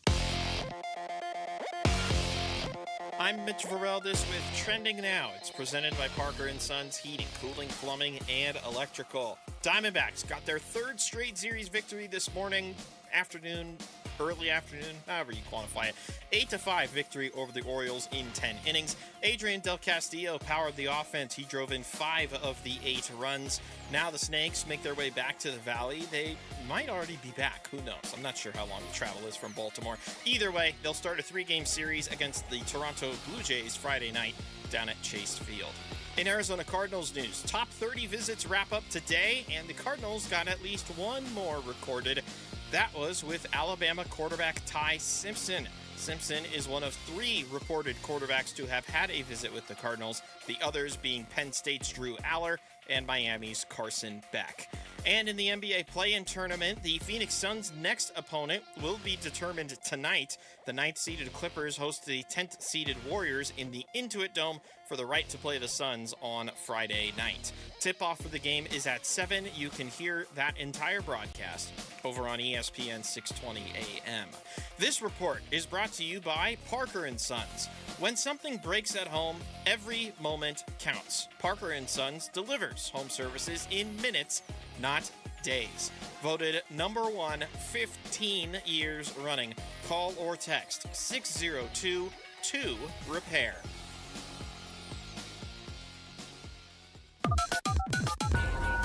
Burns and Gambo, open phones. 602-260-9870. Let's consider it radiotherapy after what happened last night. 114-110 as Mitch dances along to the call song. 602-260-9870. 602-260-9870. Let's see what the Suns fans out there have to say about this. Let's go to Tom in Phoenix first up here on Burns and Gambo. Good afternoon, Tom. What's up, Tommy? Guys, I agree with you 100%. Unacceptable performance by Devin Booker, and he does seem like he's just done with or on the downside of his career. It just seems to me like he's just never recovered from that Game 7 against the Mavericks. And I look back at the playoff run of the finals in 2021. He was averaging about 28 points a game, but on the games that they were winning, he'd be scoring like 35, 36. I think he had 38 or maybe even 41 game. And on the games that they were losing in that run, he was scoring like, I think, 18 on 1, 21 on 1, and 22. So, I mean, there's kind of a theme. Without Devin Booker being Devin Booker, this team is cooked, as the kids say. So I'm just frustrated. I doubt if they can really turn it around. But like you guys said all weekend in your promo, the 3 of them together, Book, Green, and the other guy, Brooks, Green, and Booker. Yeah, Brooks. They're all like ball hogs. They don't pass. The ball's not flying around the court. That's how we were winning all those games. And yeah, they couldn't even make a 3. I mean, I think they had 1 or 2 made 3s in the first half. So this team is in big trouble, and it doesn't look like a bright future. So you guys have a great show, though. I love your show, and go Mitch. Thank you, Tom. We appreciate that. Go Mitch there at the end. Let's go to Ryan, who's next up here on the Burns and Gambo show. That does open up the line at 602-260-9870. Hello, Ryan. Hey, having me on. You got Thanks, it. Ryan. So I'm a diehard Arizona born and raised. Again, I've been watching Devin Booker close, especially when you go out and get KD. Then you get rid of KD and you keep Devin. And I don't put that all on his back yesterday. I do feel like, you got Danny Avdia scoring 41 points. Where's the adjustment there? Do we double team or make somebody else score? I feel like we didn't do any adjustments to get him out of the game. And honestly, Devin Booker was non-existent in the second half. And when it comes to playoffs and clutch games, he's been like that, since the NBA Finals. I've watched it. Didn't feel like he gave us what we needed from him in the finals. Didn't feel like we got what we needed from him in Game 7. And then last night, when we're up, the stadium's rocking and shots are falling and it's time for you to take over, you're just not doing it. He looked unorganized, couldn't get a hold of the ball yesterday. It just looked really bad. And I think, sometimes we can say, if he forces it, we can live with that. If he takes that shot at the end of the game and he misses it, we can live with that. I agree. I think he has to be more aggressive. He has to take that leadership role and put it on his back and say, you know what? I took the shot. I missed it. We're going to come out and get it next game. I really don't want to play the Clippers or the Warriors. I think last night was our best chance to get in the playoffs. So it's going to be really tough. But I really want to, say coaching has to do with that too, because we were rocking, we were up in the lead, but we just let Danny Avdia kill us. We can't let that happen. Yeah, He's just my opinion. Good call. Appreciate it. I'm going to say this about Book, and then we'll get on to the next caller. Because everybody looks at the NBA. Go to the year after the NBA Finals. The year they beat the Clippers in 5 and then lost to Denver in 6. Devin Booker had games in 11 games, 45, 47, 47, 36, 35, 38, 30. He was still great. Yeah. He was still great. Go look at 22-23. He was terrific in the playoffs. They lost to Denver, and the one game he didn't play well, the final game they got beat 125-100. Outside of that, he was killing it. So I don't think this is the NBA Finals. I just think that last night, Devin put 10 of 17 for 22 points. That's not Devin Booker. Come on. Glad you said that because I was going to say exactly the same thing. This is not a finals thing. No, he was great the next year. He's been really good in the playoffs after the finals. Jay is in Phoenix. He's next up here on Burns and Gambo. Hi, Jay. What's up? Hey, gentlemen. Very frustrating performance and Burns. After celebrating at the Rah-Rah Room and now having a chance not to even get into the playoffs. I imagine you're the most frustrated of all. He's trying to get me to give him some money back now. I didn't ask for it. You offered. It's not something I came in. It is. Please finish your thought because, it's frustrating. There's no doubt. I'm just I've called about every 6 months, and I'm going to bang the trade Booker drum. And it's not because of a poor game this game, but the plan and the thought of we're going to keep him long-term and even sign him for more money as a Supermax in the future is just absolutely insane to me. When we're coming up and we're playing players that are newer and younger into the league, like we did last night, that I would prefer to have over Booker, and they're not even anywhere close to the top 10 in salary. So I just feel like we need a superstar who can lead, and we had that with Chris Paul, and that was when Booker was at his best, and the team was at his best. And ever since Paul left, Booker still has stats, but the leadership's not there, and it's obvious. It's incredibly obvious they're missing that. Jay, thank you for the phone call. We appreciate Good it. call. Let's go to Brent in Mesa, who's next up here on Burns and Gambo. Hello, Brent. Hey, guys. How's it going? Good. Hey, Burns, I agree with what you're saying about how that 3-guard lineup's not fully meshing. I was texting with my friends earlier, and we were talking about how Devin Booker thrives best when he's got that facilitating point guard next to him. His best years of his career were with Chris Paul, and, ideally you want Gillespie to be that guy. He's the most floor general type guard you have on this team, but, obviously the minutes are catching up to him, and it seems he's getting tired. But that's the biggest problem I see with Booker is he's not really gelling with the guys around him. And then I think it's also glaring that, Grayson Allen's absence is a big deal. You know, he's missed 30 games, and he would definitely help out last night. He's a really good player. But yeah, I'm looking out for Grayson Allen. I hope he's out there on Friday. And then I don't know. It seems like Coach Ott needs to trust some of these centers more. If he doesn't trust Iguodala or Mark Williams down late, then put Malawatch in there for some of that rim protection. But listen to your guys' show every day, and really appreciate you guys taking my call. You got it. The small ball lineups were it was a little mind numbing there at the end when you didn't have any size out there to counter Denny Avdia, and it's really, really obvious that the players that Jordan Ott trusts the most on this team are the smaller players. I mean, it's just I don't know how else more simply to say it other than that. It's just very clear. These are the guys he trusts. These are the guys he believes in that ultimately will do him right when it's all said and done. And they're small. They're very, very small. It's been like that. I would have liked to have had Mark Williams on the court at the end of the game. Carlos in Santan Valley next up here on the Burns and Gambo show after last night's loss by the Suns to Portland. Carlos, what's on your mind? Hey guys, thank you for taking my call. Just wanted to call in. Just tired of Devin Booker not stepping up. All of this talk about him wanting to be legendary, and every time in high-pressure situations, he just tends to shut down. Like, we need Booker in these types of games to go off for 40 points and win us the game.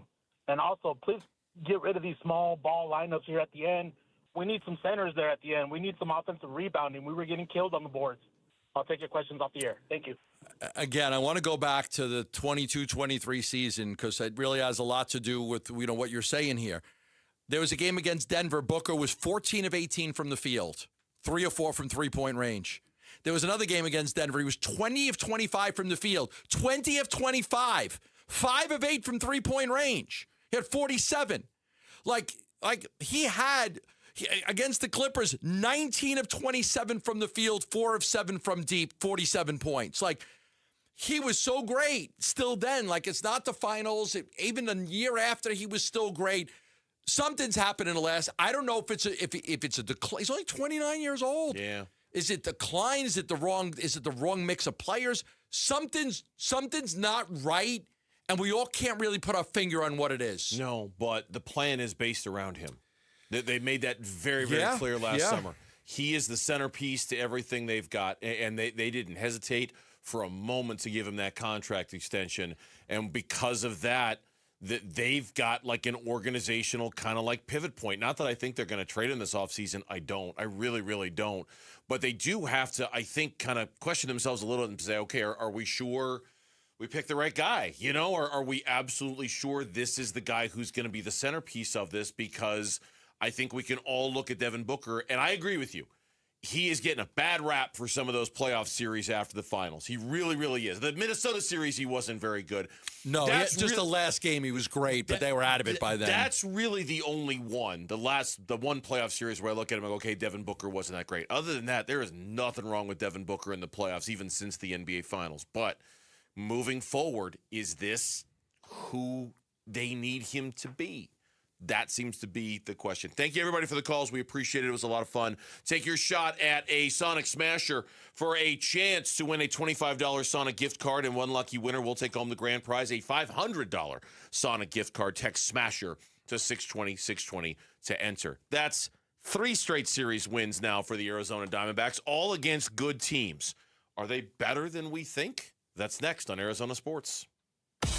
The local sports leader is all about the NFL Draft. We know you've got your home team sensibilities, so we're looking at the entire NFL Draft, not just the Cardinals in the 3rd overall pick. With the 3rd pick. Though we are definitely taking strong interest in that one. What's Monty going to do? Trade it? Pick O-line or edge? Decisions, man. Cardinal decisions. NFL Draft coverage on Arizona Sports, brought to you by Bud Light, official beer sponsor of the Arizona Cardinals. The Arizona Cardinals select. As the old saying goes, size matters. At Morgan & Morgan, we have over 1,000 lawyers and nearly 6,000 people on staff. But at the core, this is and always has been a family business. Our family watching out for your family. Call us or email us 24 hours a day, 7 days a week, even on a Saturday or a Sunday. And if you ever have a problem, call our mom. Morgan & Morgan. For the people and your family. Injured? Dial #law or visit forthepeople.com for an office near you. The first ever Fiesta Bowl Flag Football Classic, presented by Oakley, is coming to ASU this Saturday and Sunday. 8 top Division I programs, 2 days, 1 stage, and tickets are completely free. This is fast, fearless football. Don't miss a defining moment in women's sports. Bring your friends and feel the energy. Grab your free tickets now at fiestasports.org/flag football. That's fiestasports.org/flag football. The game just changed. Now is the time to start building your defense against the sun with All-Pro Shade Concepts. Exactly right, Wolf. Smart homeowners are getting their free estimates now for retractable shades and awnings for their patio. Yep, if you wait until the playoffs to fix your defense, you're getting cooked. That's right. Our shades are custom fit, so the earlier we measure, the sooner your home is protected. Beat the summer rush and get your free estimate today and receive free installation. Go to allproshade.com because you gotta have shade. Every morning starts the same. You're digging through piles of clothes, can't find what you need, and your closet still feels too small. That's not a space problem. It's a design problem. Space Solutions designs custom closets that maximize every inch. Voted #1 cabinet company in Arizona 4 years running, family owned, Arizona built. Right now, Space Solutions is offering free in-home closet design consultations. Spring availability is limited, so schedule yours today at spacesolutionsaz.com. Hi, it's Dr. Kopstein from K2 Vision. Have you heard about refractive lens exchange? K2 Vision RLE means no glasses, no contacts, and no readers permanently. And you'll never develop a cataract. After 150,000 procedures, our team has the experience to tell you if it's your right time for K2 Vision RLE. Schedule your free Zoom consult now at k2visionrle.com and enjoy life with no readers, glasses, contacts, or cataracts. Baseball fans, Diamondbacks legend Luis Gonzalez is coming to Casino, Arizona on April 16th at 5 p.m. He's stopping by for a special meet and greet in celebration of National High Five Day. So come say hi, grab a photo, and celebrate a true D-backs icon. Be sure to bring your Diamondbacks Salt River Rewards card to join the meet and greet.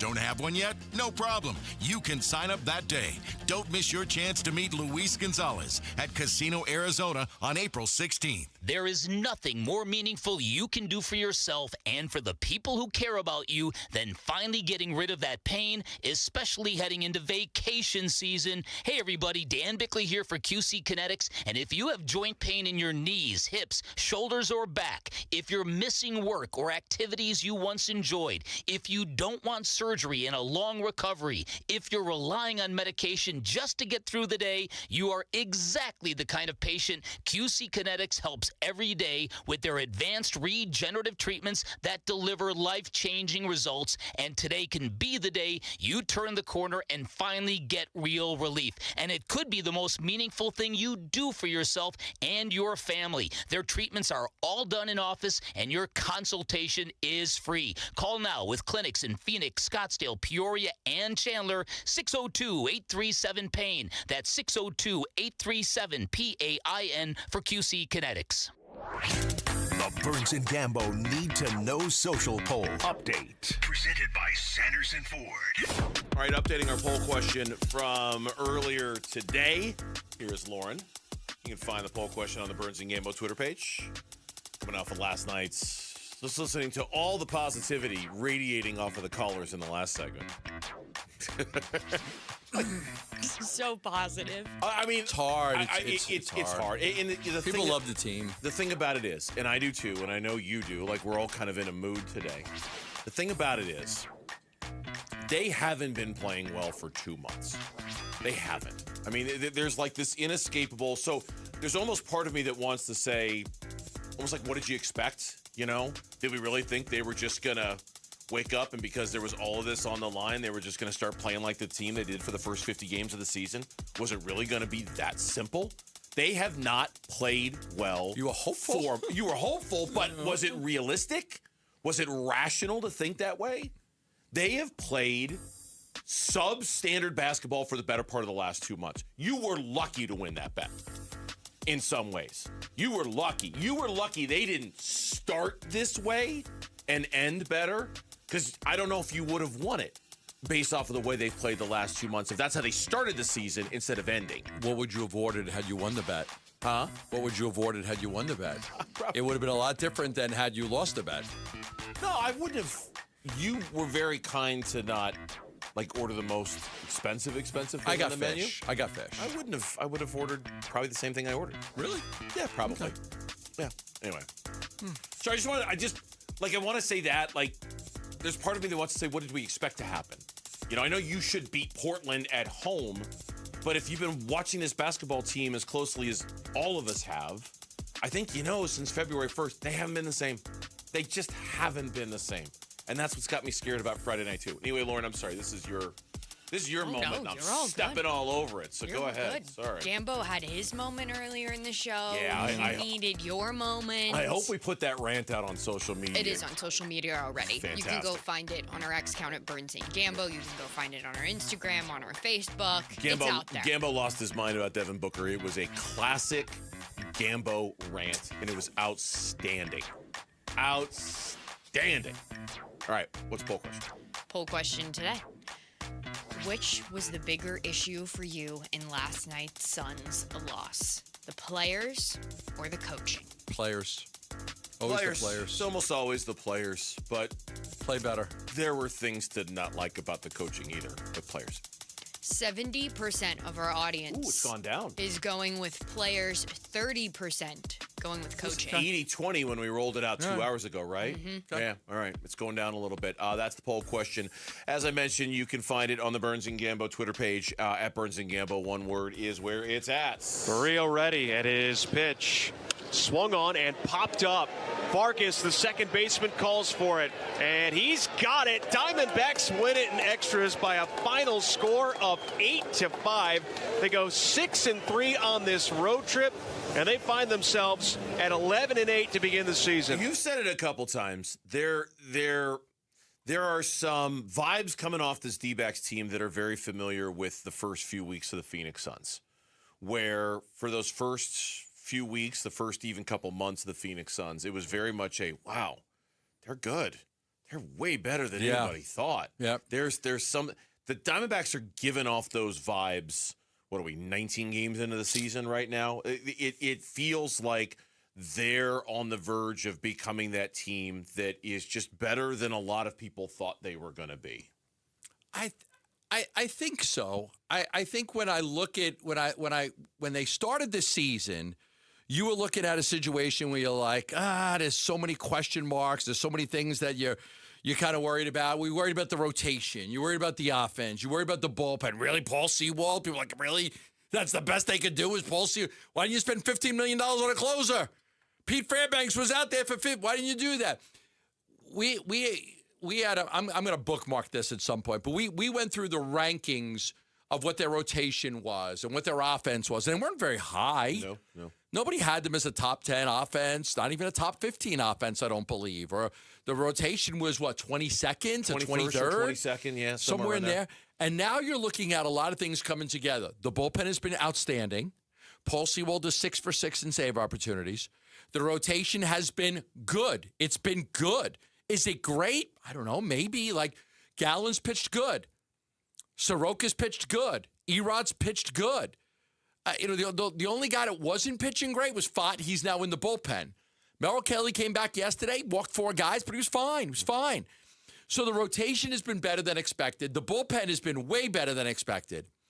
The offense has had its struggles. The lack of tacking on runs. Sometimes I look at that. They won that game 4-3 yesterday, but they didn't tack on any runs. Mm-hmm. They had the 1-4-run inning, and then they didn't score any more runs after that. They went 8 innings, it's happened a few times this year.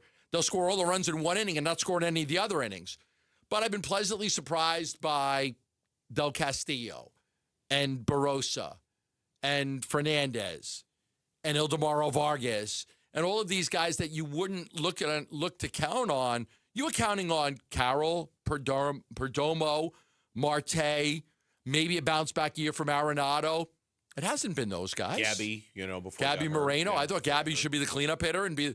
You're getting these contributions from all these other guys that you weren't really counting on.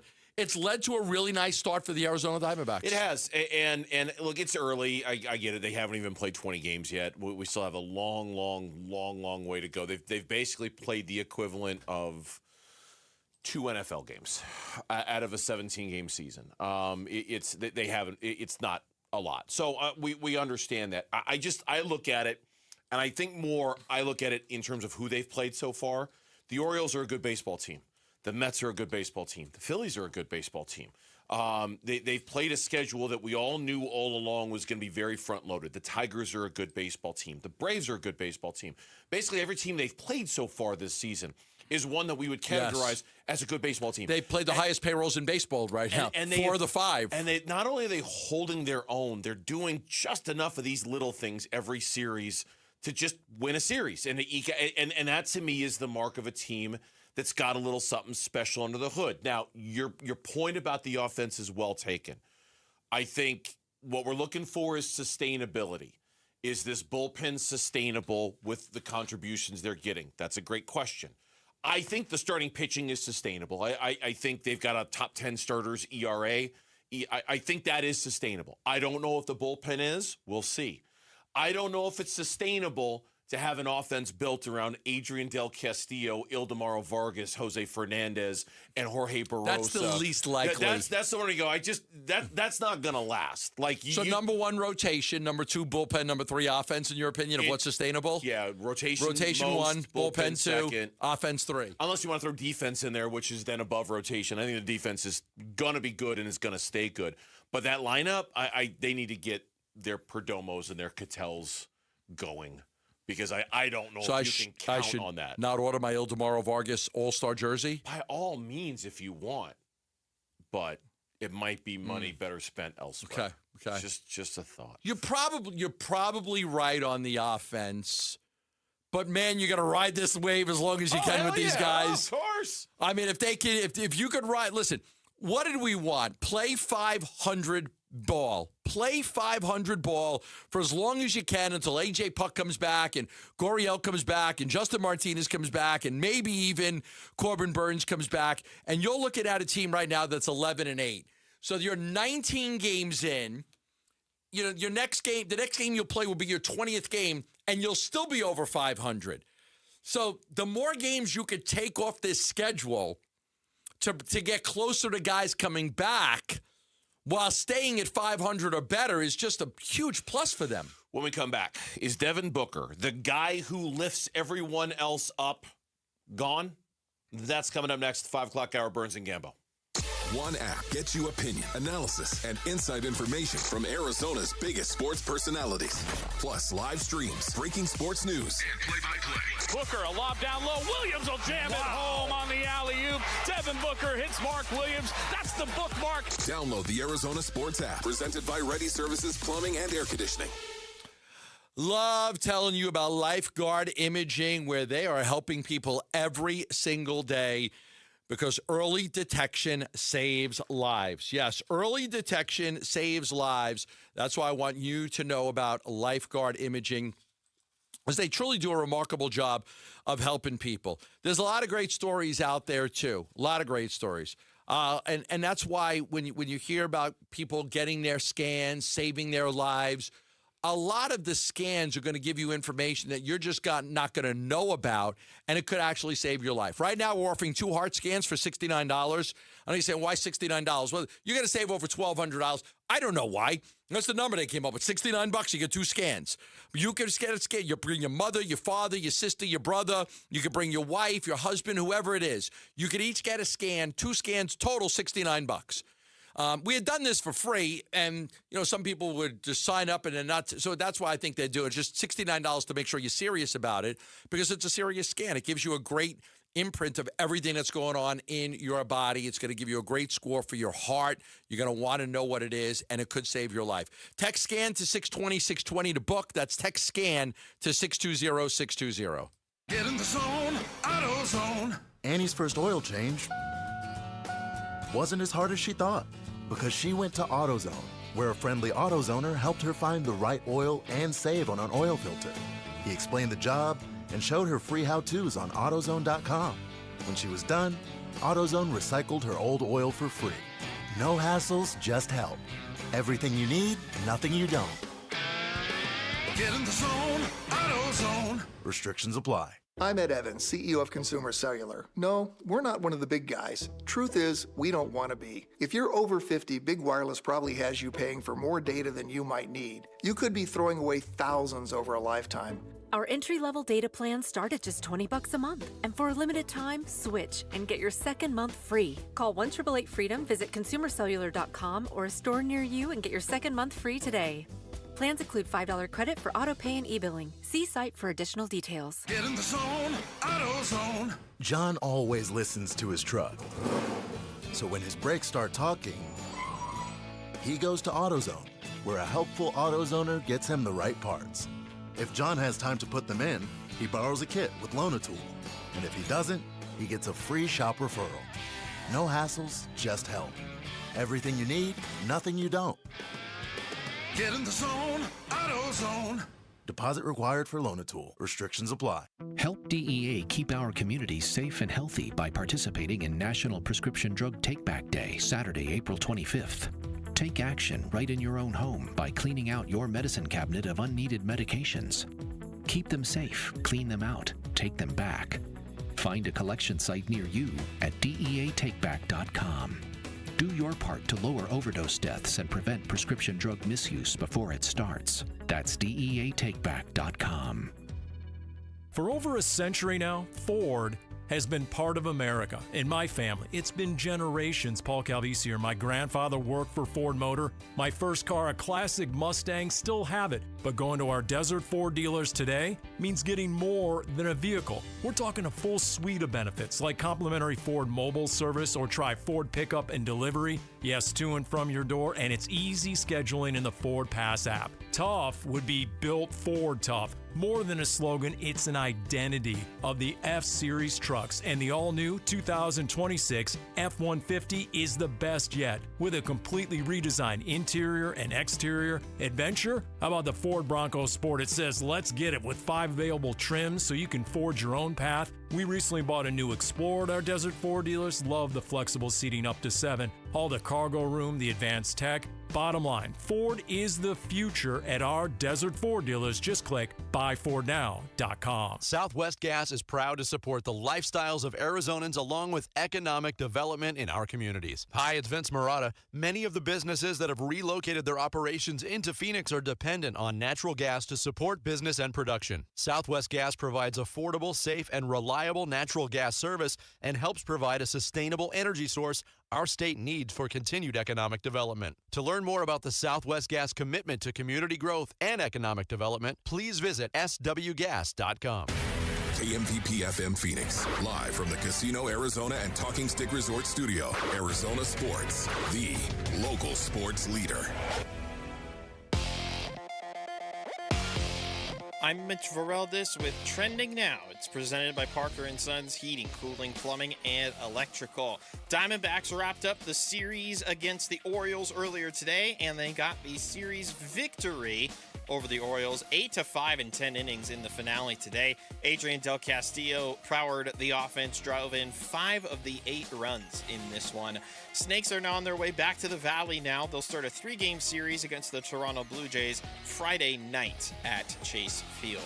In Arizona Cardinals news, top 30 visits are done today in the NFL, so the Cardinals had to get one last check-in, and they did, on Alabama quarterback Ty Simpson. Simpson is one of 3 reported quarterbacks to have a top visit with the Cardinals, the others being Penn State's Drew Aller and Miami's Carson Beck. And in the NBA's play-in tournament, the Phoenix Suns' next opponent will be determined tonight. The 9th-seeded Clippers host the 10th-seeded Warriors in the Intuit Dome for the right to play the Suns on Friday night. Tip-off for the game is at 7, and you can hear all the action over on ESPN 620 AM. This report is brought to you by Blue Aspen Marketing, experts in SEO, PPC, and web development. Schedule a free growth audit for your business at blueaspenmarketing.com. Arizona Sports. Burns and Gambo talk Suns in the play-in tournament. Now. 114-110. Phoenix Suns lose last night at home to the Portland Trailblazers, and as such, now we'll play the winner of the Clippers and the Warriors on Friday in an elimination game. Not that the winner of the game gets much better. They get Oklahoma City in a best-of-7 series, which we'll talk about in the next segment. Okay. We'll talk about kind of what's on the line and everything like that. I'm just using this as a conversation starter. Within the loss last night, I mean, it's real clear. And Gambo, you went on an epic rant about it earlier in the show. Certainly, we're not going to recreate that magic. And I don't think you have the medication for it, even if we were able to. So I got the heart pills. I know you. I know you do. But the original. The sequel is never as good as the original. No. I don't think the sequel to the rant would be as good as the first. If you want to watch the first, it's on Instagram, it's on Twitter, it's on Facebook, it's on all the things. I just posted it to MySpace. It'll be up in a minute. Okay, Gambo's MySpace. If you're still doing that thing, there's that. Yes. He's kidding. And Napster, you can find it where you find all your music. There you go. All the things. Gambo's got it posted. But it's the number one talking point. We took calls for 15 minutes about an hour ago. Everybody wants to talk about Devin Booker. Everybody wants to talk about Devin Booker because he's one of the highest. He might be the highest paid player per money per year. They gave him a 2-year extension for what, $175 million? Something like that, yeah. Like, you got to get more out of Devin Booker. And he hasn't been right for a while. He's been good, but not great. Like, he's a good player. I don't think I've ever considered him a superstar, but he's always been in that, 13th, 14th, 15th best category as a player. At one point he was in the 20s and he kept moving up and moving up and moving up. So the trajectory of Booker for a lot of his career was always climbing. He was always climbing, especially after they got Monty Williams and they started to put a good team together. The first year with Ricky Rubio and Kelly Oubre and Baines, and then they got Chris Paul, and then for a few... Like, Booker was on this meteoric rise to where he was becoming one of the best players in the league. He became an all-star. He became an Olympian. Like, he was there. He had arrived. There's been a gradual decline these last few years. And it's like, at first you're like, okay, part of it is it just didn't really work with Durant and Beal. And I believe that it didn't work with those guys. This year, I think Book was good. I think Book could be really good. But I'm looking for greatness. I'm looking for a guy. Denny Avdia took that game over at the end. Mm-hmm. Look who's Charlotte's best player? LaMelo Ball. What did he do at the end of the game? Took it over. Took the game over. Took the game over. Right? Yeah. I'm going to swipe at that ankle. I'm going to take this guy out. And then I'm going. But like when they needed a basket, who took the shot? LaMelo took the shot. Yeah. So Book drove to the paint, drove too deep, got surrounded by 3 guys, kicked it out by Jalen Green. A little bit earlier, he's got his typical pull-up jumper that he hits like 90% of the time. He's automatic from that spot, and he didn't take it. He kicked it back out to Jalen. Jalen was having a good game. Book missed 5 free throws. Book had a very pedestrian game. Yeah. He had a very like the numbers are not. He was 1 for 6 in the second half. He was 0 for 3 in the fourth quarter. He had a very pedestrian game. Yeah, he was very. Like, the best player on the court was Avdia. Look, Drew Holiday was better than Book in the game yesterday. Drew Holiday was better. Yeah. Jalen Green was better. You can't be the 5th best player on the court. You're Devin Booker. Right. Like it's and that was when I sat down when that game was done, I thought, wow, I never thought I'd see the day where the best player on the floor was Denny Avdia over Devin Booker. And then the second best player was Drew Holiday over Devin. And the third best player was Jalen Green over Devin Booker. And you start to go down the list, name by name, before you get to that spot where Devin Booker was the best player on the floor. It's just such a, and yet that's kind of this whole season for Devin. It just hasn't been the same. Mostly centered around the 3-point shooting, but his fourth quarter numbers since the All-Star break, they are real. We've experienced it every other night. We've seen it with our own eyes. Yeah, there's nothing there. And there's just nothing. And last night it was more the same with him in the fourth quarter where he reaches for it, and it's just not there. And more than anything, I wonder, I don't think the Suns are going to trade him. I don't. I know there have been a lot of people talking about that today. I don't think the Suns are going to trade him. But I do wonder, when they're in the private room and they've got the door closed, how do they get him to be the better version of himself? Right. How do they get more out of him? Because the whole plan is built on that. The whole extension is everything about their identity is based on Devin Booker being that guy. How do they get him to be that guy? Everybody's talking about Denny Avdia right now. Well, Devin Booker is a better player. He should be a better player than Denny Avdia. Denny Avdia became an all-star for the first time this year. He became an all-star. They're talking last night he became a superstar, like in Portland. Mm-hmm. Last night, Denny Avdia became a superstar. He became just the 5th player to score 40 points or more in the 7-year history of the play-in, along with Jason Tatum, Anthony Davis, Zion, and Kobe White. Just the 5th player in the history of the play-in to score 40 or more points. There was a headline in the Oregonian today, and it said the Valley of the Stunned, because the Phoenix was stunned. You had a 10-point lead late, and you couldn't hold on. You had an 8-point lead. You had an 8-point lead with 3.5 minutes left, and you couldn't hold on. Denny Avdia had 25 points in the second half. Mm-hmm. You're looking for that for Devin Booker. You're looking, take the game over. Devin Booker had 3 points in the fourth quarter, all from the free throw line. He didn't make a single basket. Yeah. You know how many minutes he played in the fourth quarter? 9.5. Wasn't like he was out there for 5 minutes. Okay, he was in foul trouble. Not offense. You don't worry about it when you're on offense. You know, you just don't want to get a ticky-tack foul on defense reaching in. But, you know, offensively, he was still – but he didn't take shots. And it's frustrating because, like, you want Devin Booker to be that guy. You remember Devin Booker being that guy. Well, how many games do you remember Devin Booker taking over and winning games for you, playoff games, scoring 40 and 47 and 48? He was so good. Yeah, it's frustrating in part because we all love Devin Booker, right? Like Devin Booker, he's one of ours. Yep. He's one of ours. He belongs to us. He belongs to Phoenix. He belongs to this fan base.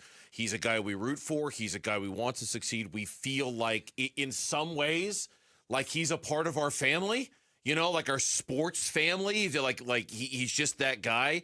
And so watching him struggle like this, I think, is even extra painful because it kind of forces you to come to the realization that he's not all that anymore. He's not this pedestal player that is infallible and can do no wrong and is perfect and is the best and is awesome. You realize when you come to that moment and you realize, okay, he's not that guy, then you start to like backtrack a little bit and say to yourself, how are they going to make this work with him? How is this? He's got to get back to being that, or it's not going to work.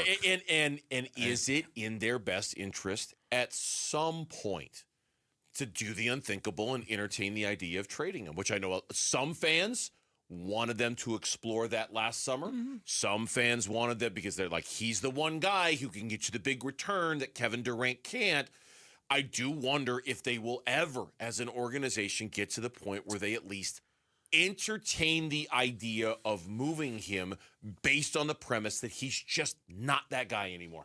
And I don't know. Your first goal is, to that. Can you get him back to being the guy that is a top 10 player, top 12 player in the league? Can you get him back to that? And if you can, that's fine. What do you got to do? Is it supporting cast? Is it just really like getting a point guard? Like you tried to get point guards last year. You got Tyus Jones. Like you tried that, but like last year we just knew it was a bad mix of players and it didn't work. I don't have the answer. I don't even know if Devin Booker has the answer. He should be a great player on the verge of being a superstar because he's not even 30 years old yet. And he shouldn't be he shouldn't be a guy that's the 4th best player in a play-in game. Yeah. With Danny Avdia is better and Drew Holiday's better and Jalen Green is better. Heck, you could make an argument that Jeremy Grant was more impactful in that game than Devin Booker. You could. NFL Draft Day is next Thursday. Arizona Sports will all be broadcasting live on April 23rd, starting at 2 p.m. from Backyard Desert Ridge. It's my favorite day of the year. Our draft coverage, I think we do a really good job. Come hang with us for the NFL Draft Roundtable and watch Round 1 unfold. It's brought to you by Bud Lights. So what is next for the Suns, and what will Friday bring? That is coming up on the Burns and Gambo Show. Wolf and Luke, middays 10 to 2. Jalen Green, I root for Jalen Green. I really do. You see him make shots. I'm sorry, especially when it puts it on the floor and takes it to the rack. You'll see him make buckets. You just wonder how he pulled that off. Yeah. Wow. It's incredible. The athleticism, the wild athleticism that is before us watching him play. He did have a great game for the Phoenix Suns, in my opinion, in terms of shooting the ball. Yet at the same time, turned the ball over 5 times, and every one of them seem to be a kick in the cradle. And like a like bad of turnover. import, a bad turnover. Wolf and Luke, middays 10 to 2 on Arizona Sports, the local sports leader. So I do love telling you about a product that I've been taking for well over a decade. It's M-Drive. But I got my early 40s, and I wanted to make sure that I was still on top of my game athletically and being able to do all the things. I'll be 60 years old, and I can still do sideways box jumps and run as fast as I used to run and run as long as I used to run. I don't really feel like I've slipped a whole lot. And part of that is I eat right, I sleep right. And I use a supplement called M-Drive that I've been using, as people know, you've been listening to the show, I use it for a long, long time, well over a decade. And it helps me with my endurance, my stamina, my recovery. It boosts your natural testosterone, so no drugs involved, and it just boosts your natural testosterone, which helps you too. Look, I found as I was getting older, it was harder to recover. Like you'd have a hard workout, and then the next day, you just want to take the day off. I don't like taking days off. I like to do something. I like to go for a walk after dinner for 30 minutes just to, move the blood and bring the blood sugar down and things like that. M-Drive's a great product. It's the #1 men's selling health brand in Sprouts. You can also get it online at mdriveformen.com. That's mdriveformen.com. On Saturday, April 18th, pick up the Cattell Marte tee before the D-backs Blue Jays game, courtesy of State Farm. Secure your tickets now at dbacks.com. Are you planning a home renovation? Getting quotes on windows, doors, cabinets, countertops, or flooring? Before you commit, visit the Window Depot and make sure you're not overpaying.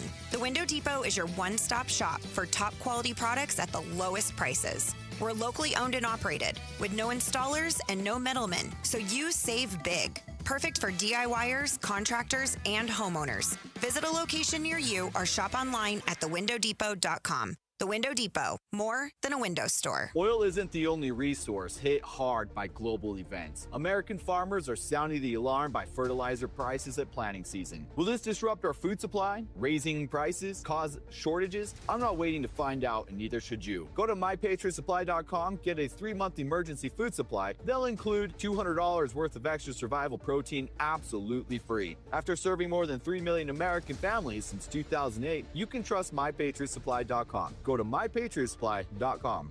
I'm Ed Evans, CEO of Consumer Cellular. You know, the big wireless companies say they have discounts for people over 55, but unless you're willing to sit on hold and ask, you're probably paying more than you should. At Consumer Cellular, there's nothing to hunt down. We're built for people 50 plus with plans starting at just $20. And our 100% US-based customer service actually answers the phone. Call 1-888-FREEDOM or visit consumercellular.com today and get your second month free for a limited time. Taxes, fees, and other third-party charges will apply. See website for additional details. Hey, Ron Wolfley here, and I'm sitting next to my great friend, Dr. Joe from Avdia Dental Implant Center. Hey, Dr. Joe, it's great to see you. Thanks for having me. Talk to me about the All-On-4 dental implant. It's a process where we can remove patients' remaining dentition, where we can place 4 dental implants, take our digital impressions, so we can get this population back in function. You know I've had the All-On-4. It is a life changer. It truly is. Not only to be able to smile, right, but also to bite into a steak. What is the best thing about getting the All-On-4 dental treatment? Self-confidence. The only reason people don't get All-On-4s is because they can't afford it. It's expensive. Yes. My goal is to make it economical. So if I can reduce that cost, I will. If you have broken or missing teeth, he's going to help you. AriaDentalImplantCenter.com. It's spelled A-R-I-A. AriaDentalImplantCenter.com. For the ones who get it done, Grainger offers the professional-grade products you need to get the job done. With fast delivery you can depend on and access to technical product experts ready to help you meet any challenge. Call, click Grainger.com, or just stop by. Arizona Sports. Burns and Gambo talk Suns in the play-in tournament. Now.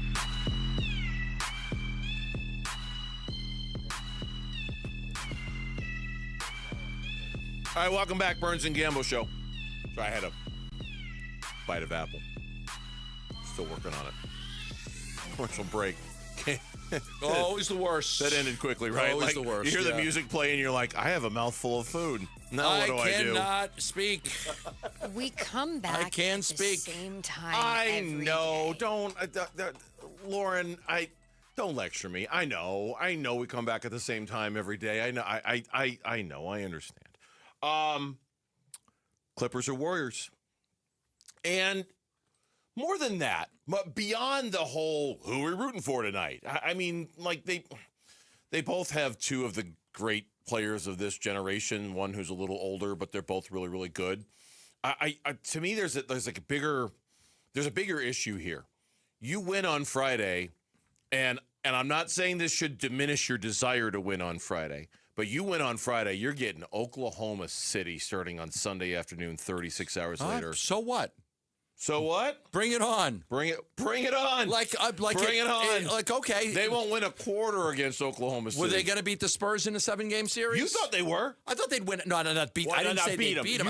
I thought they could have won a game or two. You thought the Spurs were vulnerable. I thought they could have won. You thought the Spurs were more vulnerable. I think they could have won a game or two against San Antonio. You wanted the Spurs, if I remember. Yeah, right. Listen, I thought they were going to lose either way. I mean, I didn't think that they could beat San Antonio or Oklahoma City. But you're running into a different situation here, and it's you can't be the first team that's a 7 seed to lose both games at home and not advance. You can't be. You can't be that team. Yeah, It's got to be better. You've got that's a little bit of a black eye on the season if you're that team that does that. I don't even know if it's a little bit of a black eye. I think it's a big black eye. It's a lot of a black eye. I think it's a lot of. Yeah. I think it's not a small black eye. I think you don't like. I remember when the Suns got swept by Minnesota and Barkley was like, "I never got swept. You don't want to be swept. You're embarrassed." And okay, I don't know if that's the biggest deal in the world. But it happened. But you don't want to be. One of the things we said going in: no 7 seed has ever not advanced. We've had 7 years of this play-in. Mm-hmm. Every 7 seed, East, West, has always advanced. Some of them didn't win the first game. Some of them had to win this. But you had 2 games at home against teams that are lower than you in the standings. Every 7 seed is advanced. You don't want to be the first one to not advance. So you got to win this game. And if you get swept by Oklahoma City, so what? What's a bigger black eye? Not getting past whoever you got to play? Or getting swept by Oklahoma City? Not getting past whoever you're supposed to play is the way. But, right. You know, and I'm not for a second suggesting that the Suns shouldn't be motivated to win this game on Friday. They better be motivated to win this game on Friday. They better be pissed off after what happened last night.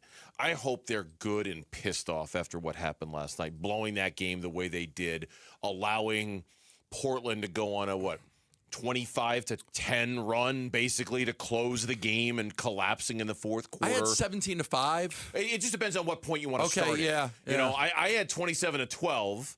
And then somebody said 25-10, and now you're what number did you have? 17-5. It just depends on where you want to. Yeah, I guess so. You're right. Start You're it right. from, you can right? start it anywhere you want. There was an 11-point lead with 6 minutes to go from that moment that got outscored 25-10. I mean, just wherever you want, wherever your starting point is. But I do think that the Suns, because here's what's going to happen no matter how the season ends. They have done enough, I think, the Suns. I don't want to use the word discredit, but it's a similar word to discredit, and I can't think of what the word is. They have done enough to take some of the success out of this season and leave us with a debate that we're going to have about the Suns all off season. Which team was the real Suns team? The first 50 or the last 35? Yeah. Because it's going to be shaping up to where, let's say they win on Friday, they go to the playoffs, they get swept by Oklahoma City. It's basically going to be the first 50 versus the last 40. Who was real? What was real? What were they? I understand what you're saying. Which team were they? And that they were both, but you're saying what are they? What's a more reflection of who they are? Right. And if they lose on Friday, and if they do become the first 7 seed in the history of the NBA play-in to not advance, I really think that almost makes a stronger case for they were that team. They were actually closer to the second half than they were the first half. And it really does, again, dismantle some of that foundational work that we feel like Jordan Knott has built in year one. Like, no one can take the first 50 games away from them. But to lose on Friday and to not even make the playoffs after the start that they got off to would really reframe the conversation about their foundation, their future, and their direction. I think it really would change the conversation about who we think the Phoenix Suns are going to be for the next 2 or 3 years after it fell apart so badly that they became the first 7 seed in the history of the play-in tournament to not even make the playoffs. That's why they've got to get in. To your point, after the first 50 games, it was pretty simple. Got to bring back Mark Williams, got to bring back Colin Gillespie, got to bring back Jordan Goodwin. Got to bring those guys back. Yep. Now it's like, do you bring back Mark Williams? You don't seem to want him on the game at the end. Like, Colin Gillespie, what's he worth? How much is he worth? There was a time when, like, how much is Colin Gillespie worth? The amount was astronomical. It was like, pay him, man, whatever he's worth, pay him. He's great. He's fantastic. Remember we're not in those days anymore. Who was the actor in L.A. that was pointing like, who's that guy? Remember the actor in L.A.? Who was it? Austin Butler. Okay. That's right. It was like, God, that seems like 20 years ago. Who's that guy that's making, who's the little white guy making all those shots right there? Austin Butler pointing at Colin Gillespie seems like that was 20 years ago. What's his name? I can't believe Elvis didn't know Colin Gillespie. I know, right? Come on. Elvis be better. Is that who he was? He played Elvis. He was movie. Elvis? He did a fantastic job, by the way. What else was he in? Was he in a war movie? He was in Dune. He was in Once Upon a Time in Hollywood. Was he in a war movie? He was in Masters of the Air. There you go. That's how I know him. Oh, there you go. Masters of the Air. He was a pilot. He was a Thank you, Lauren. Masters of the Air. If it's a war movie, Gambo knows I freaking love war. My wife hates it when she goes to bed. You don't watch it. She's always like, don't watch a war movie because it's loud. Guns and tanks and. Where are the headphones? Well, I'm watching TV. Yeah. You can do that. Yeah. What do I plug it into? Bluetooth. You connect your headphones to the Bluetooth on your TV, and you wear the speaker. Oh my God! I never thought of that. I've never thought of that. Yeah. Try it next time when you adjust the TV antenna, and it might actually work. Yeah, you can. I have never once thought of that. Because I get up early on Saturday and Sunday, and my wife likes to sleep in. So if I want to watch a war movie or something loud with guns and explosions and things like that, I just put headphones in. Boop, connect to the Bluetooth, and she doesn't hear a thing. Doesn't hear a thing. Because I connect my Bluetooth to my phone when I run and stuff like that. I connect it to your TV. The TV. Chelsea will never hear a thing. Wow. I just learned how to mirror my iPad to watch Diamondback games because the broadcast comes in terrible on my TV. Mm-hmm. So I have to watch it off my iPad because I can't watch it on the regular channel because it sounds, all I hear is the background noise. I don't hear the announcer. We're so proud of you. I learned how to do that. Well, we are. Bluetooth headphones. Next, I'm going to learn how to deposit a check without going to the bank. I don't know how to do it yet. I don't know how to do it yet. My wife does it. I'm going to learn. Maybe you could even learn how to Venmo me half the money from that lunch a couple of weeks ago. Now, that'd be something. Usually when I have to Venmo somebody, I just tell Chelsea, hey, landscaper, $150, send it to him. Like, and then she does it. And you could learn how to do it, then you could pay me half. I have learned how to do it. I just tell my wife what to do. That's learning how to do it. Well, we come back on the Burns and Gambo show. It feels like at this point it might even be a collision course. The Cardinals have done it once before. Would they do it again? We'll tell you what it is next on Burns and Gambo. Bickley and Marotta mornings. The shift now to the if they get in, then they have to play Oklahoma City. The Phoenix Suns of November and December and January would have embraced something like that. This is really going to test how far the Suns have fallen between the ears. Not just with what they do, but between the ears. Because everything about this Phoenix Suns team was about punching up, never quitting. No challenge is too hard, no mountain is too high for us. Bickley and Marotta, mornings on Arizona Sports, the local sports leader. Hi, this is Stuart Willis, President of Asset Preservation Wealth and Tax. A personal relationship with your financial advisor really matters. It's super important that you have the ability to talk about anything you need to with your advisor. So if you have been pushed off to a call center, and you don't have a one-on-one relationship with your financial advisor, then reach out to us at assetpreservationwealth.com. That's assetpreservationwealth.com. Investment advisory services offered through Foundations Investment Advisors, LLC, an SEC registered investment advisor. Make this Memorial memorable with Bunker to Bunker's 15th Annual Memorial Weekend Golf Tournament, presented by Shady Ray Sunglasses on Saturday, May 23rd at the Wigwam Golf Club and Resort. Open to the public, the two-person scramble benefits the Tunnel to Towers Foundation and is loaded with a big raffle, competitions, breakfast, and a coupon for a second round of golf, all for just $142. Make it the perfect Memorial Weekend. Stay and play vacation with our hotel specials. For details and registration, go to bunkergolf.com. Hey everybody, Dan Bickley here with my great friend Shane O'Hanrahan, GM of Chapman BMW, the guy that can make your car buying dreams come true. It's true, Dan. I can't tell you how many times somebody has called or emailed me and asked for me by name and said, hey, Dan Bickley sent me to get the hookup. And you know what? We make it happen. So put me to the test. I will make your dreams come true. That's Chapman BMW, 2 great locations, 1 great experience. Progressive's Home Quote Explorer helps you easily find and buy the right coverage for you. It's everything you've always wanted. Well, I mean, as far as a website that lets you shop, quote, and buy insurance in one place. But hey, maybe that is everything you've always wanted. Yeah, people have different types of dreams. And if all you've ever been searching for is a website that helps you choose home insurance rates and coverage, boy, do we have great news about Progressive's Home Quote Explorer. Progressive Casualty Insurance Company, affiliates, and third-party insurers. Comparison rates not available in all states or situations. Prices vary based on how you buy.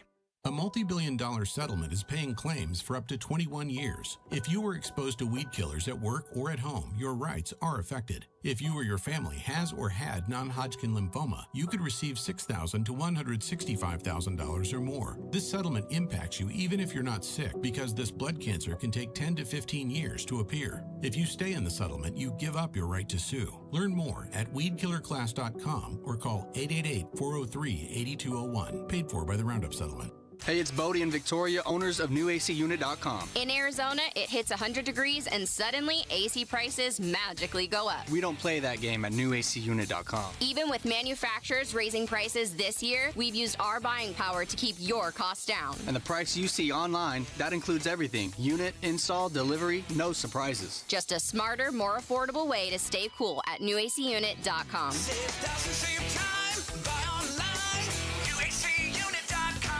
Hey everybody, Dan Bickley here, and you've seen the billboards. Sweet James is everywhere. It's a fun name and a fun brand, but when you've been hurt in an accident and it's game time, Sweet James plays to win. They are unstoppable in their pursuit of justice, and they are the heavy hitter you need when dealing with the insurance companies. Sweet James Accident Attorneys is a world-class law firm with over 25 years of experience, more than 500 trials, and over $2 billion recovered for accident victims. They even have a full in-house trial team, and they win 98% of the time. Remember, having the right attorney can mean the difference between a $2,000 check and a $2 million settlement, and Sweet James delivers some of the biggest wins in the country, and they've been named best attorneys in America. So if you're hurt in an accident, don't settle for less. Call Sweet James at 1-800-9-MILLION. That's 1-800-900-0000, online at sweetjames.com. I'm Mitch Vareldes with Trending Now. It's presented by Parker & Sons Heating, Cooling, Plumbing, and Electrical. Diamondbacks got another series victory, 3rd consecutive series victory. They got it earlier today with an 8-5 win over the Orioles in 10 innings. Adrian Del Castillo powered the offense. He drove in 5 of those 8 runs. Now the Snakes either back in the Valley, still making their way back to the Valley. Either way, next baseball game is going to be in the Valley. They have a 3-game series with the Toronto Blue Jays that'll start Friday night at Chase Field. In Arizona Cardinals news, top 30 visits in the NFL are done. No more. So the Cardinals had to squeeze in at least one more, and it was with another quarterback. Alabama quarterback Ty Simpson had his visit to the Valley today. Simpson, one of 3 reported quarterbacks to have had a visit with Arizona, the others being Penn State's Drew Aller and then Miami's Carson Beck. And in the NBA play-in tournament, the Phoenix Suns' next opponent will be determined tonight. The 9th-seeded Clippers host the 10th-seeded Warriors in the Intuit Dome. for the right to play the Suns on Friday night. Tip-off for the game is at 7, and you can hear all the action on ESPN 620 AM. This report is brought to you by Parker & Sons. When something breaks at home, every moment counts. Parker & Sons delivers home services in minutes, not days. Voted number 1 15 years running. Call or text 602-2-REPAIR. Arizona Sports. NFL draft coverage brought to you by Bud Light. I'm giving you some outside-the-box, unexpected, non-talked about scenarios. Burns and Gambo talk NFL draft now. 1 week from tomorrow, we will be at the backyard at Desert Ridge. God, 1 week from tomorrow. Jeez. For our NFL draft coverage. It is here. It is upon us. It's almost here anyway. We're getting close. Getting really, really close. Today was the last day for the top 30 visits.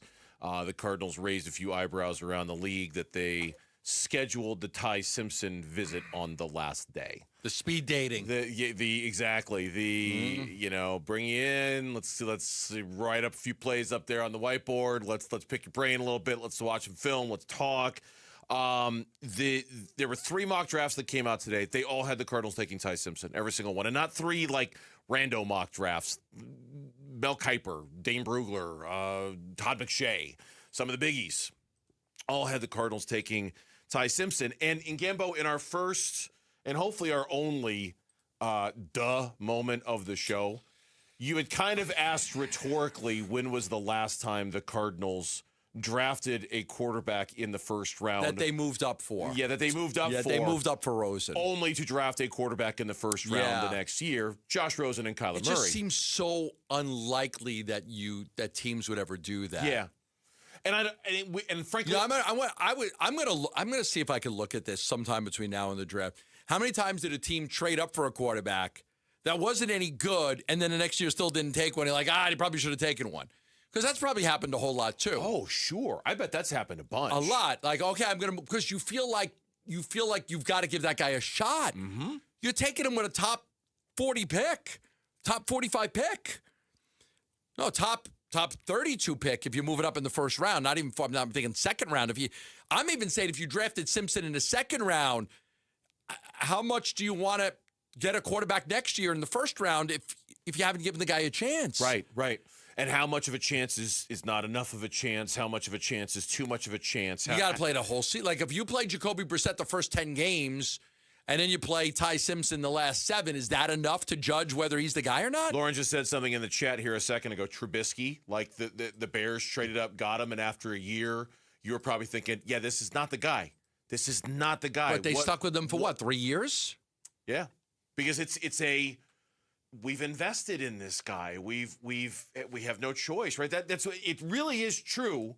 What the Cardinals did with Rosen and Murray, it's what made that so exceptional.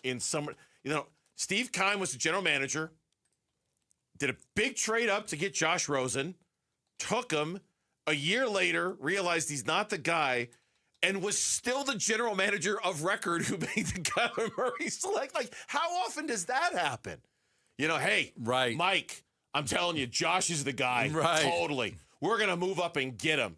Hey, I thought you said Josh was the guy. Yeah, I know. But this Kyler guy, he's really the guy. So forgive me for moving up to get Josh Rosen because we're going to take Kyler and he's going to be great. It doesn't happen very often like that. Trubisky played. This is fascinating. I'm glad you went here because I am intrigued by it. So Trubisky played 12 games that first year. 7 touchdowns, 7 interceptions, sacked 31 times, 2,193 yards. The next year they drafted Roquan Smith as the linebacker out of Georgia with the eighth overall pick in the draft. They had a top 10 pick. Yeah, they had a top 10 pick, and they did not take a quarterback the entire draft. Yeah, the reason why we're talking about it like this is I mentioned these mock drafts and how they all have Ty Simpson going to the Cardinals. Dane Brugler's the draft guy for The Athletic. He's really, really good. I think he might be my favorite.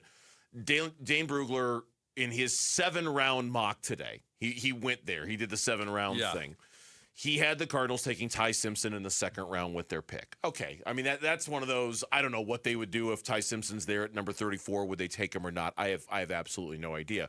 But that one doesn't involve them trading up. The other two had them trading up. Kuiper had the Cardinals trading up to 30. So moving out of 34 up to 30 into the first round to take Ty Simpson. He had them sending the 34th pick and the 65th pick for number 30 and number 94. So they would move up 4 spots in the drafts. They'd get a 4th rounder back, and they'd give up a 3rd rounder to be able to do that. That was his projected trade. So again, the Cardinals would send 34 and 65 to the Dolphins for 30 and 94. Okay. You got me? To move up 4 spots. To move up 4 spots, right, to take Ty Simpson. Yeah, not a lot to pay. And then McShay had a similar trade. Cardinals move up to number 30. Cardinals trade number 34, a 5th and a 6th to move up 4 spots. A 5th and a 6th. A 5th and a 6th to move up 4 spots. That's it. Number 143 and number 183. But both of them, this is the thing I want to focus on here. Both of them, in their write-ups about Ty Simpson, alluded to the idea, and didn't even allude to it, they just came right out and said it. If you did this deal for Ty Simpson and you still wanted a quarterback a year from now, fine. Take one. No biggie. Didn't cost you that much to move up. You get Ty Simpson. You could have who? Think about the players you could have had at that pick. I know. Think about the players you could have had at that pick in the first round. Here's Mel Kiper, quote, "The Cardinals could absolutely wait until 2027 to find their next franchise quarterback, and this small trade up at the end of round 1 wouldn't keep them from doing so anyway." I think it's Close stupid. Quote. I think it's stupid. McShay Go ahead. I'm sorry. Go ahead. Unless you love Ty Simpson, I don't think you could draft Ty Simpson that high and not give him the chance over the next couple of years to be the guy. McShay, quote, "Just as importantly, it would give them a full year to evaluate Simpson internally before deciding how aggressive they want to be in next year's quarterback market," close quote. In other words, take him if you don't like him. And that's why we're bringing up the Rose and Murray thing. They took him, and they went, oops, our bad. We like that guy a whole lot better. We had the number 1 pick in the draft. That guy's actually our franchise quarterback, and they did it. They went and did the thing, and it wasn't. Okay, I'm hearing you. It wasn't that painful for them to do it. Nah, because it depends on how you look at it.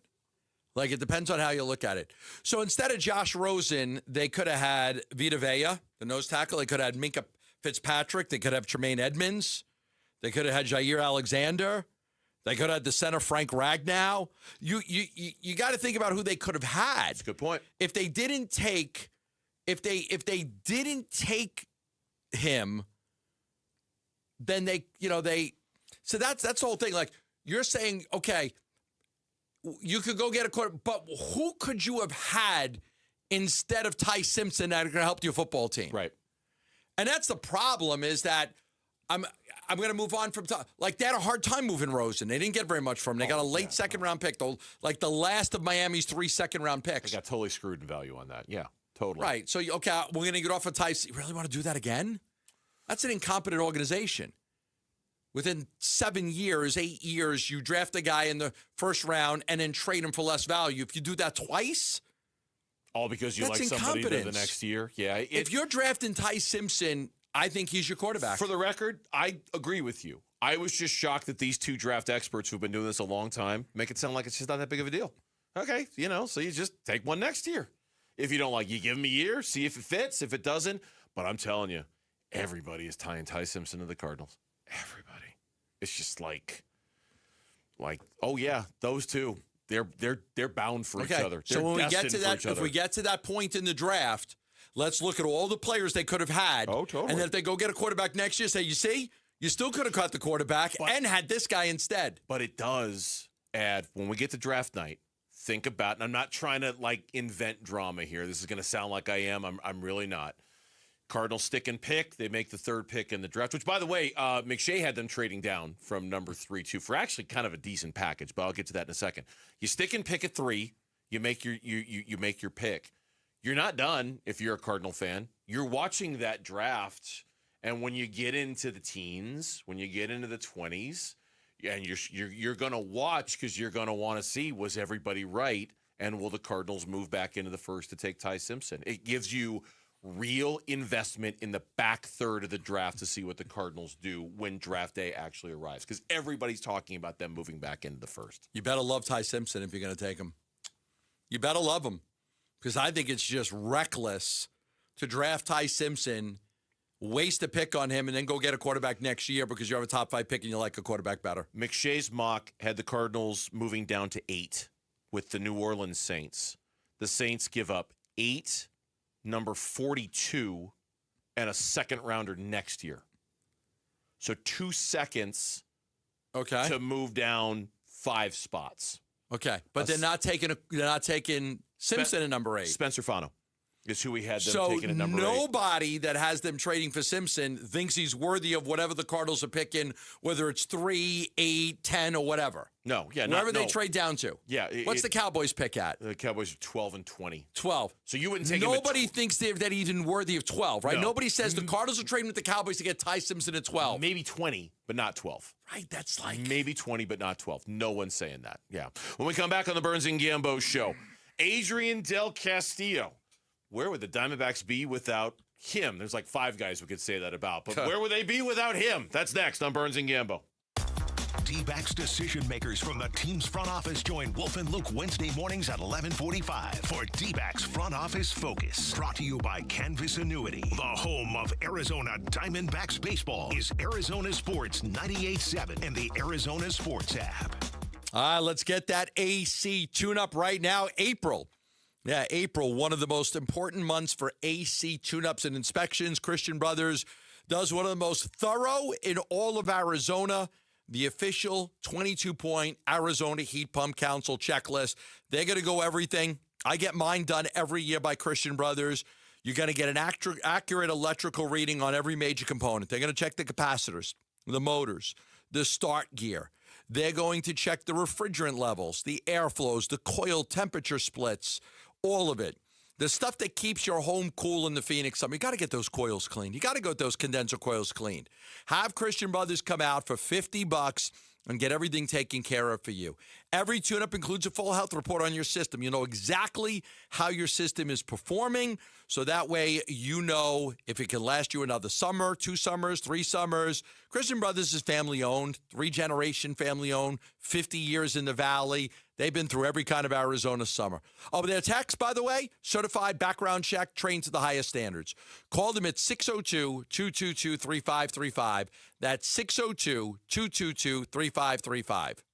For over a century now, Ford has been part of America. In my family, it's been generations. Paul Calvisi here. My grandfather worked for Ford Motor. My first car, a classic Mustang, still have it. But going to our Desert Ford dealers today means getting more than a vehicle. We're talking a full suite of benefits like complimentary Ford mobile service or try Ford pickup and delivery. Yes, to and from your door, and it's easy scheduling in the Ford Pass app. Tough would be built Ford tough. More than a slogan, it's an identity of the F-Series trucks, and the all-new 2026 F-150 is the best yet. With a completely redesigned interior and exterior adventure, how about the Ford Bronco Sport? It says, let's get it, with 5 available trims so you can forge your own path. We recently bought a new Explorer at our Desert Ford dealers. Love the flexible seating up to 7. All the cargo room, the advanced tech. Bottom line, Ford is the future at our Desert Ford dealers. Just click buyfordnow.com. Tired all the time?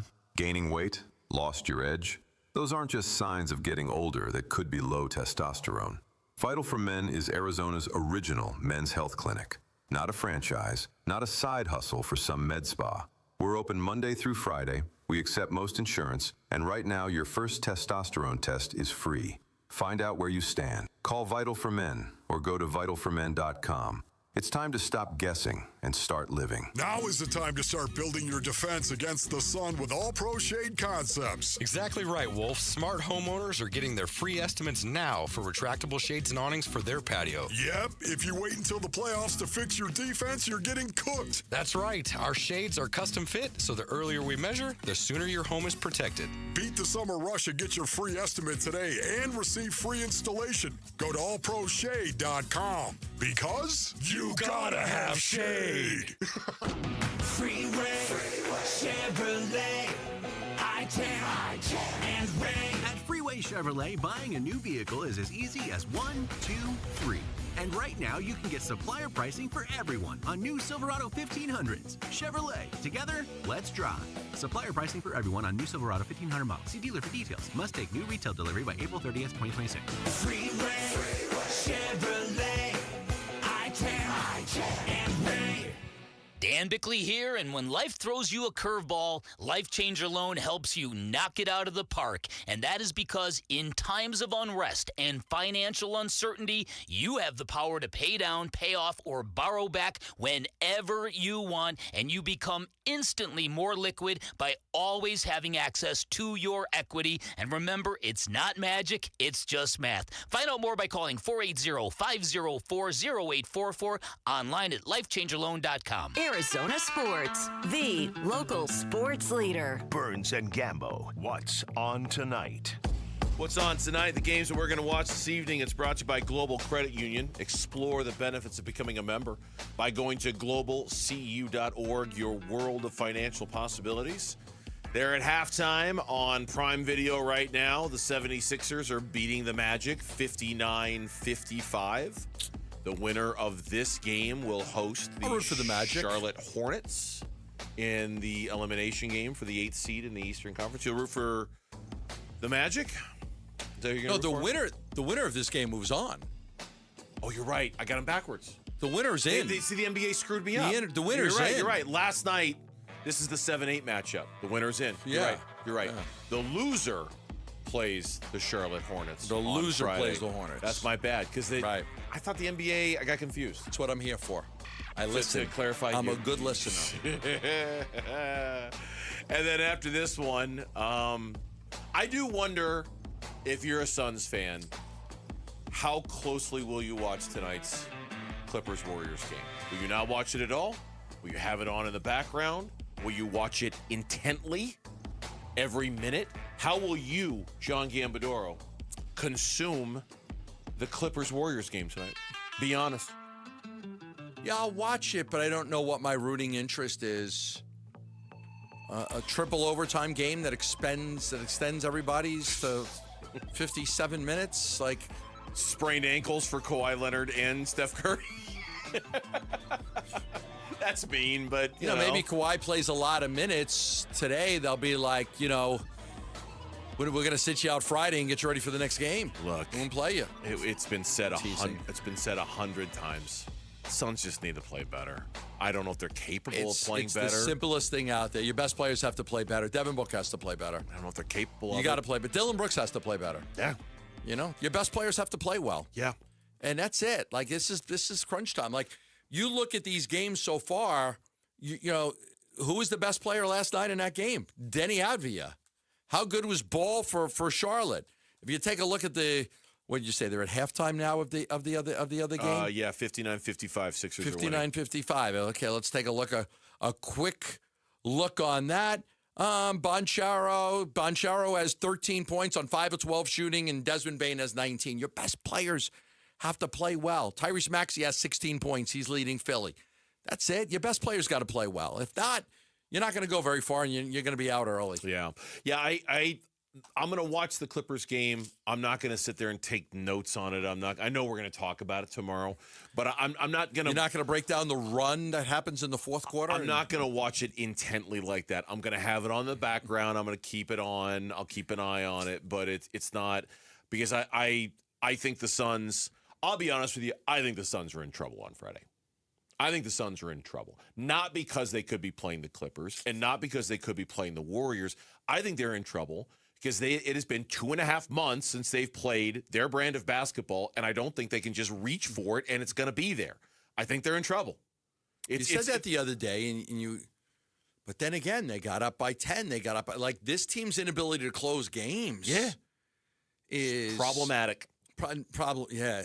The inability to close the basketball games it's It's been a thorn in their side for a while now. Yeah. For the last 30 games, their inability to close basketball games has hurt them. The Arizona Diamondbacks, boy, what a story they have been so far. 11-8 on the season, and I know that doesn't sound like a lot, but considering they got swept by the Dodgers the first weekend of the series, they're 11-5 since then. Their 11 wins since March 30th is the most in Major League Baseball. Again, small sample size. They go 6-3 on the road trip. They won series in New York against the Mets, Philly against the Phillies, Baltimore against the Orioles. The 6 teams that they are 11-8 against combined had a winning percentage of .524 last year. And in the middle of it are guys that you would expect, but guys that you would not expect. You wouldn't expect the bullpen to have the numbers they've had. They've been terrific. Ildemaro Vargas.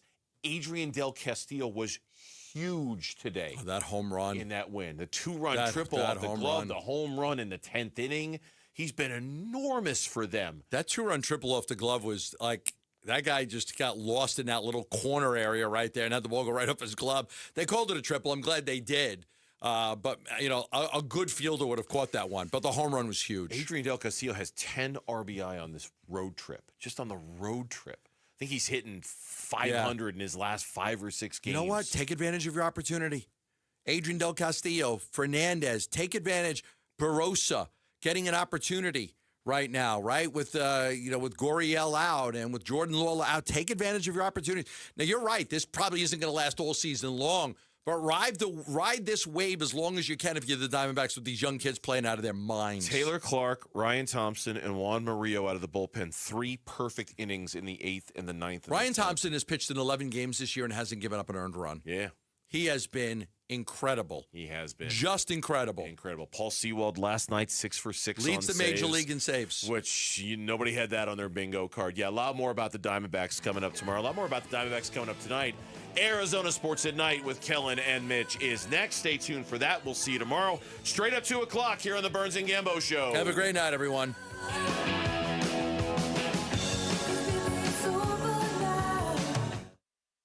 You're still here? It's over. Go home. Go. The Arizona Sports YouTube channel.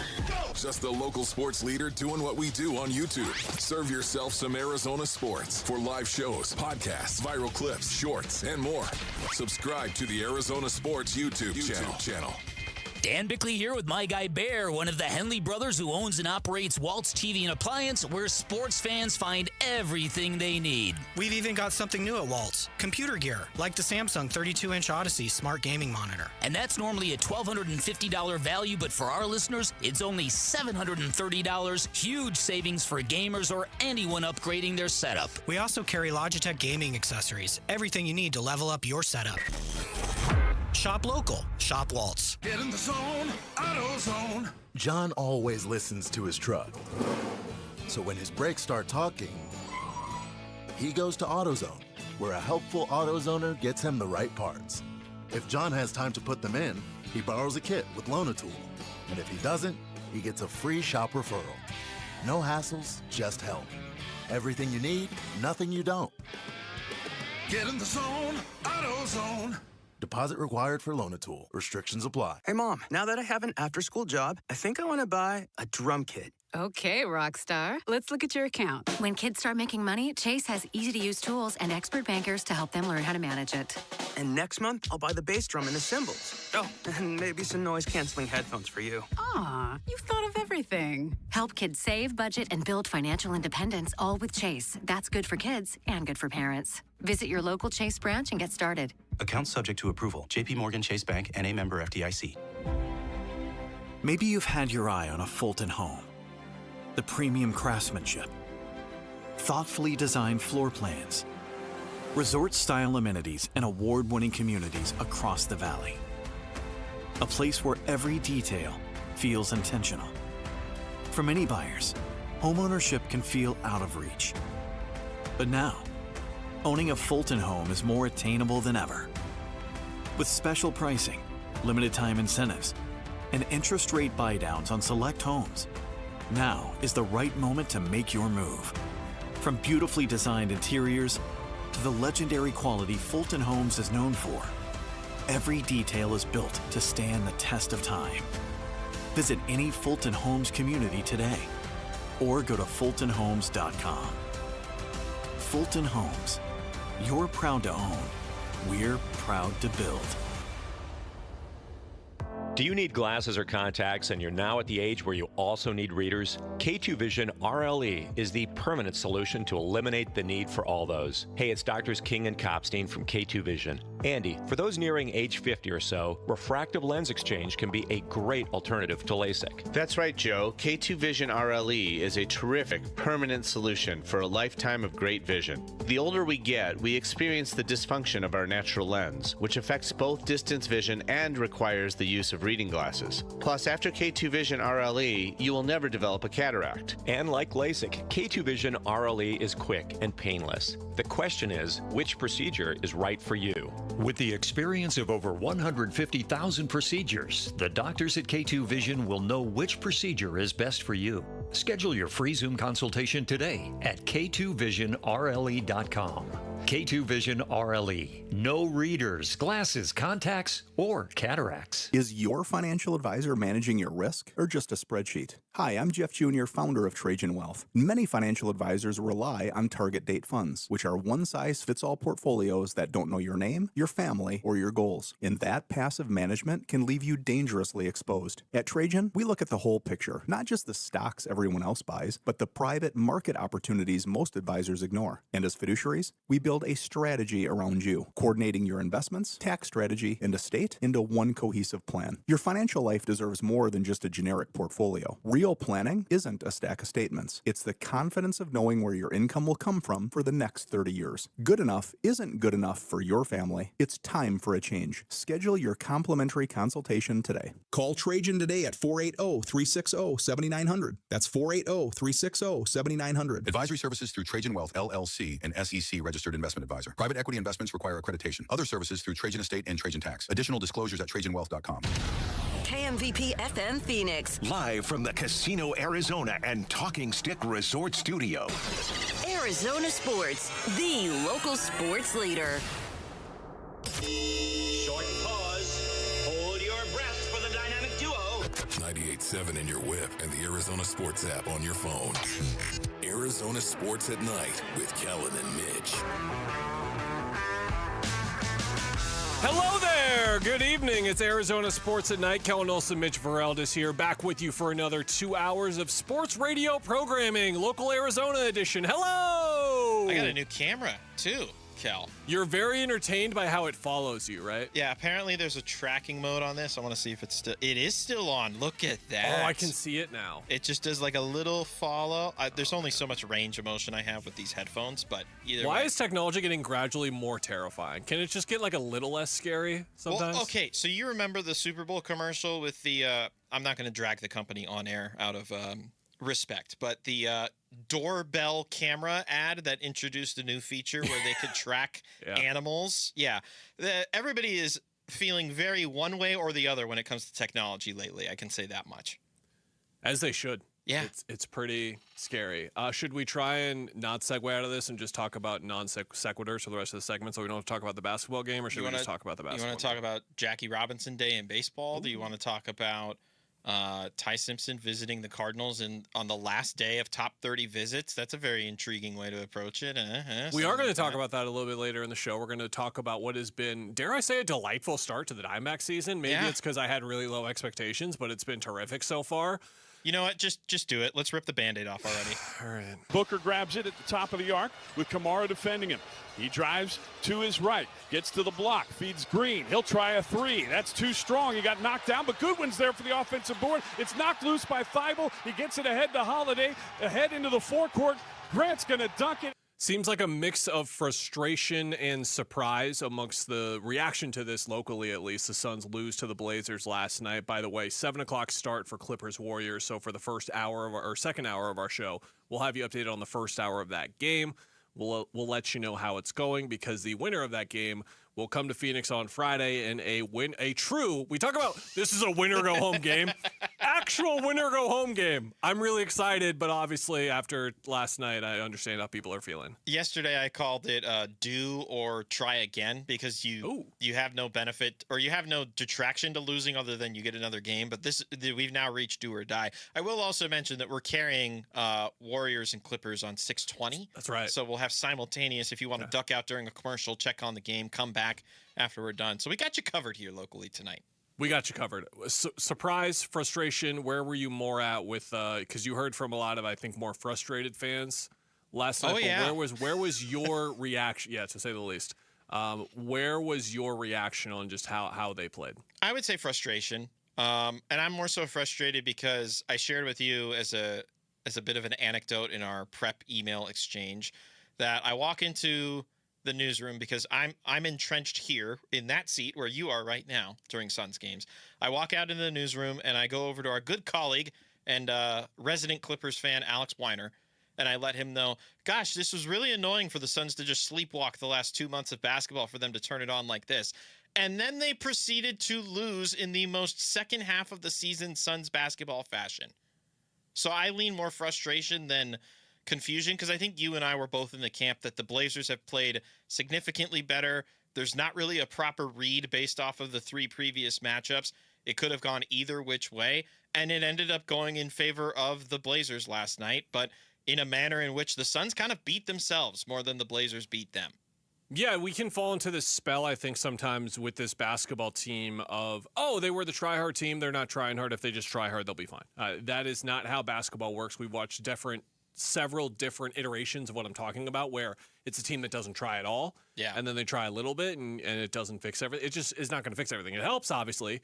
That 28-9 run was, oh my gosh, Suns basketball. Hello. Good to see you. Just like up to the physicality, brought intensity, and just made the game chaotic and havoc. Yeah. I wrote a story all the way back in December, like 4 months ago, using the old chaos is a ladder analogy by Littlefinger from Game of Thrones, where he refers to chaos as more of a ladder. And I talked about how the Suns were benefiting from that ladder at that point in the season because there were some games, including that win over the Warriors, where it was just a full-blown mess of a game in both good and bad ways, but they were just able to harness it and control it in a certain way. But you can't really control it, and I thought that's what that second half really turned into. The third quarter was the good kind of chaos, and then the first half of that fourth quarter, it was good as well.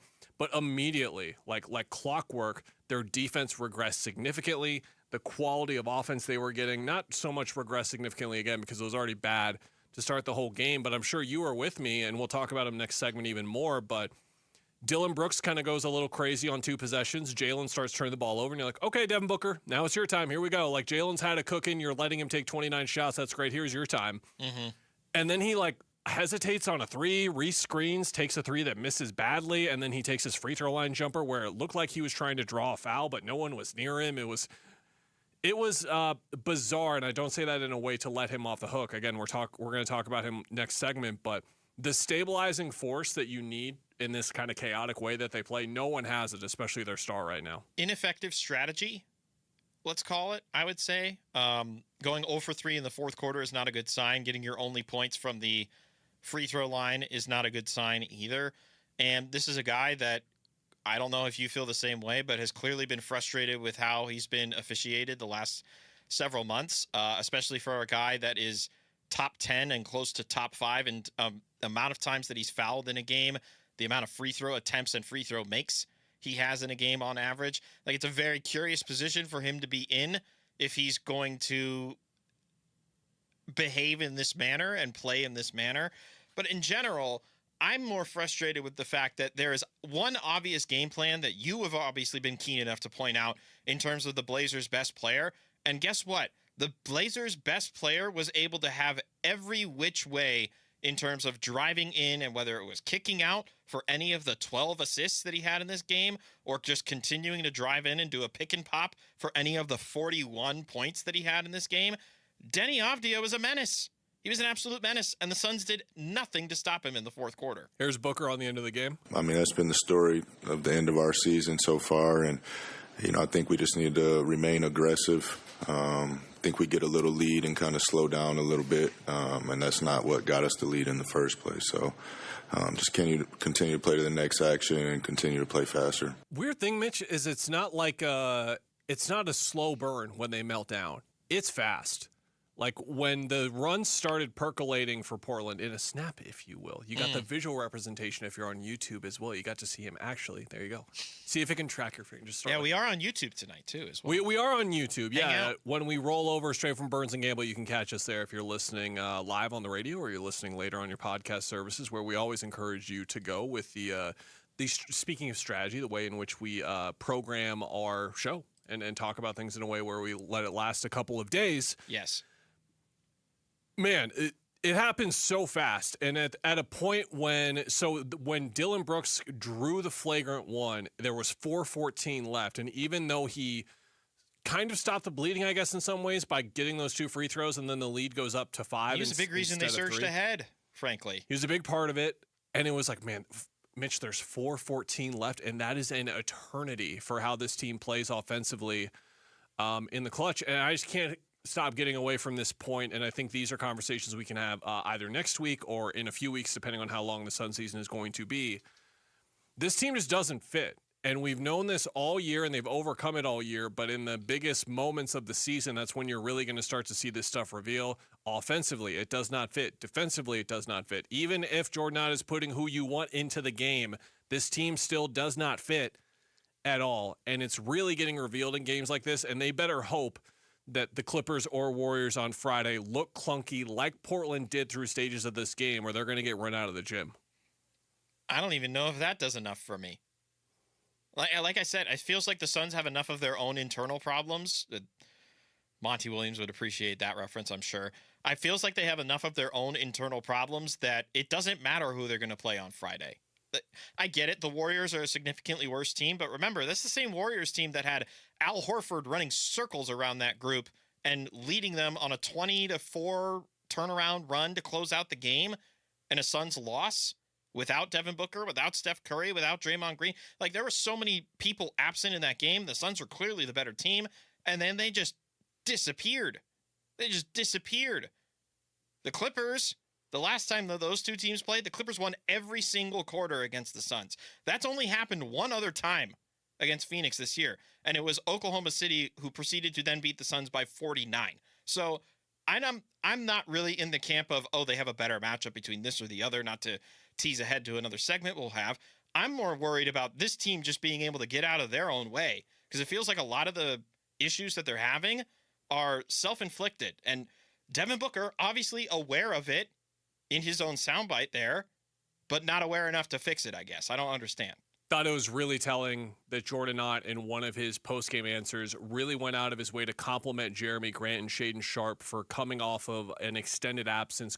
Sharpe, it was like 25-plus games that he missed, and he only played in the last 2. Grant was out for a few weeks. He's not played a game in the month of April since 2021. He was very complimentary of those two guys, and I didn't take it as a subtweet. But I think if you wanted to take it as a subtweet of how his team has had certain guys join in after extended absences and not fill in as well, you could take it as, see, look, they did it. Jeremy Grant was out for 3 weeks, and he looked incredible. Shaedon Sharpe was out for over 2 months and was able to help his team win the basketball game today. It is not just a death sentence for guys to miss time and then come back late in the season, and Portland showed that in this game. People don't want to hear this. I'm just going to say it. Very happy for Portland. They've been through a rough year, to say the least. Their head coach gets arrested at the start of the year. This was the first game all year, if you subtract Dame, where they were fully healthy. So if you thought the Suns were going through injury problems, these guys went through it and then some all year. I was standing there as they were walking to their locker room. Everyone's yelling, screaming, smiling. Like Tiago Splitter, a very stone cold kind of guy, doesn't show emotion. He was grinning ear to ear. Like, they seemed like they really, really needed that. Sets up a fun series against the Spurs that will be cool to see, but that could have been the Suns in so many ways, who, the Blazers, when I saw them walk by, I was like, this is the lift that this team so desperately needs. Not even for this year, for the future. To we still got this. We got something cooking here that's going to be special.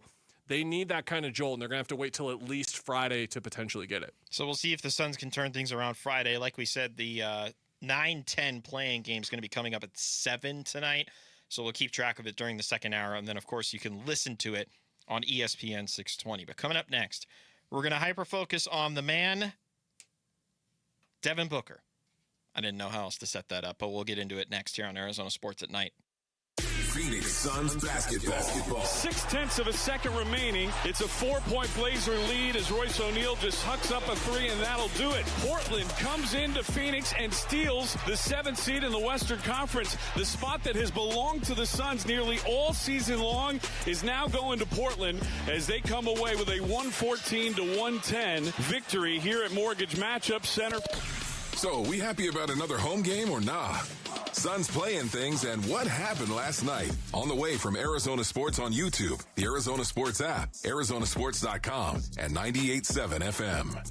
Hi, I'm Emily, your friend and jeweler at Shane Company, where fine jewelry is always crafted with care no matter the price. Mother's Day, birthdays and graduations, weddings and anniversaries, the new job you got, and even the one you didn't. Give a birthstone necklace, a heart-shaped locket made in Italy, or high-quality diamond studs you can trade up every year. At Shane Company, we have something for everyone, because a friend wants you to win the gifting game. Visit us in store or at shaneco.com. Shane Company, your friend and jeweler. Workdays can be unpredictable, but your workwear shouldn't be. With the Cintas Apparel Plus program, you'll have freshly laundered garments for everyone on your team delivered every week. Cintas has workwear for just about any job imaginable, with high-performance fabrics and an uncompromising fit that stretches and moves with you. Don't leave looking and feeling good to chance. Visit Cintas.com. Oh, I'm ready! And get ready for the workday. Help DEA keep our communities safe and healthy by participating in National Prescription Drug Take-Back Day, Saturday, April 25th. Take action right in your own home by cleaning out your medicine cabinet of unneeded medications. Keep them safe, clean them out, take them back. Find a collection site near you at DEATakeback.com. Do your part to lower overdose deaths and prevent prescription drug misuse before it starts. That's DEATakeback.com.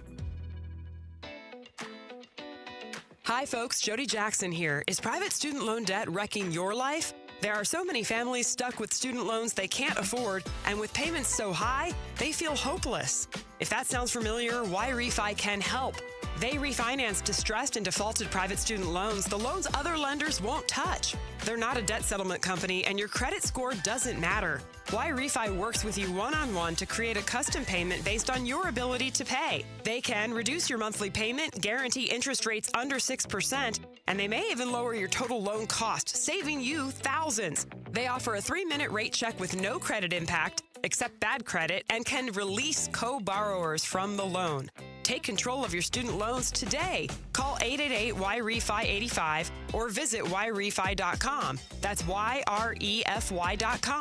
YRefi, a light at the end of the tunnel. Not available in all states. Hey, it's Bodie with NewACUnit.com. A lot of people think buying a new AC unit is complicated. It's not. Just answer a few quick questions online, see your price up front, and we'll connect you with a certified install team. No pressure, no upsells, no surprises. Just a better way to buy a new AC unit. And many customers save 50% or more. If you need a new AC unit, don't overthink it, and definitely don't pay more than you need to. Go to NewACUnit.com today. Save thousands, save time, buy online, NewACUnit.com. Gleason Roofing.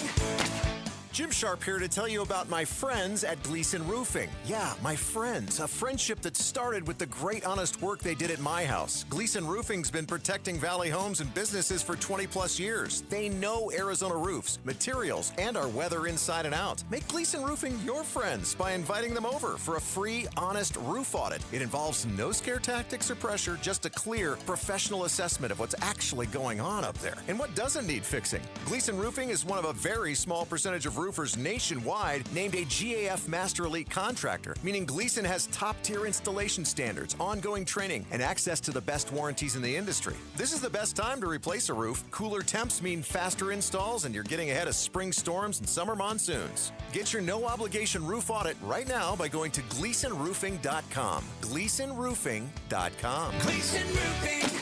There's a reason people choose Gleason. Hey, it's Vince Marotta. Join us Thursday morning. We'll recap how the Diamondbacks did in their series finale in Be More. That and a lot more, starting at 6 on Arizona Sports 98.7, the Arizona Sports app, and the Arizona Sports YouTube channel. I know, Mitch, you had at least one very passionate caller last night call out the play-in format for what it is.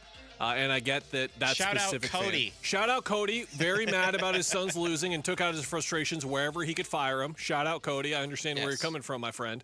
With that said, if you love basketball, how are you not loving the play-in right now? Sure, it affected your team's ability to lose, but I would argue that your team's own ability to win basketball games is what prevented them from losing in the first place. Yeah.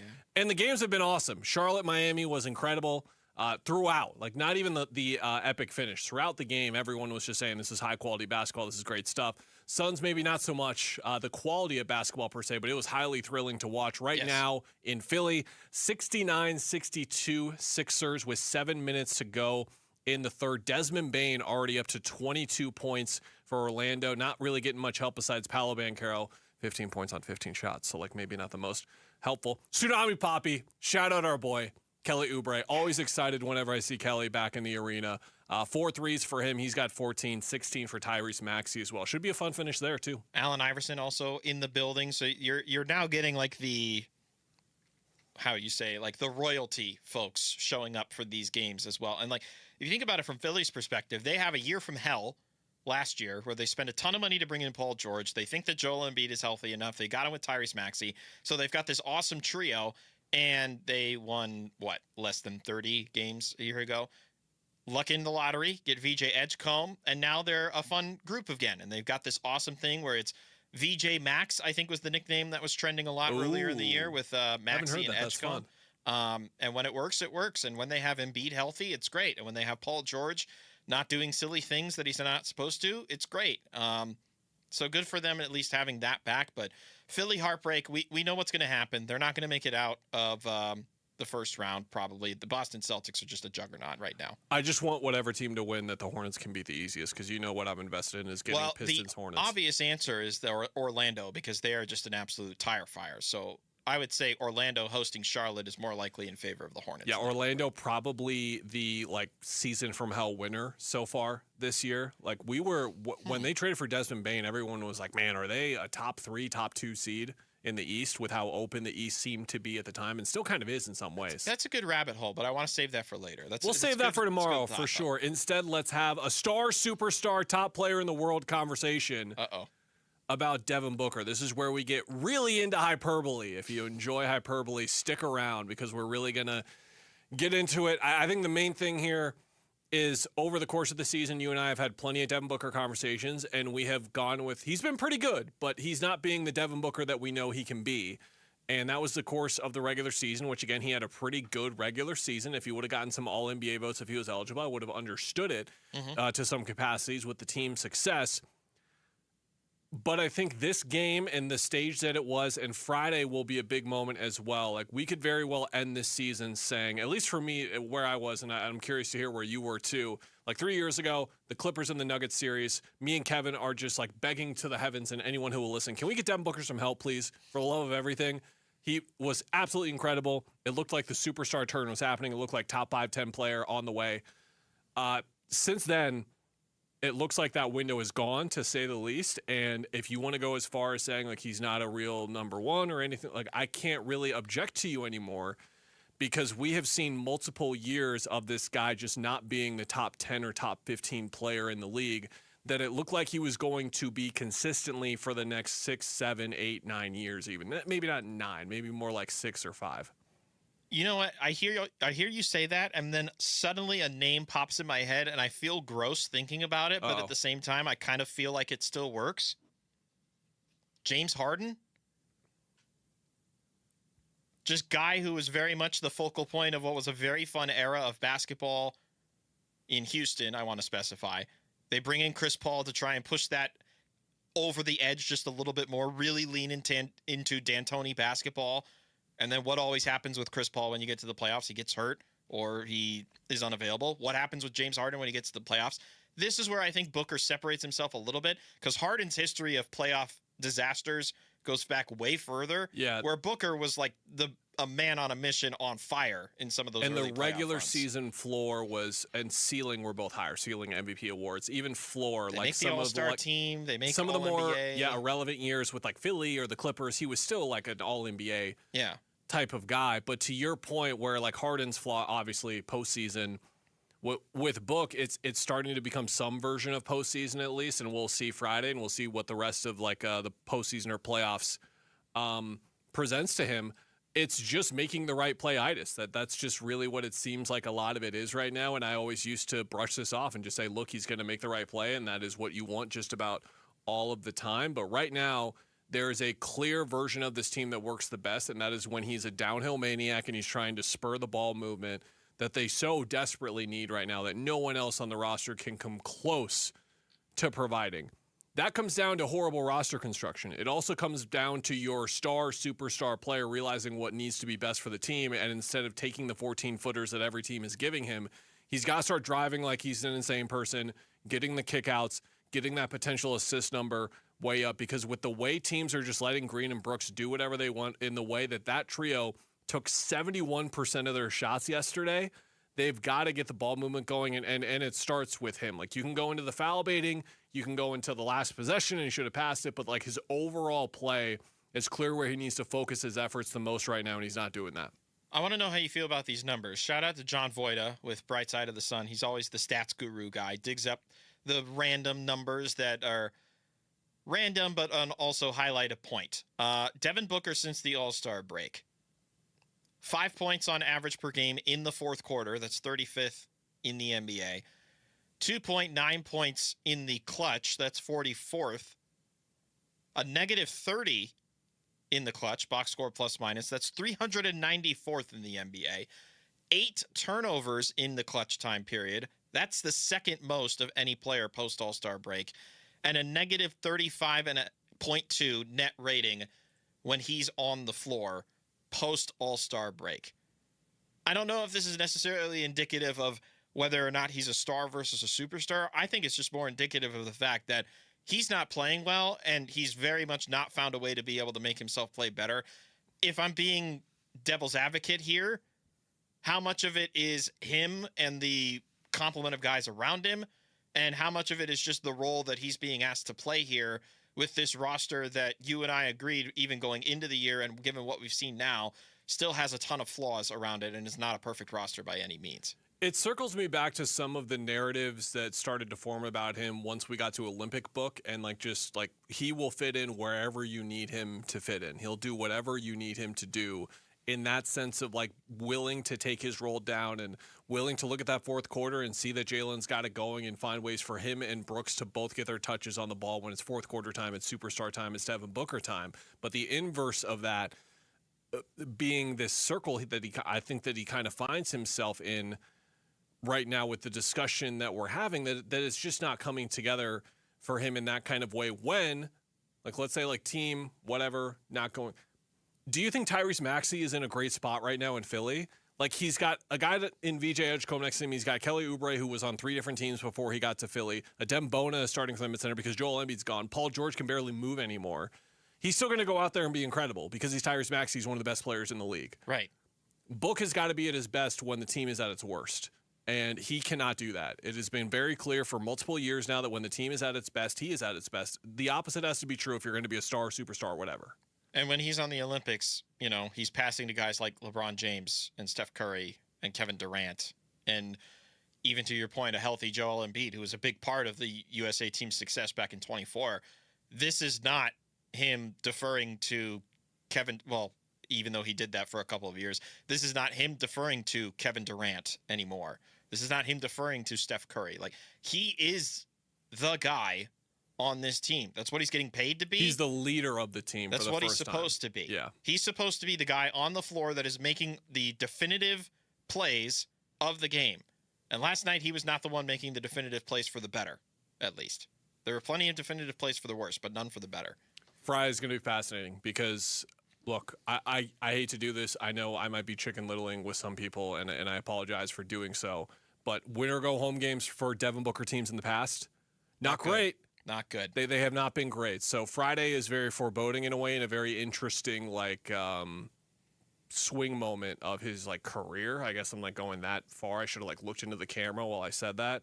I guess it's that big one right there for like the clickbait or whatever I'm trying to do. But it's a giant game. We're going to talk about it more tomorrow once we know who they're playing. But it's going to be a giant game. Philly kind of running away with it right now. By the way, 73-63. Orlando just looks terrible. Paolo is 6 of 18, man.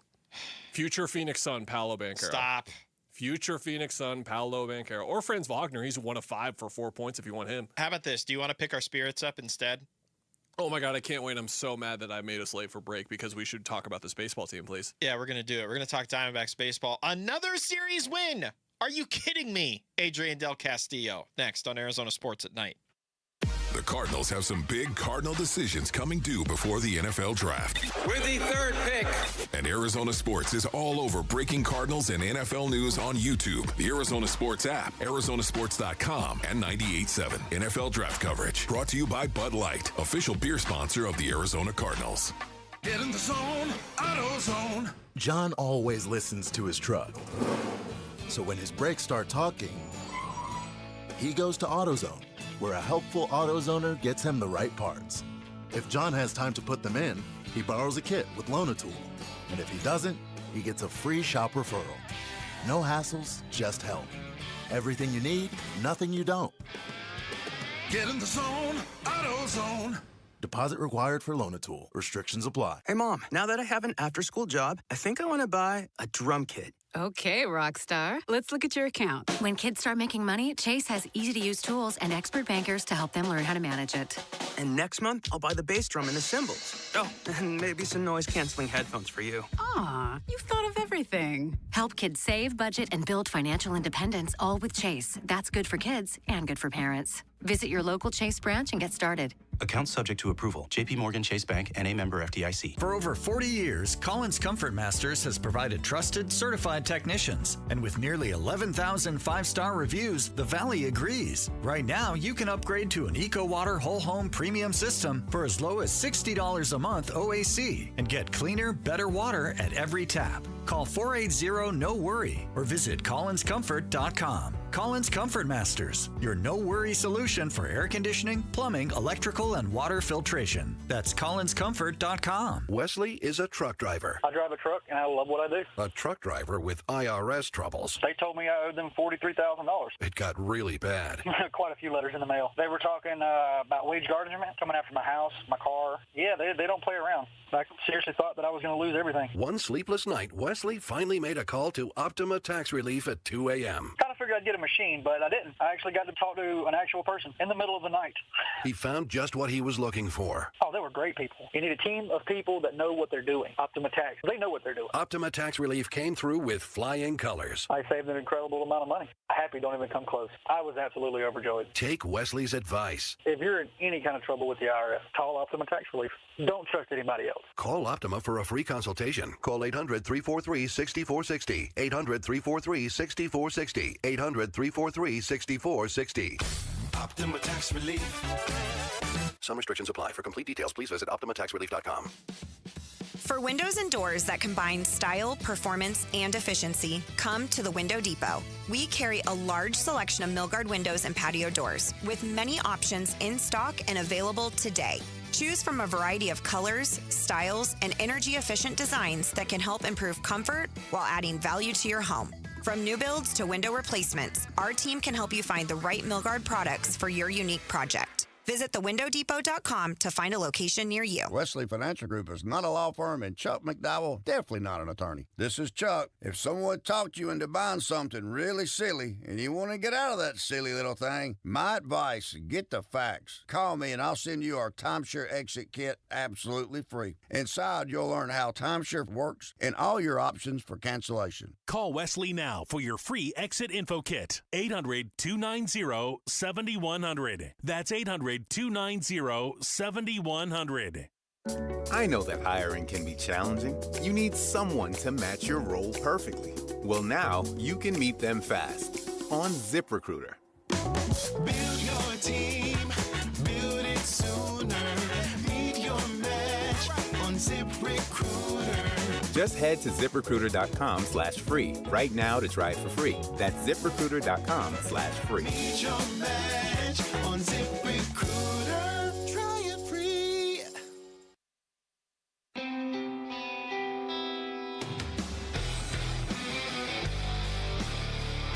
Hey, it's Luke. What kind of big picture questions with a loss on Friday raised for the Suns? We'll be previewing Friday's elimination game tomorrow at 10 a.m. It's Wolf and Luke on Arizona Sports 98.7, the Arizona Sports app, and the Arizona Sports YouTube channel. Here's the pitch. Swung on that is barreled high and deep right center field. Del Castillo likes it. He's going to love it because it's gone. A mammo shot by Del Castillo. That's his first of the season.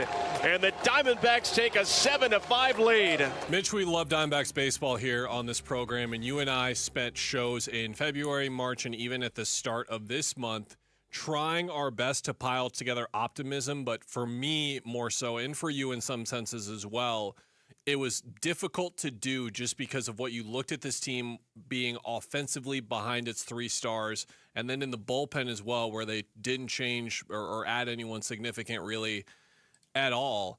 And yet what we're seeing and what is continuing to happen is that they're not so much just getting enough, but they are getting great contributions from all these problem areas that I mentioned. Ironically enough, if there has been a problem for them, it's that they're superstars outside of Corbin. Like Geraldo Perdomo has a 581 OPS. Ketel Martes is 681. Yeah. So if you would have told me that the season starts, what are we at now? Are we at game 21? We are 11-8, so 19 games for the Diamondbacks so far. So we're nearly 20 games in, and those two guys have an OPS below 700. I'd be like, are they 4-15? Right. Like, what's going on? And instead, they're just like a very quintessential, like, true team right now, and it's becoming a genuine delight to watch them every day, and I hope this continues. Well, here are your standouts. Let's give our flowers to the following. Adrian Del Castillo, who was the highlight of today. You heard there, the home run. He also had a triple, which originally was just going to be called a 3-base error. It was a very weird misplay over in left field by Wilson, where the ball just kind of just barely grazes the outside of his glove. But they originally called it an error, then called it a triple. His small sample size OPS is up to 923. Jose Fernandez, we love the kid. He got another hit today. He's hitting 306 on the year. Apparently, he has this thing where he only hits home runs or singles. And then yesterday he had a double. So finally broke out of that category. The king of all kings, and somebody said he was a boomerang. I'll use the affectionate version of a cockroach, being Ildemaro Vargas finding his way back to the Arizona Diamondbacks. The man can't die, but he's also on a 15-game hitting streak going back to last year. It was 2016 where he hit 340 in Reno or something, and we were like, who's this guy? Yeah. And then 10 years later, if you bought that stock, it is now flourishing. He's been unbelievable. It's hit a massive peak right now 10 years later, where before it was just kind of doing the steady Eddie sort of dealio. He's been awesome. He's been a big reason why they've been able to stay afloat really offensively. He's played second base and first base, and I think a little bit of third base. His versatility is just another added asset for this group. And they got a little production from the bottom of the order today. Alek Thomas, who'd really been slumping, was able to get a big hit. That led to Barossa, and that led to Marte. Everything seems to be churning for this team in the areas that, quite frankly, Kel, we thought they were going to really, really struggle in. Dude, Juan Marino went through a bit yesterday, but Domo just needs to field that ball correctly, and they're out of it. I went from, is he going to throw a strike when he enters a game to being legitimately confident that he's going to get through the inning unscathed. He's been great. Ryan Thompson, bounce back if you want to call it that, but he's turned out to be just as steady as we'd like to see. I was playing the game with Alex. I was like, Alex, am I crazy to have confidence in this bullpen now already? I know it's only been 19 games, and we know that there's regression coming for both these hitters and these pitchers to some extent. That's baseball. That's how it works. But you kind of go down the line, and you're like, man, Hoffman's been pretty great. Taylor Clark, outside of the one scare, not a scare. It was a nightmare, but he's been pretty clean since, though. Pretty clean. But Paul Sewald stopped throwing 92-mile-an-hour fastballs right down the middle. In saves, Paul Sewald. But he leads the league in saves.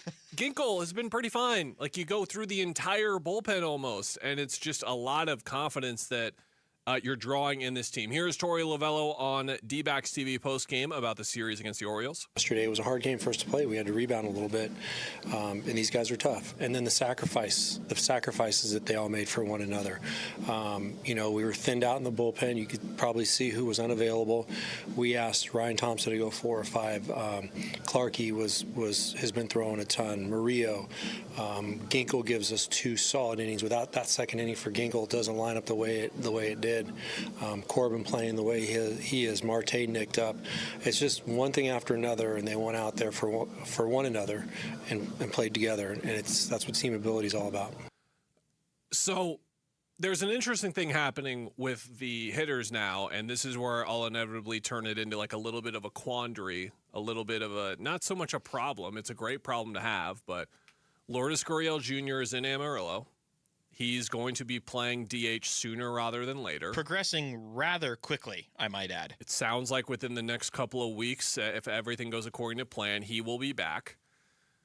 The Pavin Smith injury opens up some at-bats for sure, but I look at the way that Jose Fernandez and Ildemaro Vargas are consistently contributing to this team offensively, and both of them need to play.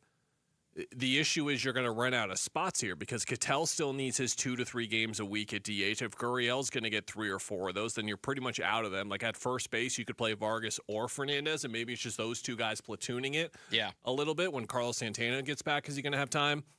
Is there enough room for everyone? Because I do wonder with Gurriel back if they're going to run out of room. I'm going to be honest and just say, no, there's not going to be enough room. As far as guys that they could look at to move around, I don't have this up in the moment, but I'm trying to think because they've had to get very tricky with the roster recently because we talked about it earlier.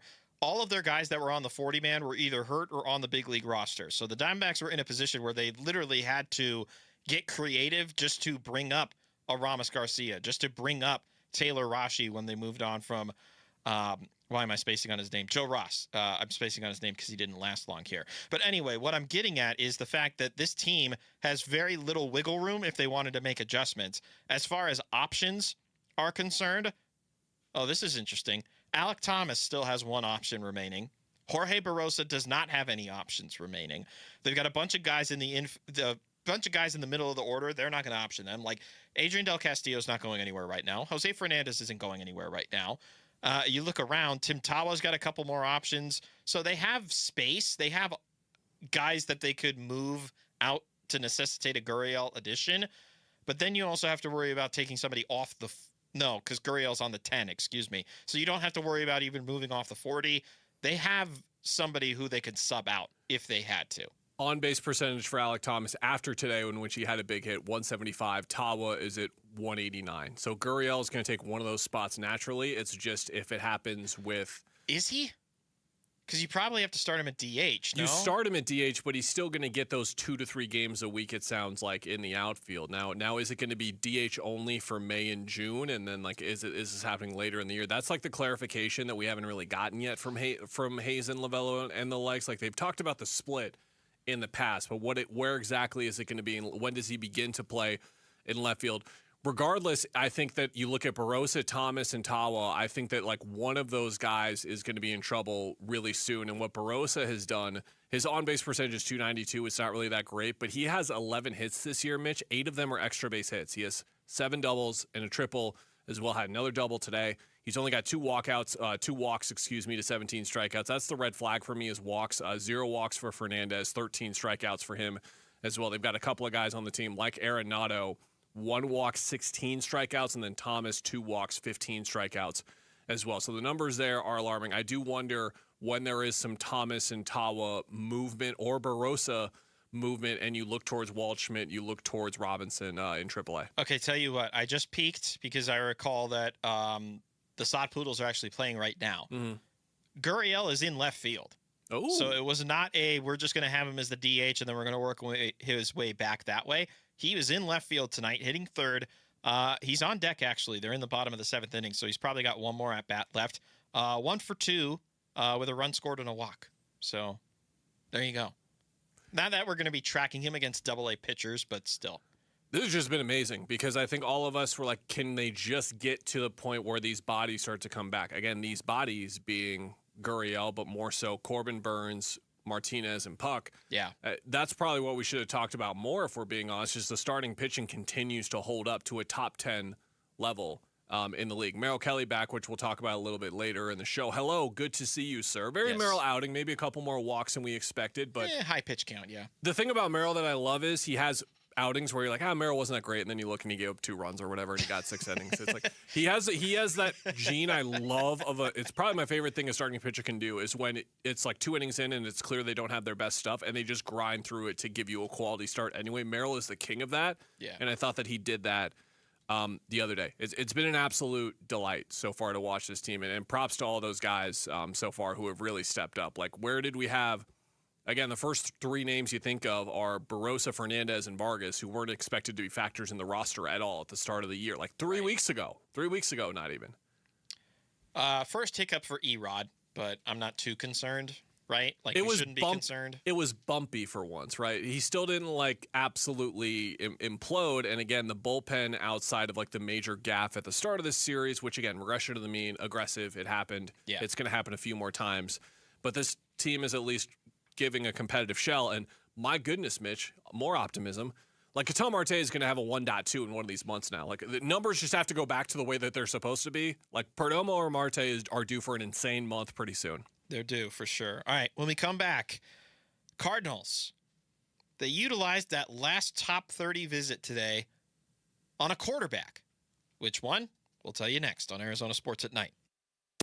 He's the president of the Arizona Diamondbacks. Derek Hall talks D-backs baseball with Bickley and Murata. Thursday mornings at 7:45. Brought to you by Freeway Chevrolet. Watch it on YouTube. Listen on the Arizona Sports app and 98.7. Today's letter is A.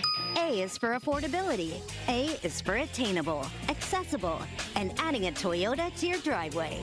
For afternoon errands, AM commutes, and adventures across the valley.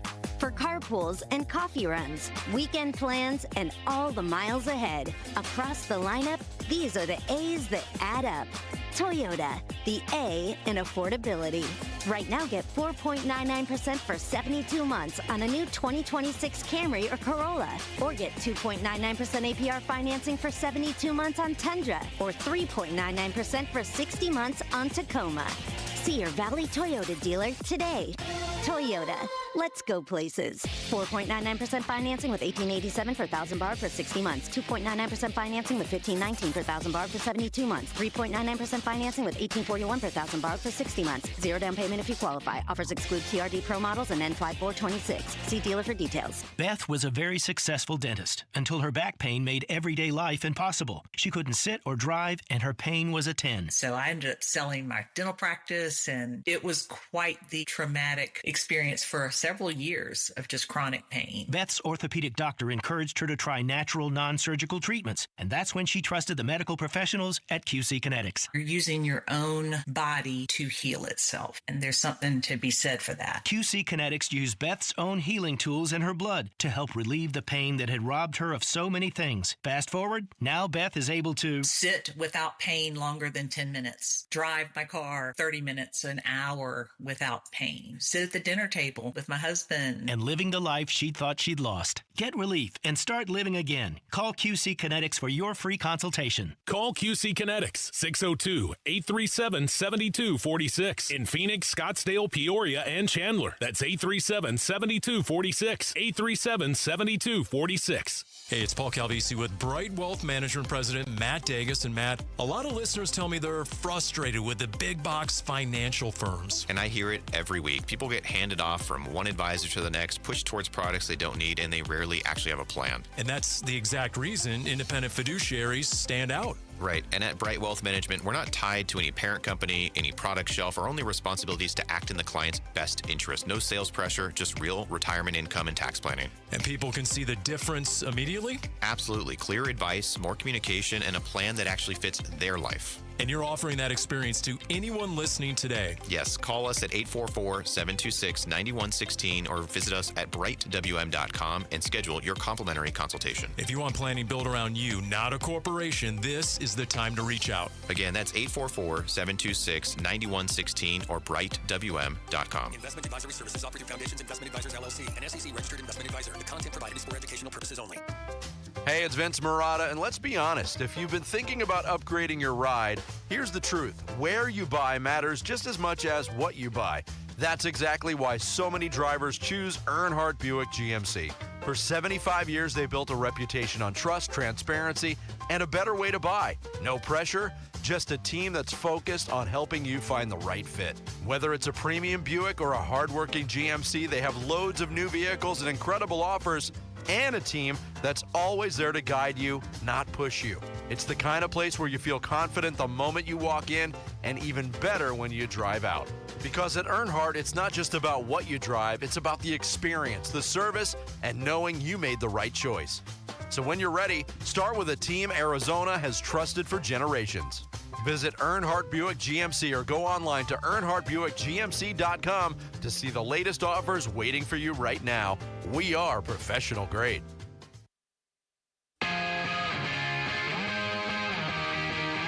Hey everybody, it's Bernsey. Who will the Suns have to face in the battle for the 8th seed in the West? We're reacting to tonight's game tomorrow on the Burns and Gambo Show, 2 to 6 on the Arizona Sports YouTube channel, the Arizona Sports app, and 98.7 FM.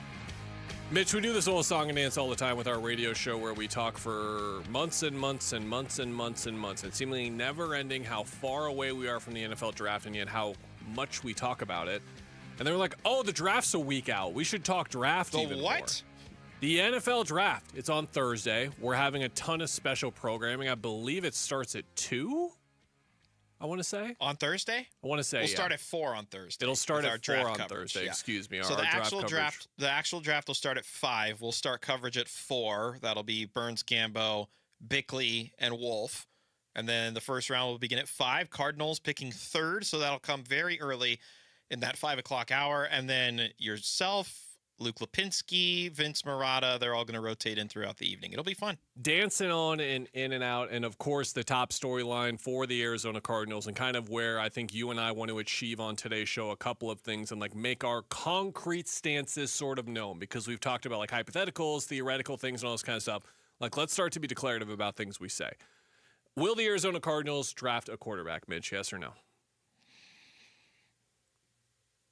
You know what? Screw it. I'm going to say yes. When? This is the hard part. Yep, sure is. Say the 6th round and Diego Pavia say it. I know you want to say it. I feel like that. Say it. Okay. I'm going to do the thing, and I'm going to lean in what all the national experts and national mock drafters, good Lord, are trying to do right now. I'm going to say they're going to trade up into the late end of the first round and take Ty Simpson. So you are of the ilk where we hear so much from Schefter and Rappaport attaching the Cardinals to Simpson that the Cardinals very infatuated with Simpson, etc. That there is legitimate juice there. This is not a smokescreen, or more likely, this is not, oh, we need to talk about a quarterback other than Fernando Mendoza. The next one's Ty Simpson. Which team is going to need a quarterback? Oh, the Cardinals. Here we go. You can tell where I'm coming from. I think this is this year's version of Shedeur Sanders in a very different sense, where Shedeur was such a tantalizing prospect that had some very obvious flaws, but got a lot of attention because of, obvious reasons. Whereas Ty Simpson, it's kind of the same thing, where it's being talked about like he's going to go late first round, and we keep talking up. He keeps climbing. And then there's that detraction, and then people settle down. But now we're starting to rebuild that steam a little bit. So I'm going to lean in the direction that the Cardinals are going to be the crazy fools to trade up and take him in the late first. Well, they could go a different route to what you were talking about and teasing there, where they could go in the mid-rounds of this draft and take a quarterback like this one, who was in for a top 30 visit very recently. Drew Aller, quarterback, Penn State. If you tell AI, hey, build me the perfect NFL quarterback, AI would give you Drew Aller. Probably. At 6'5" and a slingshot for an arm, Drew Aller possesses all of the physical qualities you look for in an ideal quarterback. There is not a throw that Aller can't make, and he has the ability to climb the pocket when he senses edge pressure. As physically appealing as Drew Aller is, he does tend to struggle with the mental game from time to time, whether it's processing coverages or adapting during the play if the pre-snap ideas don't go according to plan. But when he is able to adapt and make something happen off script, he is capable of stacking more yardage off of his scrambles once he voids. NFL comp, Cincinnati Bengals quarterback Joe Flacco. Thought I was going to say Joe Burrow, didn't you? This NFL Draft Player Profile is brought to you by Bud Light. I love Jamal. Jamal Gumo deserves all the happiness in the world. I love that man. See, it's funny. I was worried that profile was just going to get buried under the it's not relevant to us locally, and he's obviously not going to go in the first round, Drew Aller. But it was my favorite profile that I got to put together, was that one by Jamal. See, I think the Cardinals will take a quarterback in this draft, but I think they're going to take someone of this ilk. And of this ilk meaning like the high ceiling, low floor, Low where Drew risk, Aller too. could be Yeah. tossing it for the Arizona Rattlers in 2 years or whatever. I saw Matt Corral was playing in the USFL. Oh, my And that was a gosh. guy that I was super high on back in his day out of Ole Miss. From what It's the crazy. experts say, there are two names here. It's Penn State quarterback Drew Aller, and then another one which the Cardinals haven't been linked to really at all is LSU quarterback Garrett Nussmeier. Nussmeier 2 years ago. It's a lot of like where it's like, I don't love you're saying it that way, but they're like, watch the 2024 tape. Oh, brother. It's like, okay, well, what about like the last season? about But the they're like, watch the 24 tape, though. Watch it. I've seen Mina tweet about that a little bit as well, the excellent Mina Kimes. I think they're going to take a quarterback of that range where they're not going to have to spend an expensive asset on it. Nussmeier might end up going in the second if someone gets a little itchy, but it seems like the third or the fourth is more likely for him. Aller, it seems like the rounds 3 to 5. People forget, by the way, like we talk about a guy like a 5th round pick and then he goes in the third. That happens all the time. Oh, yeah. I think once you get past the second round, that's when reaches start to happen a ton. I think the Cardinals will take a quarterback and they'll just take a high ceiling guy and sort of see what happens. This was like the Trinidad Chambliss thing before he went back to school, where it was like that would be an alluring, like, let's see if there's some magic kind of here. But you're also going to need to explore it, Mitch, which is part of the problem here, right? When we talk about Aller or Simpson, it's like, okay, you're still going to be pretty bad next year. So give yourself enough time to explore this quarterback before you evaluate potentially needing another one next year. And if you just have enough time to do that with guys that are raw like Simpson. Did you want the Nussmeier profile? I didn't realize I didn't add it. No, you're fine. Okay. Look, in general, if they do take a quarterback, I would want it to be Simpson and then not really try and do the low-key Clayton Tune-esque flyer on anybody else. Because I think you and I would agree that the quarterback prospects are more tantalizing next year, even though we did this same song and dance a year ago. It's different than last year. It does feel different because there's no way Arch stays another year at Texas, right? Even if 3 of them flop, there's still going to be 3 or 4 pretty great ones. Dante Moore. There's the potential that John Mateer just really explodes Sorsby for Oklahoma. You know, like there's so many guys. Sorry, everyone. Sam Levitt. Sam Levitt. And LSU Lane Kiffin, Sam Levitt. I can't say the word, Sorry. But anyway. So I would say that if they're convicted enough to take a quarterback, why not take the best possible one? And that would be Simpson, obviously, because you're not going to get Mendoza, even though that idea was floated out a couple of weeks ago by a different talk show host. But I would at least give yourself the fail-safe, if you will, of somebody who's competent enough to throw the football. Just fun. Wouldn't it be fun in week 9 when they're terrible just to see the rookie? Let's see what he's got. Yeah. I would kind of like, I'm reasonable things being done by professionals, but fun is good. I do not want this, and I'll explain why at 7:30 in terms of the trading up for Simpson thing, and I'll explain later. Oh, I'm looking forward to that. But coming up next, hour number 2 of Arizona Sports at Night. All right, we're going to play everybody's favorite game again. If you're the Suns, who would you rather play on Friday? That's next here on Arizona Sports at Night. Live streaming audio, podcasts, video highlights. The Arizona Sports app has all this and more from the local sports leader and Phoenix Suns play-by-play. Devin Booker from downtown. Download the Arizona Sports app, presented by Ready Services Plumbing and Air Conditioning. Hey, it's Gambo. If you've got a mortgage in the last 3 years, listen up. Mortgage rates have dropped, and now could be a great time to refinance and put money back in your pocket. My friends at Lund Mortgage track rates daily to help you act fast and save. Just email RateWatch@LundMortgage.com, and they'll alert you when it's the right time. Skip the mailers and robocalls. Lund Mortgage gives you the full picture so you can make a smart decision. Email RateWatch@LundMortgage.com and start saving. Hi, I'm Lacey, your friend and jeweler at Shane Company. And yes, I'm actually a jeweler. I bring dream engagement rings to life every day in our jeweler workshop.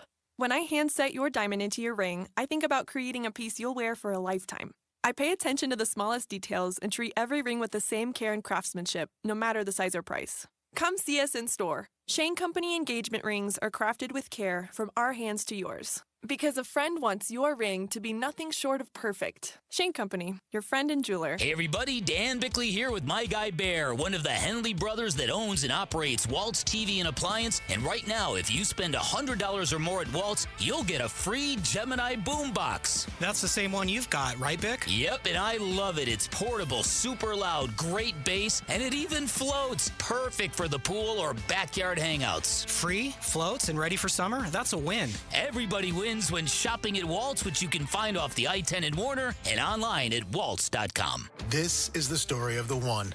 As a maintenance tech at a university, he knows ordering from multiple suppliers takes time away from keeping their arena up and running. That's why he counts on Grainger to get everything he needs, from lighting and HVAC parts to plumbing supplies, all in one place. And with fast, dependable delivery, he's stocked and ready for the next tip-off. Call 1-800-GRAINGER, click Grainger.com, or just stop by. Grainger, for the ones who get it done.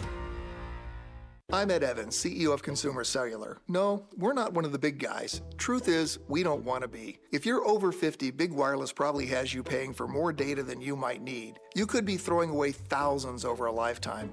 Our entry-level data plans start at just $20 a month. And for a limited time, switch and get your second month free. Call 1-888-FREEDOM, visit consumercellular.com or a store near you and get your second month free today. Plans include $5 credit for auto pay and e-billing. See site for additional details. Wolf here, and if neck or back pain is slowing you down, you need the team that the teams trust. Desert Institute for Spine Care. These guys are the undisputed leaders in minimally invasive and endoscopic spine surgery, recognized across Arizona and around the world for their expertise. They helped me get back to life, and I believe they can do the same for you. So if you're having neck or back pain, go see my friends at DISC. Desert Institute for Spine Care, online at sciatica.com. Hey, homeowners, if you're thinking about moving this spring, you've probably run into this problem. You can't buy your next home until you sell your current one, but you don't want to sell until you know where you're going. So you wait and miss out, or you rush and lose money. Carol Royce with Your Home Sold Guaranteed Realty has your solution. With Carol's Buy Before You Sell program, you can buy your next home, then sell your current home the right way for top dollar without carrying two mortgages. Don't miss this opportunity. Call Carol Royce today or visit carolhasthebuyers.com. For decades, Morgan & Morgan has represented hundreds of thousands of people at their hour of need. Injuries on the job, car crashes, medical malpractice, and nursing home abuse, Social Security claims, dangerous drugs, and dangerous products. We became America's largest injury firm for a reason, and no firm is even close. Then we got to thinking, what if we could prevent these terrible events before they occurred? So we built the AI-powered People Protector. Simply visit peopleprotector.com and type in the product you have questions about before you buy it. Children's toys and accessories, cars, drugs, products, you name it, we got it. With our success, we decided to pay it forward for all of America. Our way of saying thank you for your trust all these years. Morgan & Morgan, protecting America. And if you've already been injured, just visit us at forthepeople.com. Morgan & Morgan, forthepeople.com. Arizona lawyer will handle Arizona cases. Prior results do not guarantee a similar outcome. KMVP FM Phoenix, live from the Casino Arizona and Talking Stick Resort Studio. Arizona Sports, the local sports leader.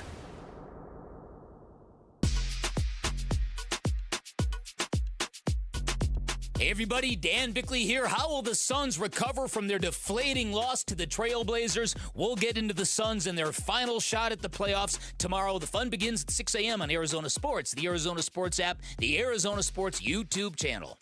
That's what's up next. We're going to have a few days to discuss it. I think on tomorrow's show, Mitch and I will fully dive into Clippers Warriors. I'll have the usual way too long written story on ArizonaSports.com to go into all the minutia. Two teams, though, in the Warriors and the Clippers who they could face. By the way, that game is tipping off here any minute. It's not clear if they're waiting on Magic Sixers to end, but there's 4 minutes left in Philly. They are up 5. To our point in our Devin Booker conversation earlier, the Sixers bench is Dominic Barlow. He's still in the league, Andre Drummond, who played well tonight, and then Quentin Grimes. Tyrese Maxey has 29 points and 6 assists. It's just star players doing star player stuff. He's been fantastic. Desmond Bane, by the way, 10 of 14, 34 points for Orlando. Those two guys are just kind of looking for enough help where they can get it. Right now, the edge goes to Philly. 5 threes for Tsunami Papi himself. Kelly Oubre Jr. This Clippers-Warriors, would you rather, and this kind of thing, it evolves, sure, to immediately evolves to Kawhi versus Steph and that kind of matchup as well. Mm-hmm. But both teams are inherently an advantage for the Suns to play against because they are entirely new teams since the trade deadline. The big change for the Warriors, Jimmy Butler, season-ending injury in late January. They are 12-26 since then. pretty bad. Steph only played in 9 of those games, so we just don't even know what their team really is. And then, of course, with the Clippers, it was the Zubac trade. They bring in Mathurin. They get Darius Garland in for Harden as well, and they're a new team as well. And it kind of goes back to your point, Mitch, where you're kind of like, I don't care who they play because this is just about the Suns playing their caliber of basketball. Yeah, frankly, both of these teams are flawed enough that you would just think on paper, oh, the Suns should win this game easy. But the problem is that the Suns have been beating themselves a lot more than they've been beating their opponents. And I think that was really highlighted over the course of the last couple of months, where if you were to ask just the casual fan if you were to start a casual fan by watching basketball post All-Star break, that's it. Like, you have no idea what happened in basketball before the All-Star break, and you tell somebody who had never watched the NBA that part of the season, just watch the second half. I don't think they would feel super positive about the Suns. I think it's fair to say that they wouldn't feel super positive about the Warriors either, because the Warriors are their own mess, dealing with a lot of injuries. And the Clippers are the extreme wild card of those three, only because they have an absolute menace who's playing healthy enough and playing to the level of all NBA type of performances. But it's this weird mishmash of guys that maybe you've never heard of. Kobe Sanders, and that's okay, but Clippers fans need to know who he is. Sometimes you're going to acquire dudes like Benedict Mathurin, and then he's just not going to play because he's not playing up to the standard that Ty Lue wants. It's very confusing. But at the same time, I think you can look at the Suns and ask that person, all right, what do you think? I don't know. They don't play a ton of defense. They seem to make a lot of mistakes in crucial moments of the game. I can't really describe them. I can't define them at all. And that's the difficulty of the play-in, is that ultimately we're watching a handful of teams that aren't that good. I think the Hornets are clearly like the class of all of these types of teams, where they, over the last 2.5 months, have established themselves as at least a good team, let alone that. And look with what the Blazers did the last handful of weeks, maybe they deserve to be lumped in there as well. But we're just talking about teams that aren't really that great. Yeah. And they're here for a reason. So There's a reason these teams are playing in these types of games. So it's always less going to come down to stylistically how these teams match up and just more so how the other team performs to its standard. The way that I'll present this what if here on who they're going to play is, do you want the more concrete known factor, or do you want the sheer randomness? Because the Warriors, since Jimmy got hurt, are second in the league in three-point rate. You'll remember that game where the Suns beat them in Phoenix, where it was 23 of their first 27 shots were from three or something. They were just jacking.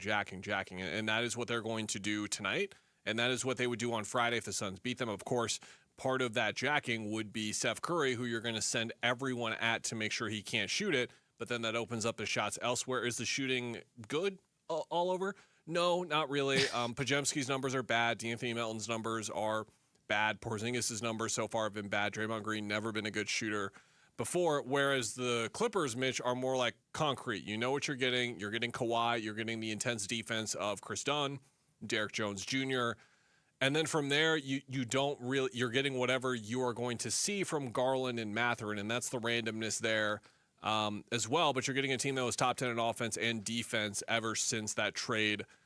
Those trades went down for them. I think the obvious pick is the Warriors, but guess what? They could just hit 19 threes on Friday, and then you're done. Or just punish you like they did the last time they played with Al Horford and Guy Santos and all of them just facilitating things all across the floor. I'm checking to see.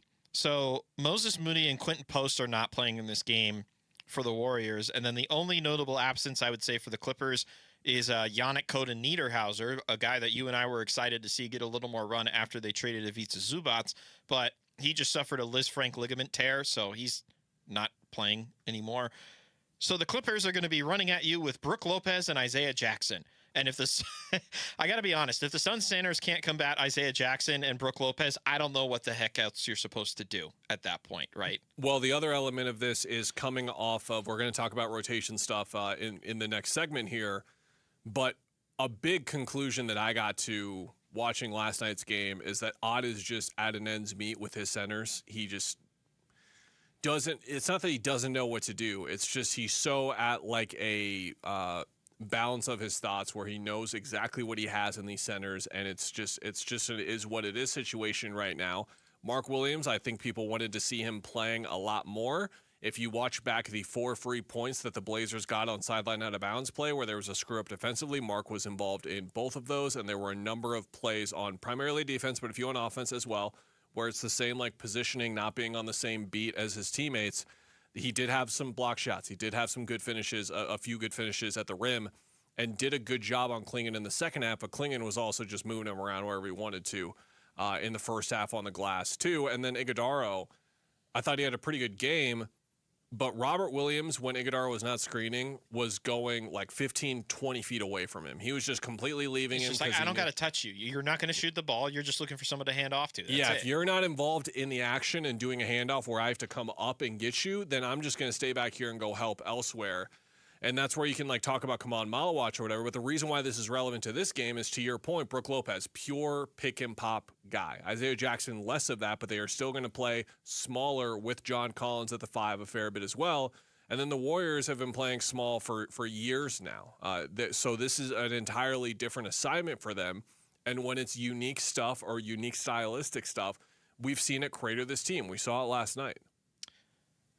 I just don't see who has the edge in either sense. Like, yes, the Suns have home court. Yes, the Suns usually get out to hot starts. Yes, the Suns seemingly refound their identity for moments last night, separate spurts where it just felt like Suns basketball of ancient lore, ancient history. And by ancient history, I mean just before the month of February. Both of the previous meetings between the Suns and the Warriors / Clippers both ended up in losses. And I mentioned it before, the Clippers loss was the most confusing because the Clippers won every single quarter, something the Suns have not been frequent to doing this year. And then the Warriors one was prime example of something that we saw last night.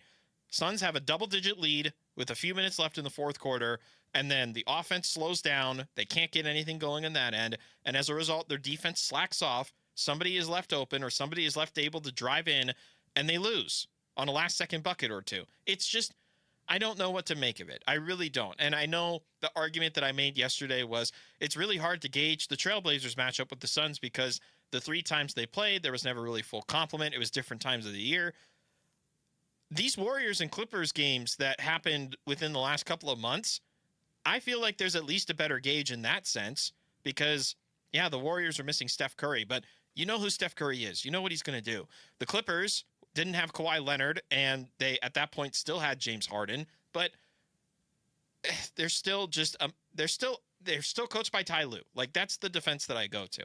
It was really hard to gauge the Blazers. I think it's really easy to gauge these two teams in comparison. A big factor in this game is going to be what they're playing for, and that is the right to get swept by Oklahoma City, and they are a team that I don't feel extreme in describing it this way, that everyone in the NBA hates playing against. And it's not just because they're the best team in the league. It is because of their style of play, the way they are officiated, all this kind of stuff. It clearly drives the entire league nuts.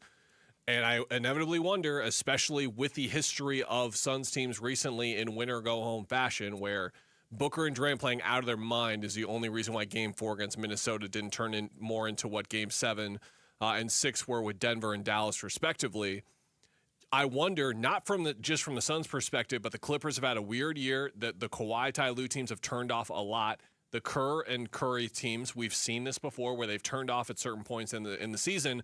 If it's a 15-point game in one direction or the other in the mid-second quarter, does the team down 15 kind of just say, it was a good run. Let's go on vacation. I don't want to fly to Oklahoma City and then play them in 36 hours and have Lou Dort like punching me in the hip every 5 seconds. Like we saw with the Mavericks against the and not getting last year a call. Right. So it's I don't think that the Suns will reach that point, but I just have to bring it up with how seasons have ended in the last couple of years, and I have to bring it up again just because I think we are going to get to that moment in some senses. Now, here's the thing, Mitch. It happened last night. Book gets his 4th foul. Avdia is getting whatever he wants, drive and kick. The threes aren't going in, but it looks bad. And then Ott's like, okay, Devin, like come back in. Like you have 4 fouls, but there's 5 minutes left in the third quarter, but you need to come back in. Mm-hmm.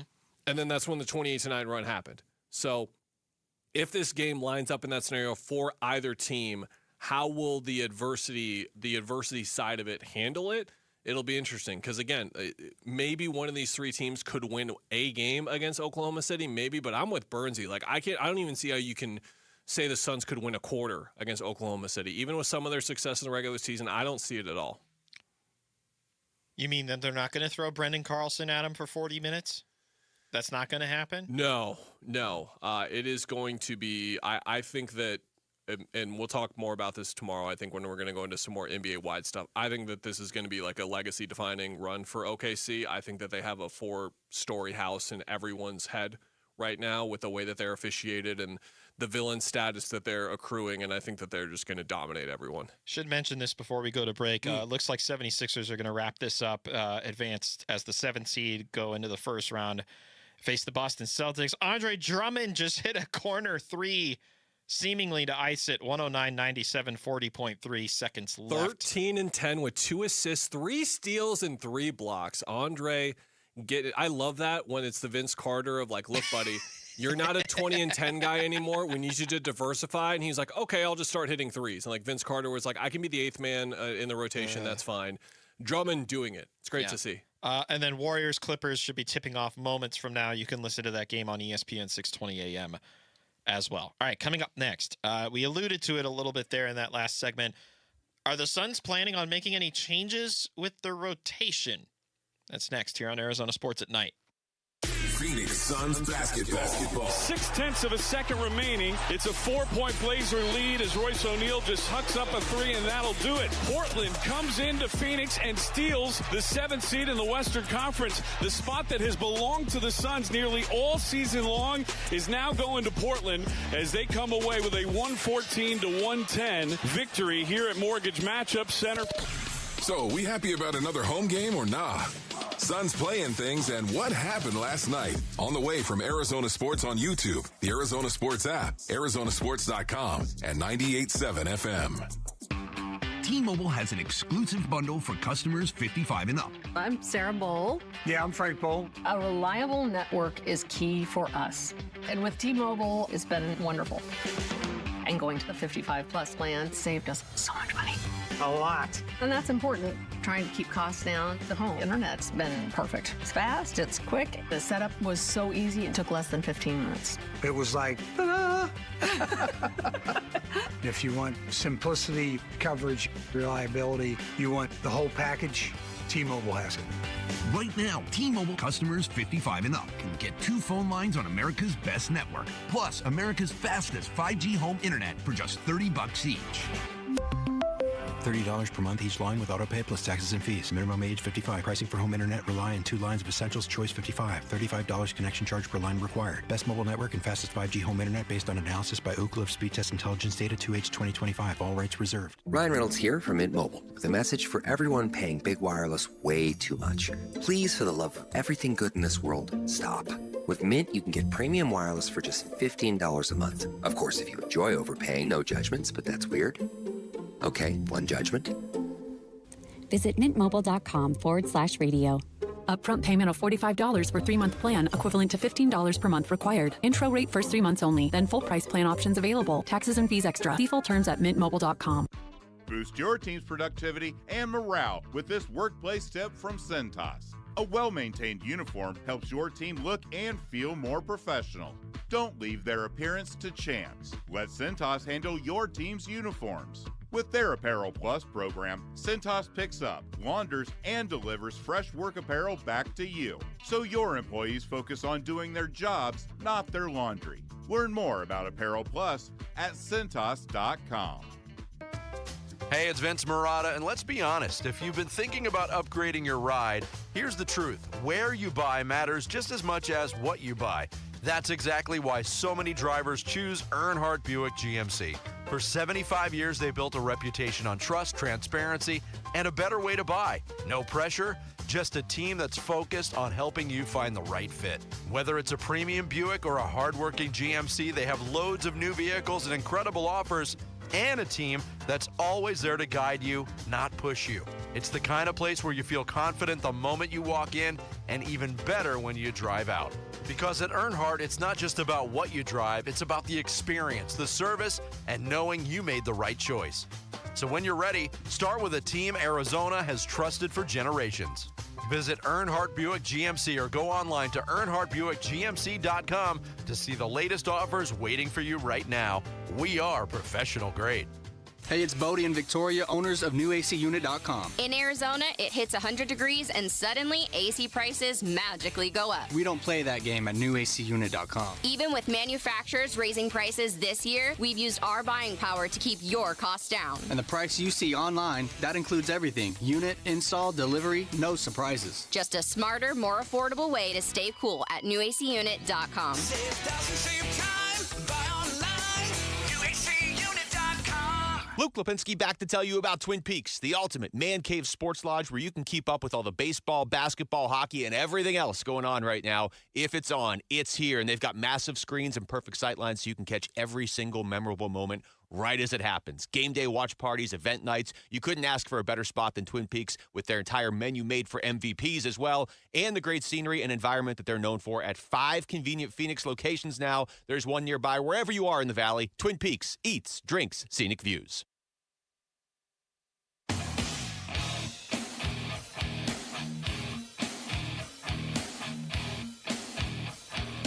Hey, it's Wolf. What is Cardinals general manager Monty Ossenfort's mindset entering the NFL draft? We'll take his press conference live tomorrow at 1 p.m. and react at 1:30. It's Wolf and Luke on Arizona Sports 98.7, the Arizona Sports app, and the Arizona Sports YouTube channel. Hey there, this is Arizona Sports Tonight. Kellen Olsson, Mitch Varelis here with you live from the Casino Arizona and Talking Stick Resort Studios. We host a little night show here intermittently every now and then when the play-by-play schedule of our sports teams allows for it. So during baseball season, we're a little less busy, maybe during some East Coast swings. Like, for example, Diamondbacks played 9 freaking a.m. today. So guess what? There's going to be an Arizona Sports Tonight that night as long as the Suns don't play. They did not, so here we are. They were playing baseball when I woke up this morning. It was weird. I kind of love it. I kind of love the all-day sports kind of thing. Like the NBA schedules, we get a few times where that happens. That's really fun. NFL when they play in London and I wake up and it's like already the second quarter of a miserable 35-0 game or whatever. Yeah. You know me, that's my hot take. That's why football is our sport here in this country, just because for one day a week it's on all day. Like if all the football games were at from 4 to 7 p.m. like the NBA, I think it would be less of a phenomenon. Hi, we're Arizona Sports at Night. Go to our Twitter page at AZ Sports Night if you want to get our weekly schedule. For example, tomorrow we are on from 7 to 8. And then on Monday, we will have a show from 6 to 8. And the reason why I said Monday, like Monday, is because on that Monday, I didn't say it that, dang it, I almost had it. I might be in Oklahoma City, depending on what happens on Friday. So we'll do like a little live show from my hotel room over there and get into plenty of Thunder stuff, plenty of NFL draft stuff. And if I'm back here in this seat and the Sun season is over, we'll talk about the Sun season being over. We'll talk about plenty of NFL draft stuff and our really fun baseball team. So it's a really fun time to be having a local radio show, and we hope you'll tune in. And hopefully the Thunder, or whatever hotel you end up staying in Oklahoma City, I should say, has strong Wi-Fi, because that'll be a big factor on that potential Monday night scenario. Looking forward to it. It's going to be a fun week. We'll see. They usually do a really great job. It's the classic, like, immediately click on Netflix as soon as you connect to the Wi-Fi and see if it can handle basic streaming, and then it does pretty well. But, yeah, the old video chat for 2 hours, we'll see if it is allotted or not. Who will the Suns play on Friday? We're going to find out with this basketball game happening right now between the Clippers and the Warriors. Early 6-2 lead for the Clippers at the Intuit Dome. You're not going to believe this, but in L.A., Mitch, there are lots of empty seats that I'm seeing. Not a lot, but like for a do-or-die play-in game, I see empty seats, and it's frustrating me. I know Clippers season ticket holder Bill Simmons in the audience tonight. I only know that because I heard him say that, but either way, should be fun. Darius Garland seems locked in. Kawhi not able to make that shot, but gets called for the foul. So we'll keep track of this one. Don't worry.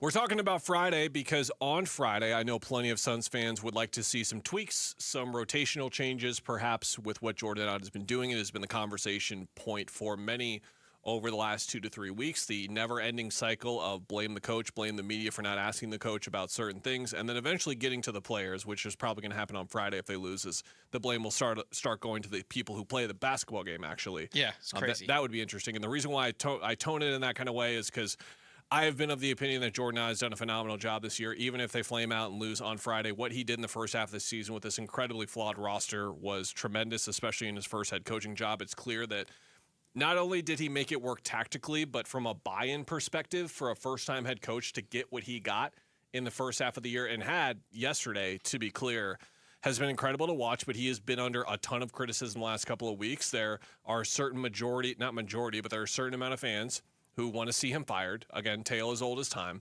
But he at least does deserve some criticism for the rotational choices that he has been making. Where do you want to start, Mitch? Which one has been bothering you the most, especially after watching last night and them losing? I think more so just like the decision making in terms of who's out there and at certain times of the game, if that makes sense, or not necessarily going down the why aren't we going to this particular individual at this moment in time because of how they could help. Although I've had thoughts about, okay, if they're not going to play third center, can they at least consider Rasheer Fleming, who at least creates some length and some versatility playing at the 4 versus 5, but I don't know. I'm more concerned about the guys that are out there that this coaching staff obviously trusts to have out there and them just not adhering to the alignment that they had been hammered into their brains all summer and then has led up to this point. And now they look very misaligned if we're going to play with the wordplay here. Like I'm very frustrated that the group that is out there seems to not be adhering to what is being asked of them to do. I think my biggest qualm with some of the decisions being made is, like, for example, last possession of the game, why isn't Mark Williams in there? Why isn't Oso Ighodaro isn't there? Why isn't this guy guarding? You're playing small against a team that's very likely just going to drive to the basket. Like, what are you doing? But you're going to deploy a coverage where you're going to deny the guy driving, except he ran through all 5 guys and then scored directly under. He had like a gap, Kel. He had a very clean gap in the paint. Yeah, again, if you're curious about this stuff and what's happening, you zoom out and you'd be like, okay, well, why would he be playing small instead? Because the plan is to make sure Denny Avdia does not get to the rim no matter what, and then we're doing crazy scramble rotations, and instead of having a center out there who can't be as nimble, even someone like Oso, we're going to spray out to shoot. They're going to spray it out to a shooter. We're going to rotate like crazy, try and prevent something from there, and go from there. The issue is that Goody let Avdia get to his right hand, which Ott said, like, let's not do that. He did that. And then Dylan Brooks, who had sort of, his man was moving across the floor as Avdia was getting ready. And then Dylan just planted himself, like, right below the free throw line. And was just like, I'm just going to be here whenever he drives. He drives. Dylan, like, tries to take a charge at first. He's out of position. Then he doesn't know what to do. Like, swipes at the ball, gets the ball a little bit, and then tries to block the shot. Can't do it from behind. And then he scores at the rim just like that. It's crazy the screenshots going around of, like, when Avdia's shooting the ball, everyone's open, including Avdia. Like, the passes are open, but the problem is Avdia is open as well. So to bring that back to Ott, I think the problem is that he went small, believing that his team was going to be able to accomplish, like, the basic thing of, like, denying dribble penetration and having all 5 guys focus in on that. Not when you're playing against a guy like Denny Avdia, no. Can I just also say, how is it not within your game plan to at least double the man that's very much going to have the ball? Yeah, chase him off. Like, I don't care who's out there. How are you not planning to go double? Why are you going single coverage on a guy that has been driving at the basket all game long, that you highlighted in your story, has more drives to the basket than even Shea freaking Gilgeous-Alexander this season? Like, I don't understand how it's not within their game plan to say, all right, that guy has been a torment to us all fourth quarter. Let's stop him. Let's throw Goodwin at him. Let's throw Brooks at him. Let's force one of these other guys that's on the floor with them to be able to make the difference. It's still a 1-point game. Like, you still have the thought process in your mind that he's probably going to go for 2, try and give himself a 2-for-1 opportunity. I'm floored that they decided not to go that way. Clippers already up 12-2 over the Warriors. I think if Orlando is the gold medalist of the Year from Hell award, Warriors are probably the silver medalist with the injuries that they've gone through. Again, this is like the moment I was talking about. It's like, okay, how bad do you want this? Or are you just willing to say, it wasn't our year and kind of move on? Again, they don't make that decision before the game, but like human nature in the moment, how else can you explain what we watched in those game 6s and 7s for the Suns in that element as well? So if this gets even worse for the Warriors and they go up 15-20 here in the first half, how much is Golden State going to fight for this, or is this just going to be a bloodbath? We might know by the end of our show, and we've got a half hour left. We'll see. The early start seems promising, but if you know anything watching Suns basketball, early starts often don't mean anything most of the time. So we'll see how it carries, but the Clippers, the better team, they should win this one. All right, when we come back, what is your dream draft day scenario for the Arizona Cardinals? Well, guess what? Kellen's got some, and I'm going to tell him whether it's a dream or a nightmare next on Arizona Sports at Night. Quickly and Marana mornings. Everybody's been a big fan of Jordan Ott. There's been very little criticism of him because he's had a great rookie season. But there have been a couple of high-leverage games recently now where people have said, what are you doing in these endgame situations? What about these defensive matchups? Why aren't you, doing this instead of that? Before the game, Jordan Ott was talking about the Blazers, and he described them by saying, quote, they drive and crash. And I thought, who's he talking about, Tiger Woods or a basketball team? No! Bickley and Murata, mornings on Arizona Sports, the local sports leader. Hey, I'm John Ray, your friend and jeweler at Shane Company. An engagement ring might be one of life's biggest purchases. That's why our rings come with an all-inclusive free lifetime warranty that gives you peace of mind without any fine print. How can we offer such an incredible warranty? We take pride in crafting our rings with care and stand behind our quality craftsmanship. After all, this is a family heirloom you'll own forever. Bring in your ring for cleaning, resizing, and repairs anytime you want. We'll make sure it's as sparkly and secure as the day you bought it, fixing prongs, replacing side stones, and so much more. This type of maintenance could cost you $2,000 or more somewhere else. Under our warranty, it's all free. We even protect your diamond. Other warranties don't. Our rings are crafted to last. But in the rare case you lose your diamond, we'll replace it. At Shane Company, your engagement ring purchase isn't just a one-time transaction. We're here to be your jeweler for life, because a friend always has your back. Come by to learn more in store or visit shaneco.com. Shane Company, your friend and jeweler. There is nothing more meaningful you can do for yourself and for the people who care about you than finally getting rid of that pain, especially heading into vacation season. Hey everybody, Dan Bickley here for QC Kinetics, and if you have joint pain in your knees, hips, shoulders, or back, if you're missing work or activities you once enjoyed, if you don't want surgery and a long recovery, if you're relying on medication just to get through the day, you are exactly the kind of patient QC Kinetics helps every day with their advanced regenerative treatments that deliver life-changing results, and today can be the day you turn the corner and finally get real relief. And it could be the most meaningful thing you do for yourself and your family. Their treatments are all done in office, and your consultation is free. Call now with clinics in Phoenix, Scottsdale, Peoria, and Chandler, 602-837-PAIN. That's 602-837-PAIN for QC Kinetics. Whoa. Okay, this one says you get a free phone if you switch. Hey, this one also says you get a free phone if you switch. Yeah, they all do, hon. Wait. The T-Mobile one says families saved over $3,700 versus the other big guys in the past 5 years.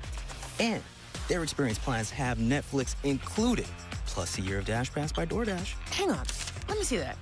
And a 5-year price guarantee? Oh yeah, we're switching. That's what I'm talking about. Do we clap now, or? I'm thinking high five. At T-Mobile, get savings that keep stacking up. That's value you can feel every day. Switch now at T-Mobile. Savings based on Harris X billing snapshots from Q3 2021 to Q4 2025 among accounts with 3+ voice lines compared to AT&T and Verizon, excluding discounts, credits, and optional charges. See harrisx.com/T-Mobile. Price guarantee on talk, text, and data. Exclusions like taxes and fees apply. See T-Mobile.com.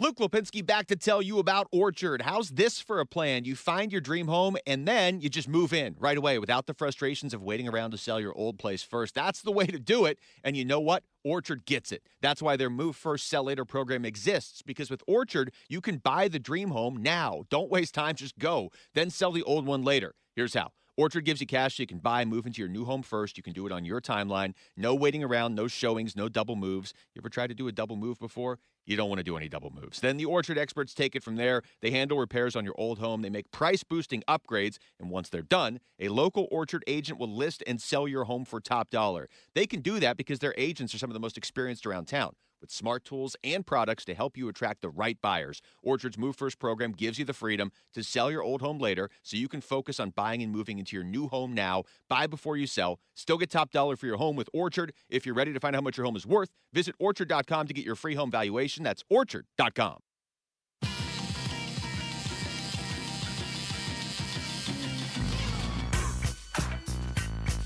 Hey everybody, it's Bernsey. Who will the Suns have to face in the battle for the 8th seed in the West? We're reacting to tonight's game tomorrow on the Bernsey and Gambo Show, 2 to 6 on the Arizona Sports YouTube channel, the Arizona Sports app, and 98.7 FM.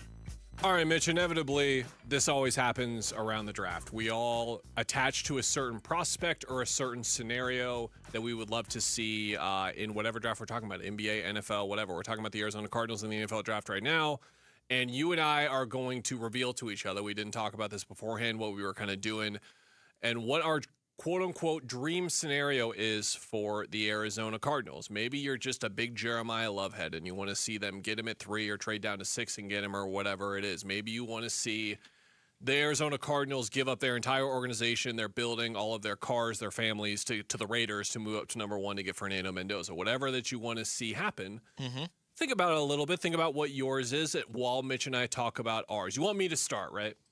Yes, because I framed it up as dream or nightmare just to try and have some fun with it. But yes, you go first. I like it. I hope it's a dream for your sake, and I hope for the listener's sake as well. Okay, so we know the issue with picking number 3, right? We know the deal. You need to take an offensive lineman in this draft, but 3 is too high for Francis Mauigoa. It is too high for Spencer Fano. But in a draft class that does not have that top-end offensive lineman, what it does have is a lot of first-round grades on offensive linemen. There are 6 tackles on most boards that you're going to see that are top 30, top 35-ish, and that doesn't include some other offensive linemen as well. So my dream scenario for the Arizona Cardinals is for them to trade down from 3, and the most popular opinion, the most popular one going around lately is the Cowboys at 12 and 20. There's some like Sonny Styles buzz there, and then there's of course like some of the bigger splashier names that they could go for as well. Yes. How about the Kansas City Chiefs at 9 and 29? Maybe you could get something done there. I would like to see the Cardinals turn 3 into 2 first-round picks in this draft and double up.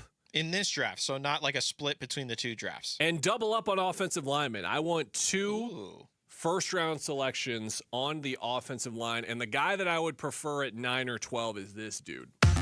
Olaivavinga Ioane, offensive lineman, Penn State. He's built like a guard, he plays like a guard, and he wins like some of the best guards in football. Primarily having played left guard, he's no stranger to the other 4 spots on the line, and when it comes to doing his most important job, which is keeping his quarterback upright, he did not allow a sack in 3 seasons for the Nittany Lions. His slower foot speed and length will likely prevent him from playing tackle, but he is without question one of the top interior linemen in this class. NFL comp, LA Rams guard Steve Avila. This NFL Draft Player Profile is brought to you by Bud Light. Mitch might be a little confused because at 9 or 12, Francis Mauigoa could be there. He could. Spencer Fano could be there. Could. But here's the thing. Like I mentioned, there are other tackles at other parts of the draft, and at 20, you could get one of those guys. Before I go to those guys, and we run through a few, you did the draft profile on Ioane. I did. Everything I've read and listened to about this guy the last couple of days is just this is a no-doubt awesome left guard for several years, and this is a need for the Cardinals still. Again, taking a guard before a tackle doesn't make much sense until you realize how high of a profile this guy has as a guard and how you could get that tackle later on in the first round of my plan as well. So they have Paris Johnson Jr., left tackle. They signed Isaac Seumalo, who is interior. I can't remember if he plays right or left. So in this scenario, we are pretending that Ioane is drafted and he'll play the other interior guard position opposite Yelda Froholt, opposite Seumalo. So then you just have to figure out your right tackle spot. Easy. But I think in going along with your scenario, it doesn't make sense to take any of these these tackles that you're just going to make a right tackle at 3. And it certainly doesn't make sense to take an interior lineman at 3 either. So I think this gives you a best of both worlds scenario, at least to start. And I think Ioane, in terms of just an overall draft board, he's a top 15 player. Oh, yeah. So if you're going to get him at 9, like, by all means, go ahead and get him at 9. And that's where I think still responsibly you should probably take Mauigoa or Fano if they're on the board. But again, the idea is valuing the draft for where it is. Now, the other tackles that are going to be on the board, we mentioned Fano and Mauigoa. Monroe Freeling out of Georgia, who's probably going to go before either of these picks at 20 or 29. And then, of course, the big name that is kind of going around along with Freeling is Caden Proctor, and big being because he's a absolutely giant human being. Both those guys expected to go in the teens. But here's the thing, folks. There are even more tackles. Blake Miller, offensive tackle out of Clemson. Mel Kiper has going number 23 in his draft. I don't have him down here, and this is because I'm a Wildcat and I just hate all Sun Devils, of course. But Ihanachor has been the most popular name for the Cardinals in a couple of different mocks, and them trading up to get him as well. And then Caleb Lomu is Spencer Fano's teammate at Utah, who also projects to be a right tackle. So there are 3 right tackle prospects in Miller, Lomu, and Ihanachor. This is like a neg in the NFL draft, right? Where it's like, oh, well, he can't play left tackle. We got Paris. It's fine. Yeah. Paris is fine. We can just get a guy who is suited for right tackle to play right tackle, like Blake Miller, for example. Blake Miller, offensive lineman, Clemson. A 4-year player with 54 career starts, Miller has the experience, athleticism, quickness, and durability to be an immediate plug-and-play starter in the NFL. His footwork is a bit unsteady at times, and his hand usage can be slippery. But on the plus side, he was born in a town called Strongville, which is way better than if he was born one town over, in Wurzburg. NFL comp, Ravens offensive tackle Roger Rosengart. This NFL Draft Player Profile is brought to you by Bud Light. I proposed maybe we have time on Monday that we just spend an entire segment playing Jarrett's profiles. Because no offense to you, Lauren, Jamal, who we complimented earlier. Jamal's getting close there. He's riding up the rear at Jarrett profiles. You just know the zinger's coming at some point, and every time it just doesn't disappoint. So my plan, you trade down from 3, you get 2 first-round picks in this draft, Dallas 12 and 20, maybe it's Kansas City, and they want to get Jeremiah Love, they're at 9 and 29, and you essentially now, for your quarterback that you are going to draft in 2027, your offensive line's done. It's set. Maybe Seumalo regresses a little bit at his age. We're worried about that with the contract. Maybe Yelda Froholt isn't your long-term center, but you've got the core of your offensive line done. I've done it. Congrats. Thank you. What do you think? I like Ioane a little bit more than I would like Miller, I believe it is. Maybe it's just biased of me to want Ihanachor. That's okay, by the way. It can be him available. or Lomu or Miller. I don't have a preference. See, the unique thing about Ihanachor is, and I guess you could say this about a lot of ASU's players, a lot better in 24 than in 25. It just felt like in 25, there was a lot of extra attention on Ihanachor, and what I mean by that is he was getting a little too handsy this past season.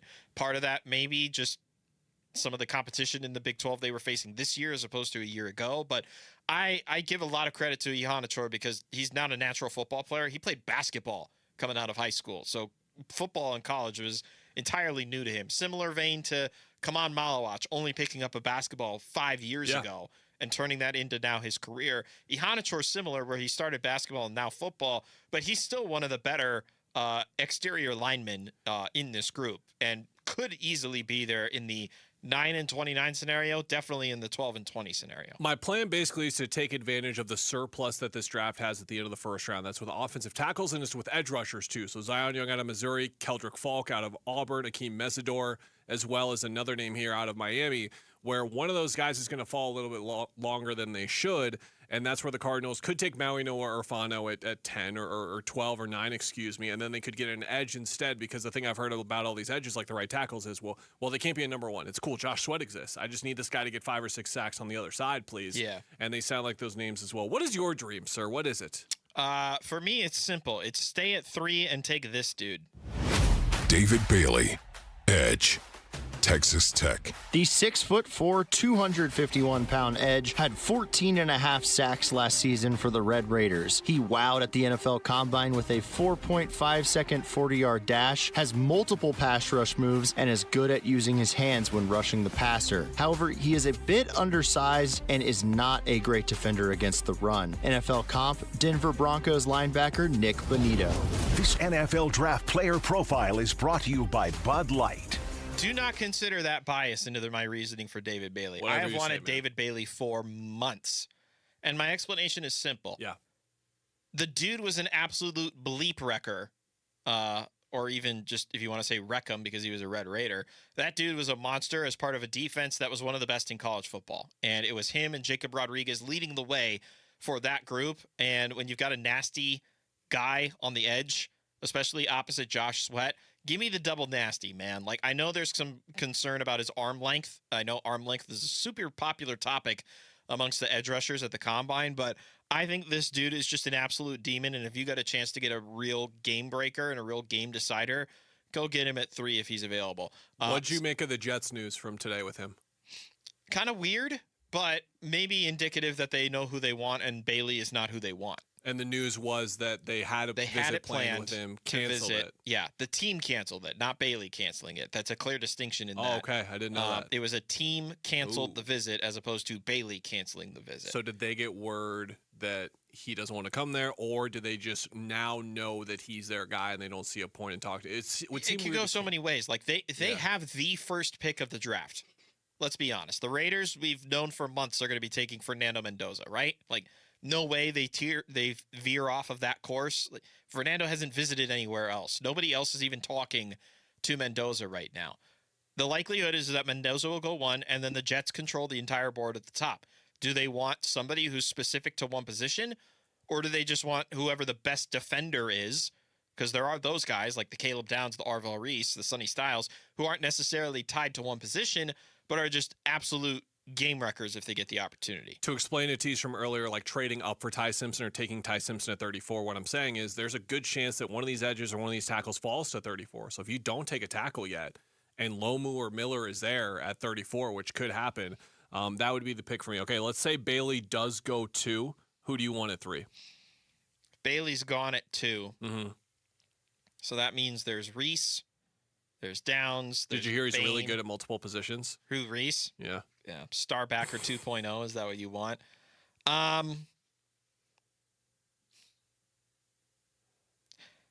Screw it. If he's not available, take Jeremiah Love.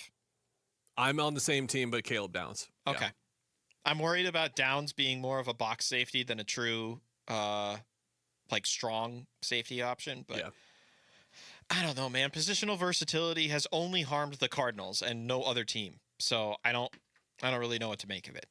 There was that video clip of him on with Solak where he's like, yeah, they didn't really teach me pass rushing techniques. I just went after him. And people reacted to that in good and bad ways where they were like, wait, he was this good and didn't know what he was doing? Or people were like, wait, he doesn't know what he's doing and he's going to be a pass rusher? Better than his brother, Caleb Downs. His brother, Josh, who's the receiver for the Colts. Caleb is just an absolute monster. Clippers up 31-22. Almost done with the first quarter as well. Is Pajemski going to score 30 to... Oh, no, we're done with that gimmick. Sorry. Nope. All right, coming up next, the Diamondbacks made a roster decision earlier in this series. What do we think of Brandon Pfaadt being moved to the bullpen? That's next on Arizona Sports at Night. Diamondback skipper Torey Lovello, the man who makes the lineup, joins Burns and Gambo Friday afternoons at 2:30 to talk D-backs. Brought to you by Budweiser. Watch it on YouTube. Listen on the Arizona Sports app and 98.7. It doesn't matter if you're running drills at the park, playing pickup on a Saturday, or sinking the final putt. When you compete with your friends with Michelob Ultra on the line, competition isn't that friendly. The trash talk, next level, and the stakes, oh, those are crystal clear. With only 95 calories and superior smooth taste, it's the ultimate trophy. Superior is worth playing for. Michelob Ultra, superior light beer. Enjoy responsibly. Copyright 2025, Anheuser-Busch Michelob Ultra Light Beer, St. Louis, Missouri. Is your closet overflowing? Your garage packed, but unusable? That's where Space Solutions comes in. We design custom closets, garages, and storage systems that turn wasted space into organized, functional living. Voted #1 cabinet company in Arizona 4 years in a row. Family owned, Arizona built. Right now, Space Solutions is offering free in-home design consultations. Spring appointments are filling fast, so book yours today at spacesolutionsaz.com. That's spacesolutionsaz.com. Help DEA keep our communities safe and healthy by participating in National Prescription Drug Take-Back Day, Saturday, April 25th. Take action right in your own home by cleaning out your medicine cabinet of unneeded medications. Keep them safe, clean them out, take them back. Find a collection site near you at DEATakeback.com. Do your part to lower overdose deaths and prevent prescription drug misuse before it starts. That's DEATakeback.com. I'm Ed Evans, CEO of Consumer Cellular. No, we're not one of the big guys. Truth is, we don't want to be. If you're over 50, Big Wireless probably has you paying for more data than you might need. You could be throwing away thousands over a lifetime. Our entry-level data plans start at just $20 a month. And for a limited time, switch and get your second month free. Call 1-888-FREEDOM, visit consumercellular.com or a store near you and get your second month free today. Plans include $5 credit for auto pay and e-billing. See site for additional details. I'm Ed Evans, CEO of Consumer Cellular. No, we're not one of the big guys. Truth is, we don't want to be. If you're over 50, Big Wireless probably has you paying for more data than you might need. You could be throwing away thousands over a lifetime. Our entry-level data plans start at just $20 a month. And for a limited time, switch and get your second month free. Call 1-888-FREEDOM, visit consumercellular.com or a store near you and get your second month free today. Plans include $5 credit for auto pay and e-billing. See site for additional details. Tired of hearing scary radio ads about the IRS? Tax Relief Advocates is different. TRA is here to tell you that if you owe money to the IRS, whether it's $5,000 or $500,000, we have a solution. TRA can eliminate or reduce what you owe to the IRS with zero risk to you. We have over 1,000 5-star reviews on Google and an A+ with a BBB. End your tax nightmare today by visiting TRA.com or call 800-583-6681. That's 800-583-6681. Wolf here, and if neck or back pain is slowing you down, you need the team that the teams trust, Desert Institute for Spine Care. These guys are the undisputed leaders in minimally invasive and endoscopic spine surgery, recognized across Arizona and around the world for their expertise. They helped me get back to life, and I believe they can do the same for you. So if you're having neck or back pain, go see my friends at DISC. Desert Institute for Spine Care, online at sciatica.com. Spinato's Reverse Happy Hour is here, and it runs every night in April from 8 to close. Buy any large pizza, get a large cheese pizza on us. Pickup or delivery every night. Plus, our fresh baked cookies are $2 off a half dozen during Reverse Happy Hour. Made fresh every morning and available only while supplies last. Plus, join the Secret Sauce Society and earn double points every time you grab lunch at Spinato's during the week. Earn pizza while you eat pizza. Download the app or sign up at SpinatosPizzeria.com.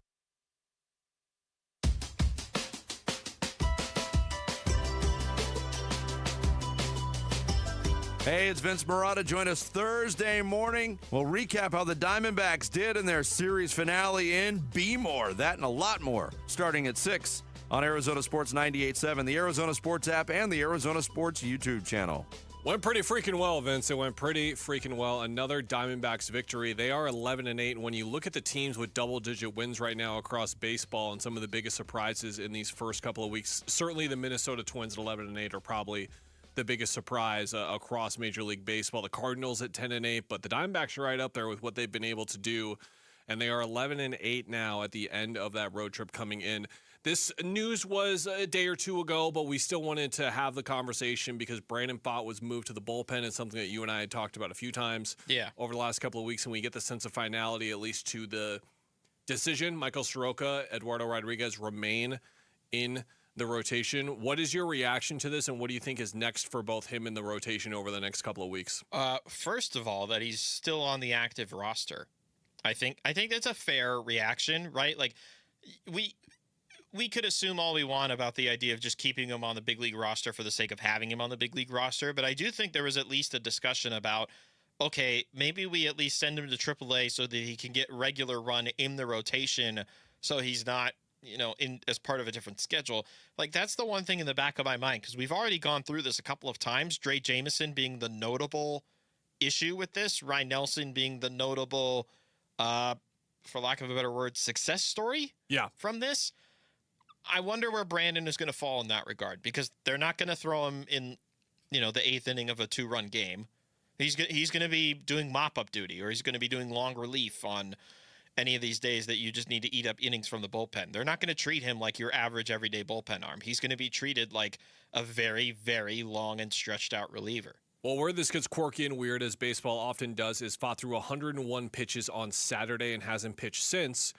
If we get to Friday, if we get to Saturday, and there hasn't been an opportunity to use him yet, you got to keep him stretched out in some capacity. Right. So then do you throw him in the 6th inning in a 2-run lead situation and just have him throw 3 innings then?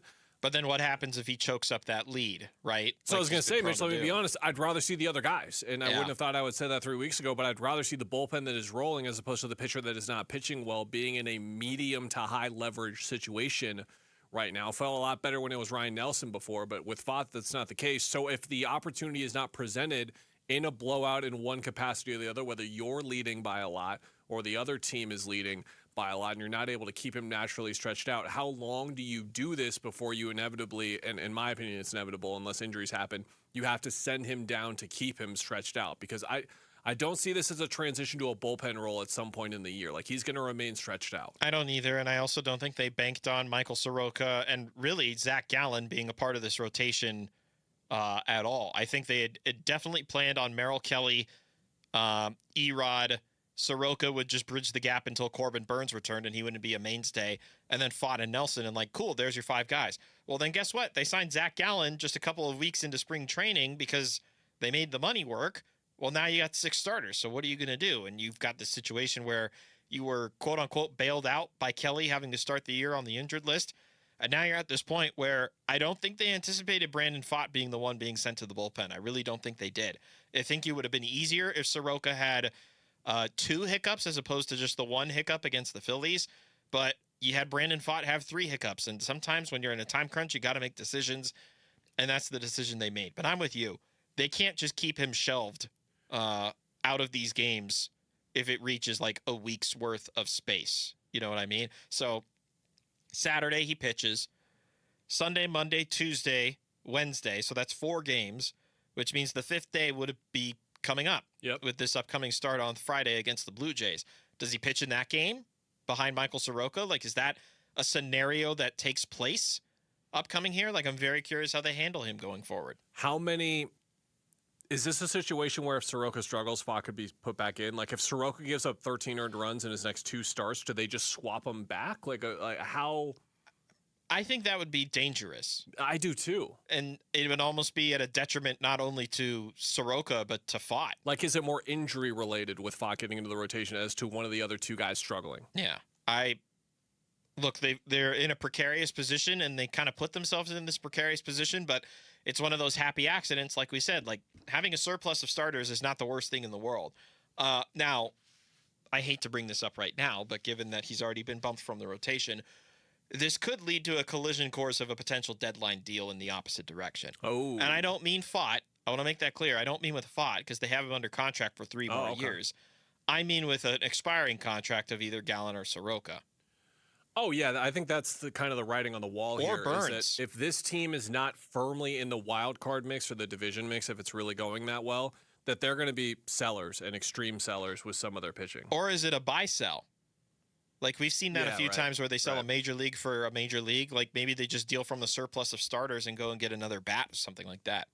And wouldn't you know it, 2 months away, here comes Corbin Burns. So then what do you do? Soroka, we should say, incredibly injury-prone over the course of his career. I don't want to, it's mean to call it like a ticking time bomb. Had an all-star season in 18, I think it was, and then since then it's just kind of fallen off. So it seems like they should ride the wheels here until they do inevitably fall off, and that's when Fott would slide in, or that's when Burns would slide in as well. But I do think that you're not just going to be able to continue to find long relief opportunities consistently enough to keep his arm in a good enough spot. No.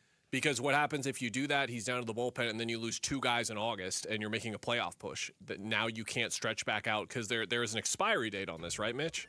Very much so, expiry. It's like a 6-week, 2-month kind of period where it's like eventually you're just a bullpen arm if you haven't been stretched out long enough. They haven't figured out how they're going to handle this by the middle of May, flags are going to raise for me. I would hope that you have guys defined once you're a full 2.5 or 1.5 months into the year. Your score in LA right now, by the way, Warriors now lead 33-31. Wouldn't you know both these teams suck and they're not going to take control of the game? Let me know if that sounds familiar. We'll talk about who the Suns play tomorrow and so much more at 7 o'clock. See you then.